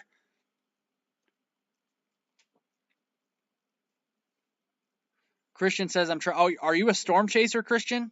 Are you storm chasing in southern Canada? Is that what you're talking about?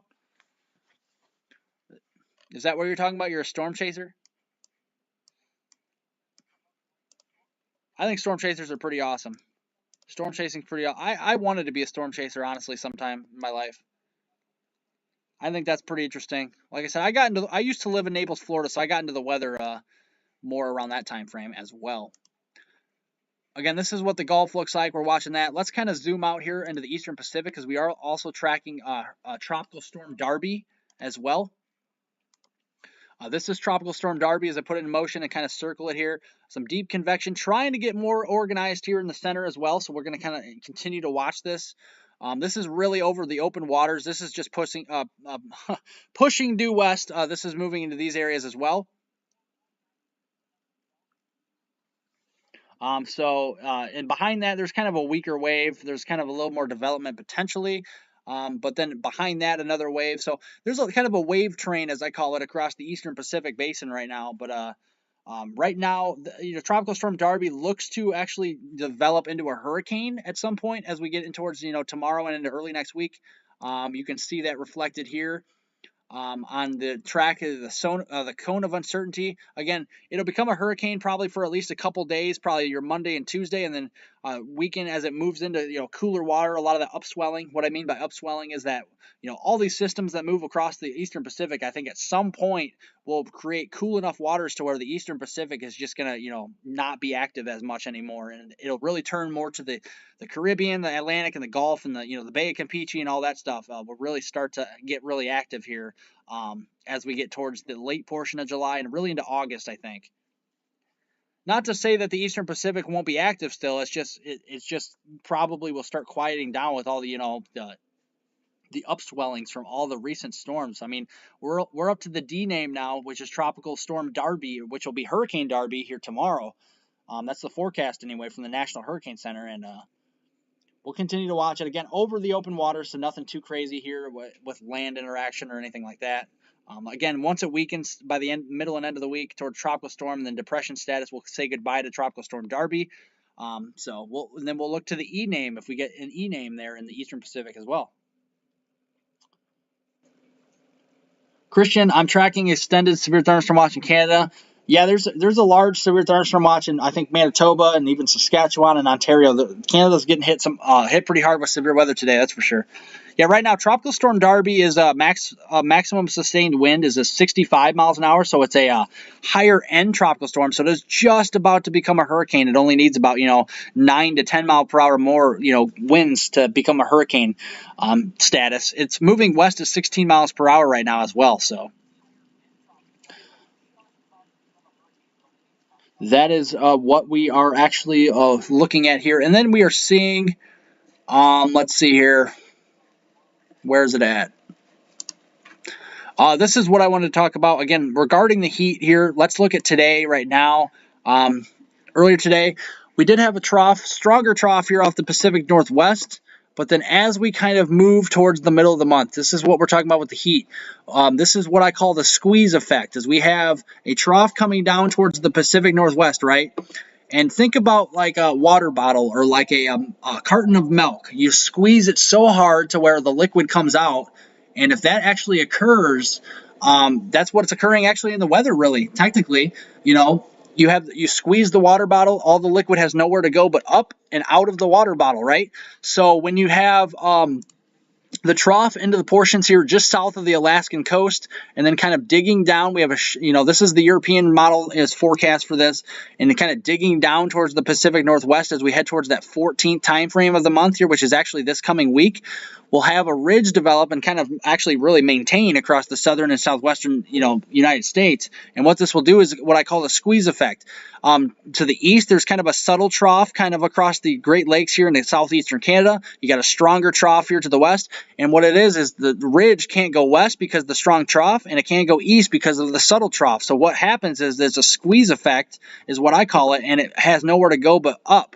So up to the north, it'll build northward, and we'll have a lot of the heat expanding across even Montana, the Dakotas, Minnesota, over towards Chicago, and even portions here of Iowa, Missouri. All these areas will be impacted by even 90s and 100-degree heat toward the middle and end of the month here as well. So that's kind of what happens even in the same thing that happens when I'm talking about a squeezing the water bottle. The same thing happens even pretty much in the weather department here as well. So kind of looking at the upper air dynamics, you kind of almost have to look at the atmosphere from the top down to know what's going on out there sometimes. And that is what we actually look at here as meteorologists. So that's something very interesting I wanted to pass along to you guys. Again, if you guys are just tuning in here, I would appreciate if everybody would subscribe and also like the live stream down below. Very much appreciate it. You guys are all my friends, and I appreciate everybody joining today. And as always, like I said, if you could just like the live stream down below, I definitely appreciate it. And also subscribe to the YouTube channel. We're up to 236 subscribers. Let's try and get to 240 as our next goal here. Our goal ultimately is 250 in the live stream, so that would be very much appreciated here. If we can get some more subscribers down there, that'd be, like I said, you guys are awesome. You guys rock.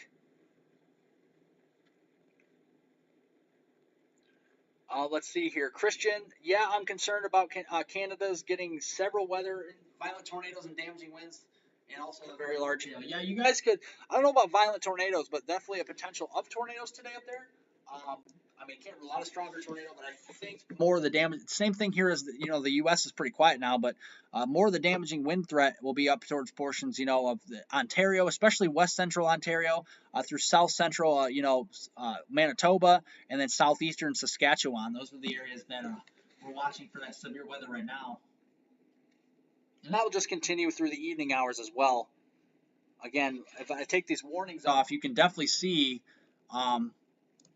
All that thunderstorm activity, south to Saskatchewan, down towards Regina, and just northwest of Brandon and Winnipeg. That's where we have all that, lightning action here. You see all the lightning as I zoom in here, right along the Saskatchewan and Manitoba province line there of the provinces. You definitely can see where all that is. Also kind of a complex of storms moving across southwestern Ontario as well, we're watching. And just zooming in towards Wisconsin here, look at all the lightning across northern Wisconsin, right along the Wausau area, down towards Stevens Point, north and west of Green Bay here. This will be coming toward the Green Bay area rather soon.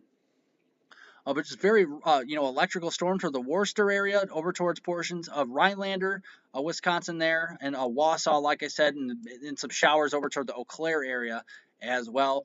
Some more thunderstorms kind of, isolated, scattered about down towards the Fond du Lac and, Milwaukee area, down towards Janesville, Wisconsin. Getting along very close to my area, there's actually a thunderstorm. It has actually started to cloud up where I live here in northern Illinois, as there's some storms north of me that have actually produced some lightning strikes and some heavier downpours up near the Rockford, Illinois area, and getting up to the Highway 20 corridor towards Freeport, Illinois, Beloit, Wisconsin, all these areas. This is just northwest of Chicago, so we're watching that as well.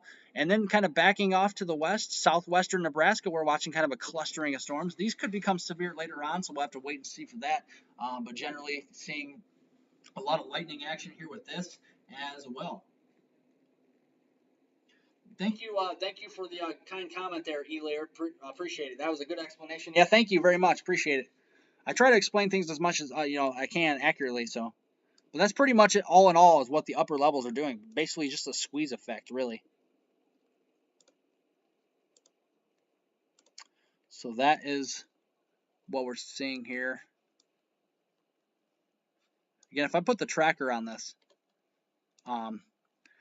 you can see that the cone of uncertainty is pointed toward Hawaii, but by the time this really starts to get toward Hawaii, a tropical storm and eventually Hurricane Darby, it will weaken to a depression, if not, just be an open wave over portions here of the eastern Pacific and then eventually the central Pacific basin. So we're not probably talking about anything like, major impacts to Hawaii, but the eastern side of the Hawaiian Islands might see some wave action, but I don't think anything significant really to obscure surfing or anything like that, but we'll watch it.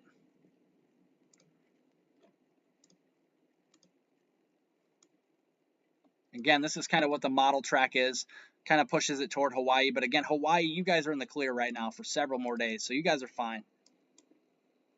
Very rarely does a tropical system even get into Hawaii anyway, so I'm not worried about it this go around either. Again, if you guys are just joining the live stream, I would appreciate if you could, smash the like button down below. We're at 53 likes. I'd appreciate if we can get up to 60 likes here in this live stream.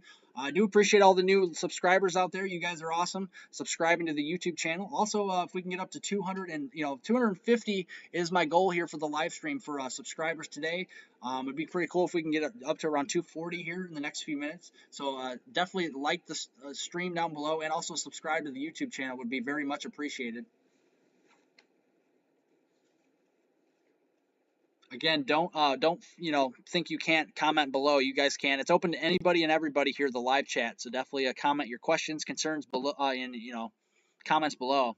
Definitely would appreciate it. I go over everybody's comments here for the most part. So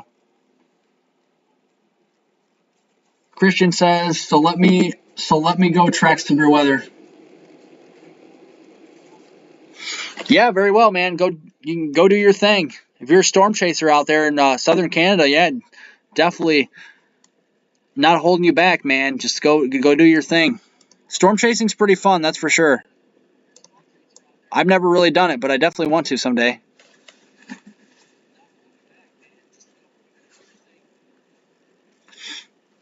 Again, if I'm quiet, I'm just kind of drinking some water. Again, all the new people that are tuning in here to the live stream would very much appreciate if you would subscribe to the YouTube channel and also press the press that thumbs up button down below. Very much appreciated. And if you have not already, I have a bunch of new videos on my YouTube channel, so as well as subscribing, definitely go check those out as well. I had one this morning. I try to explain all the severe weather setups and tropical setups as best I can on my YouTube channel videos during the morning hours. I usually release them during the mid to late morning, so do stay tuned for that as well. We do got a new warning, however, I want to pass along to you. South and east of Denver and just near the Colorado Springs area. Not seeing robust convection with this, but just some strong wind gusts coming off the front range of the Rockies here. Just 60-mile-an-hour wind gusts here, along this line extending from near Peyton to Schriever Air Force Base to near Fountain. Or Schriever, is it Schriever Air Force Base to near Fountain? This is in Colorado, moving southeast at 40 miles an hour. Again, 60-mile-an-hour wind gusts is the hazard. And we could even have, wind gusts up to near 70 miles an hour as of, at 5:57 p.m. Mountain Daylight Time here, just, 20 minutes ago or so, about there, around that time frame. 66 mile per hour winds were actually reported at the Colorado Springs Airport. So we already seen damaging winds around that area at the Colorado Springs Airport. So we'll continue to track that. Again, not seeing like super heavy rain, but just a lot of strong damaging winds coming off the front range of the Rockies right now. So that we'll watch for you here, or that just popped up within the last few minutes.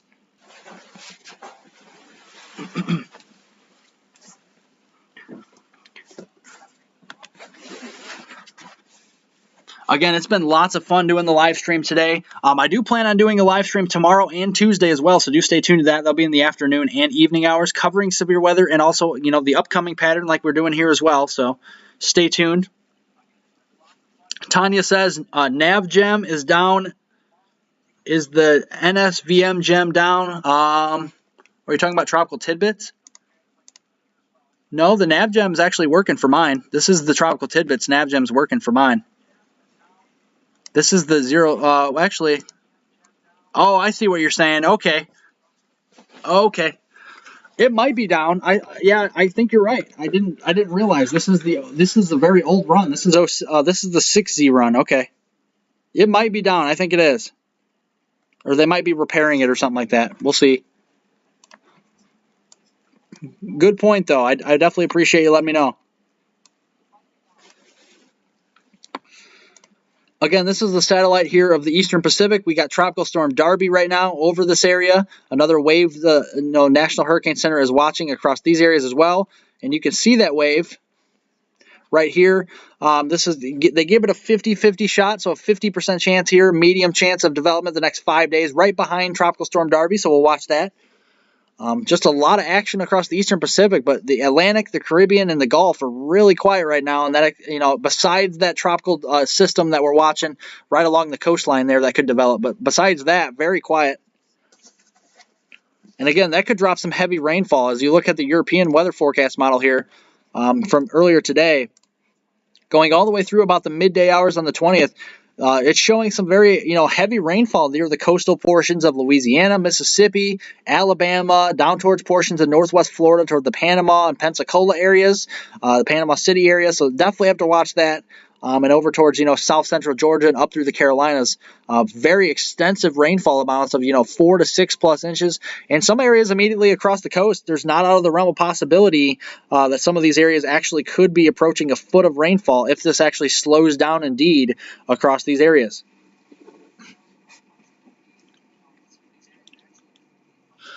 Jakey, how close are the storms from my area? Because I looked at my window and I see some puffy clouds west of me. Yeah, those puffy clouds are actually called cumulonimbus clouds. Those are the thunderstorm clouds that we look at and look for some severe weather and also for thunderstorms in general. So yeah, cumulonimbus clouds are those big old tall puffy clouds. And as they grow really tall, That's what they call an anvil of the top of the storms, and we're kind of fan out, and they can't grow any taller, so they kind of fan out. Definitely, you see that a lot with 50, 55,000, even 60, or even I've seen 62,000 foot storm tops you could see from 100 miles away. That's pretty crazy though, as they get so tall out there. Your area, where are you from there, Jakey? I can look for your area here again. I'll have to put it in like the zip code or your location there of your town there in Manitoba. Just let me know. Again, I plan on doing this live stream just a little while longer. I think I'm going to wrap it up here shortly because we got another long day tomorrow. I fear we have more severe weather tomorrow and also in the portions of Tuesday. Tuesday looks busier than tomorrow, but definitely we'll track it tomorrow as well. So do stay tuned. Turn all your notifications on, and we'll have a live stream again for you tomorrow afternoon and evening. So definitely stay tuned for that. Everybody, thank you for joining with the live stream and live chat as well. We'll be live a little while longer. I think toward the bottom of the hour. I think 7:30 we'll start to wrap things up here. 7:30 Central. 7:30 Central Time. But again, if you have not yet liked the live stream down below, definitely encourage you to do so. Also, if you have not subscribed to the YouTube channel, definitely encourage you to do so as well. It definitely helps to get out to more and more people and keep everybody safe out there in the United States, as well as even in Canada here, as we're talking about some weather in Canada as well. Edwin, Manitoba. Okay, I'll look at that. I see a face in the clouds. Yeah, probably. There might be, man. You never know. Edwin, Manitoba. You're right outside or right in the edge of that severe thunderstorm watch for you. And that watch goes in effect here. Let's see here. It doesn't even tell me. It honestly doesn't tell me when it goes in effect. It just says in the evening hours. But there are severe weather here just to your west. Well west of you, though. Not very close right now, but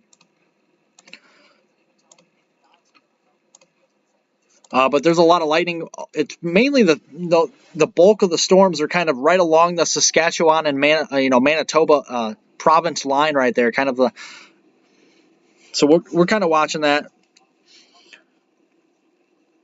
West of the Sandy Lake area, northwest of Brandon, Manitoba.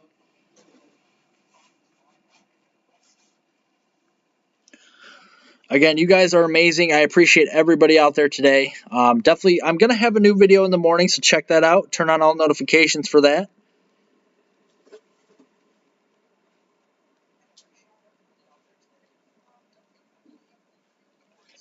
Yeah, I think I'm just looking at storm reports right now. Yeah, yesterday was very active.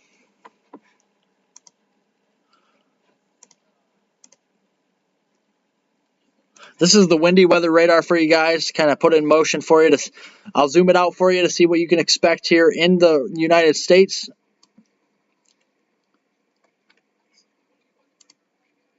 This is what we're expecting across the United States here.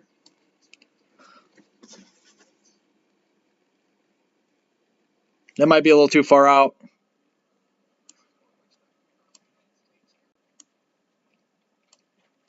So around the Green Bay area, you're seeing some storms right now. The Green Bay, you're going to get some heavy downpours and maybe some briefly strong wind gusts across these areas here within the next, several minutes to the next hour or so. So definitely, if you live in Green Bay, Wisconsin, definitely be on the lookout for some heavy rain, some strong gusty winds and stuff here pretty soon. Probably not an organized severe weather threat, but definitely watching this for some heavy rain, small hail, and gusty winds. So something to watch.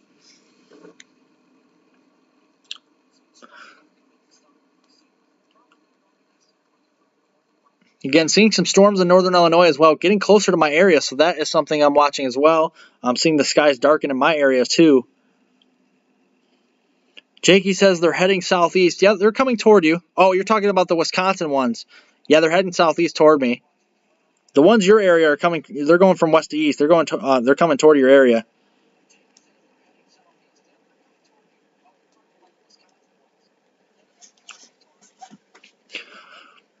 So I think we're going to wrap it up here in the next, 5 to 7 minutes here.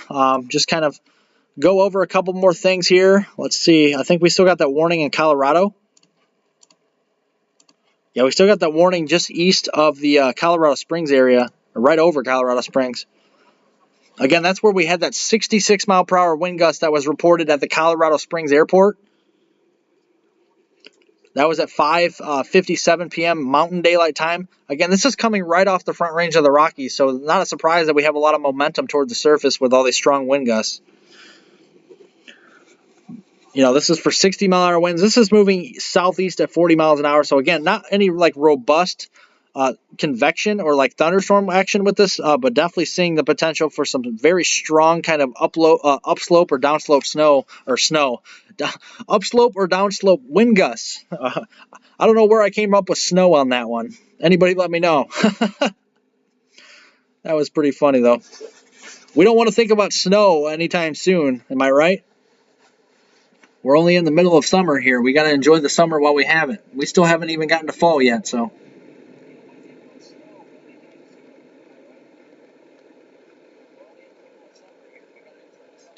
Again, if you guys are just new to the live stream, I encourage you to press the like button down below. Like I said, press the thumbs up button. Trying to get to 60 likes before here the next few minutes before I wrap it up here. Also, trying to get to 250 subscribers, so definitely appreciate it if you guys would subscribe to the YouTube channel. Very much appreciated. You guys are all awesome. Welcome to Weather on the Go. This is a weather channel I like. I started here back in late February and definitely starting to build it more. Definitely appreciate everybody joining the live streams that I do, and definitely feel I'm going to be doing this more here in the future as well. So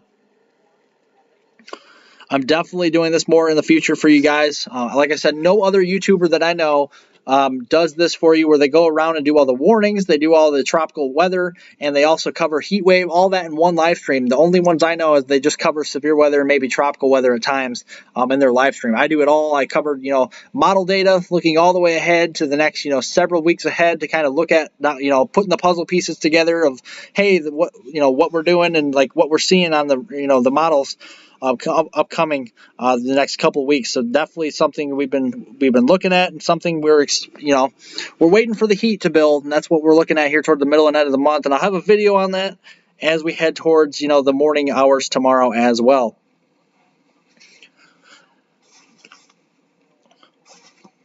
So anybody, last chance here in the chat before I wrap it up here. If you guys have a question, comment, concern of what you want me to look at, whether it's on the radar, whether it's tropical related, whether it's the heat wave or model forecasts or anything like that, do let me know, and I definitely will be getting that information out to you. Otherwise, I'll be wrapping it up here in the next couple minutes around 7:30 p.m. Central Daylight Time. And I thank everybody for watching here today as well. Definitely appreciate it.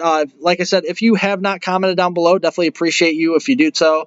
Even in my videos in the mornings, I definitely like looking at comments and questions below, and I answer those questions when I can as well. And like I said, thank you everybody for joining. You guys make this the best. Like I said, YouTube is the best for having kind of a platform like this for us to kind of get all this information out to everybody in a safe and effective manner. And like I said, this is awesome with everybody joining here today. I appreciate it.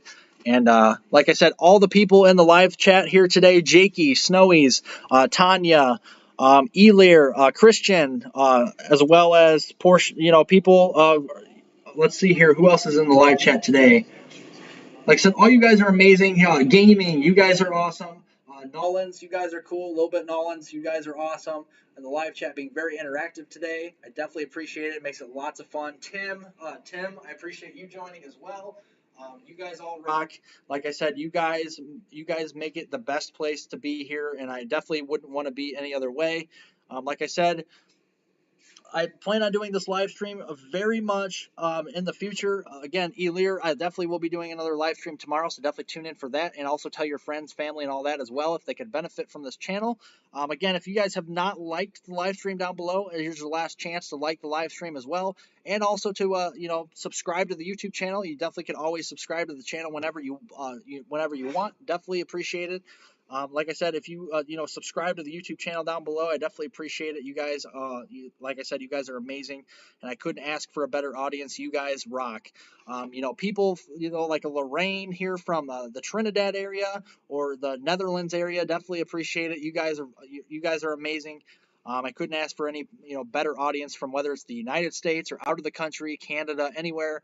You guys rock. So thanks everybody for joining. I definitely appreciate it. And again, if you have any questions, I can answer them here the next couple of minutes for you.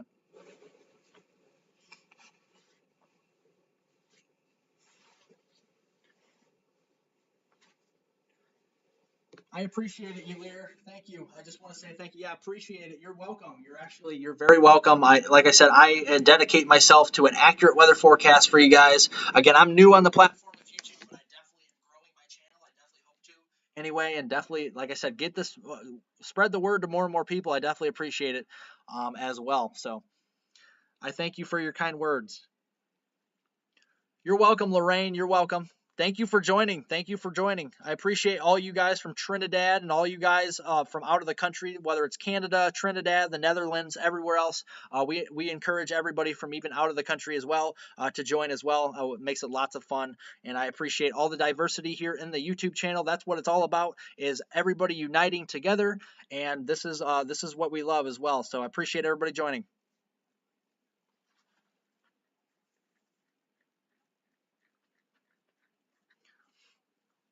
Oh, thank you, Tanya. I definitely appreciate it. Again, I'll be covering the Houston area, the Texas area, again, the whole United States, from coast to coast. That's what I strive to do, as well as southern and southeastern Canada. I'll be covering Trinidad as well, as I have a request to do a 6-day forecast for them here in the next couple videos as well. So that will be something I'll start up as well.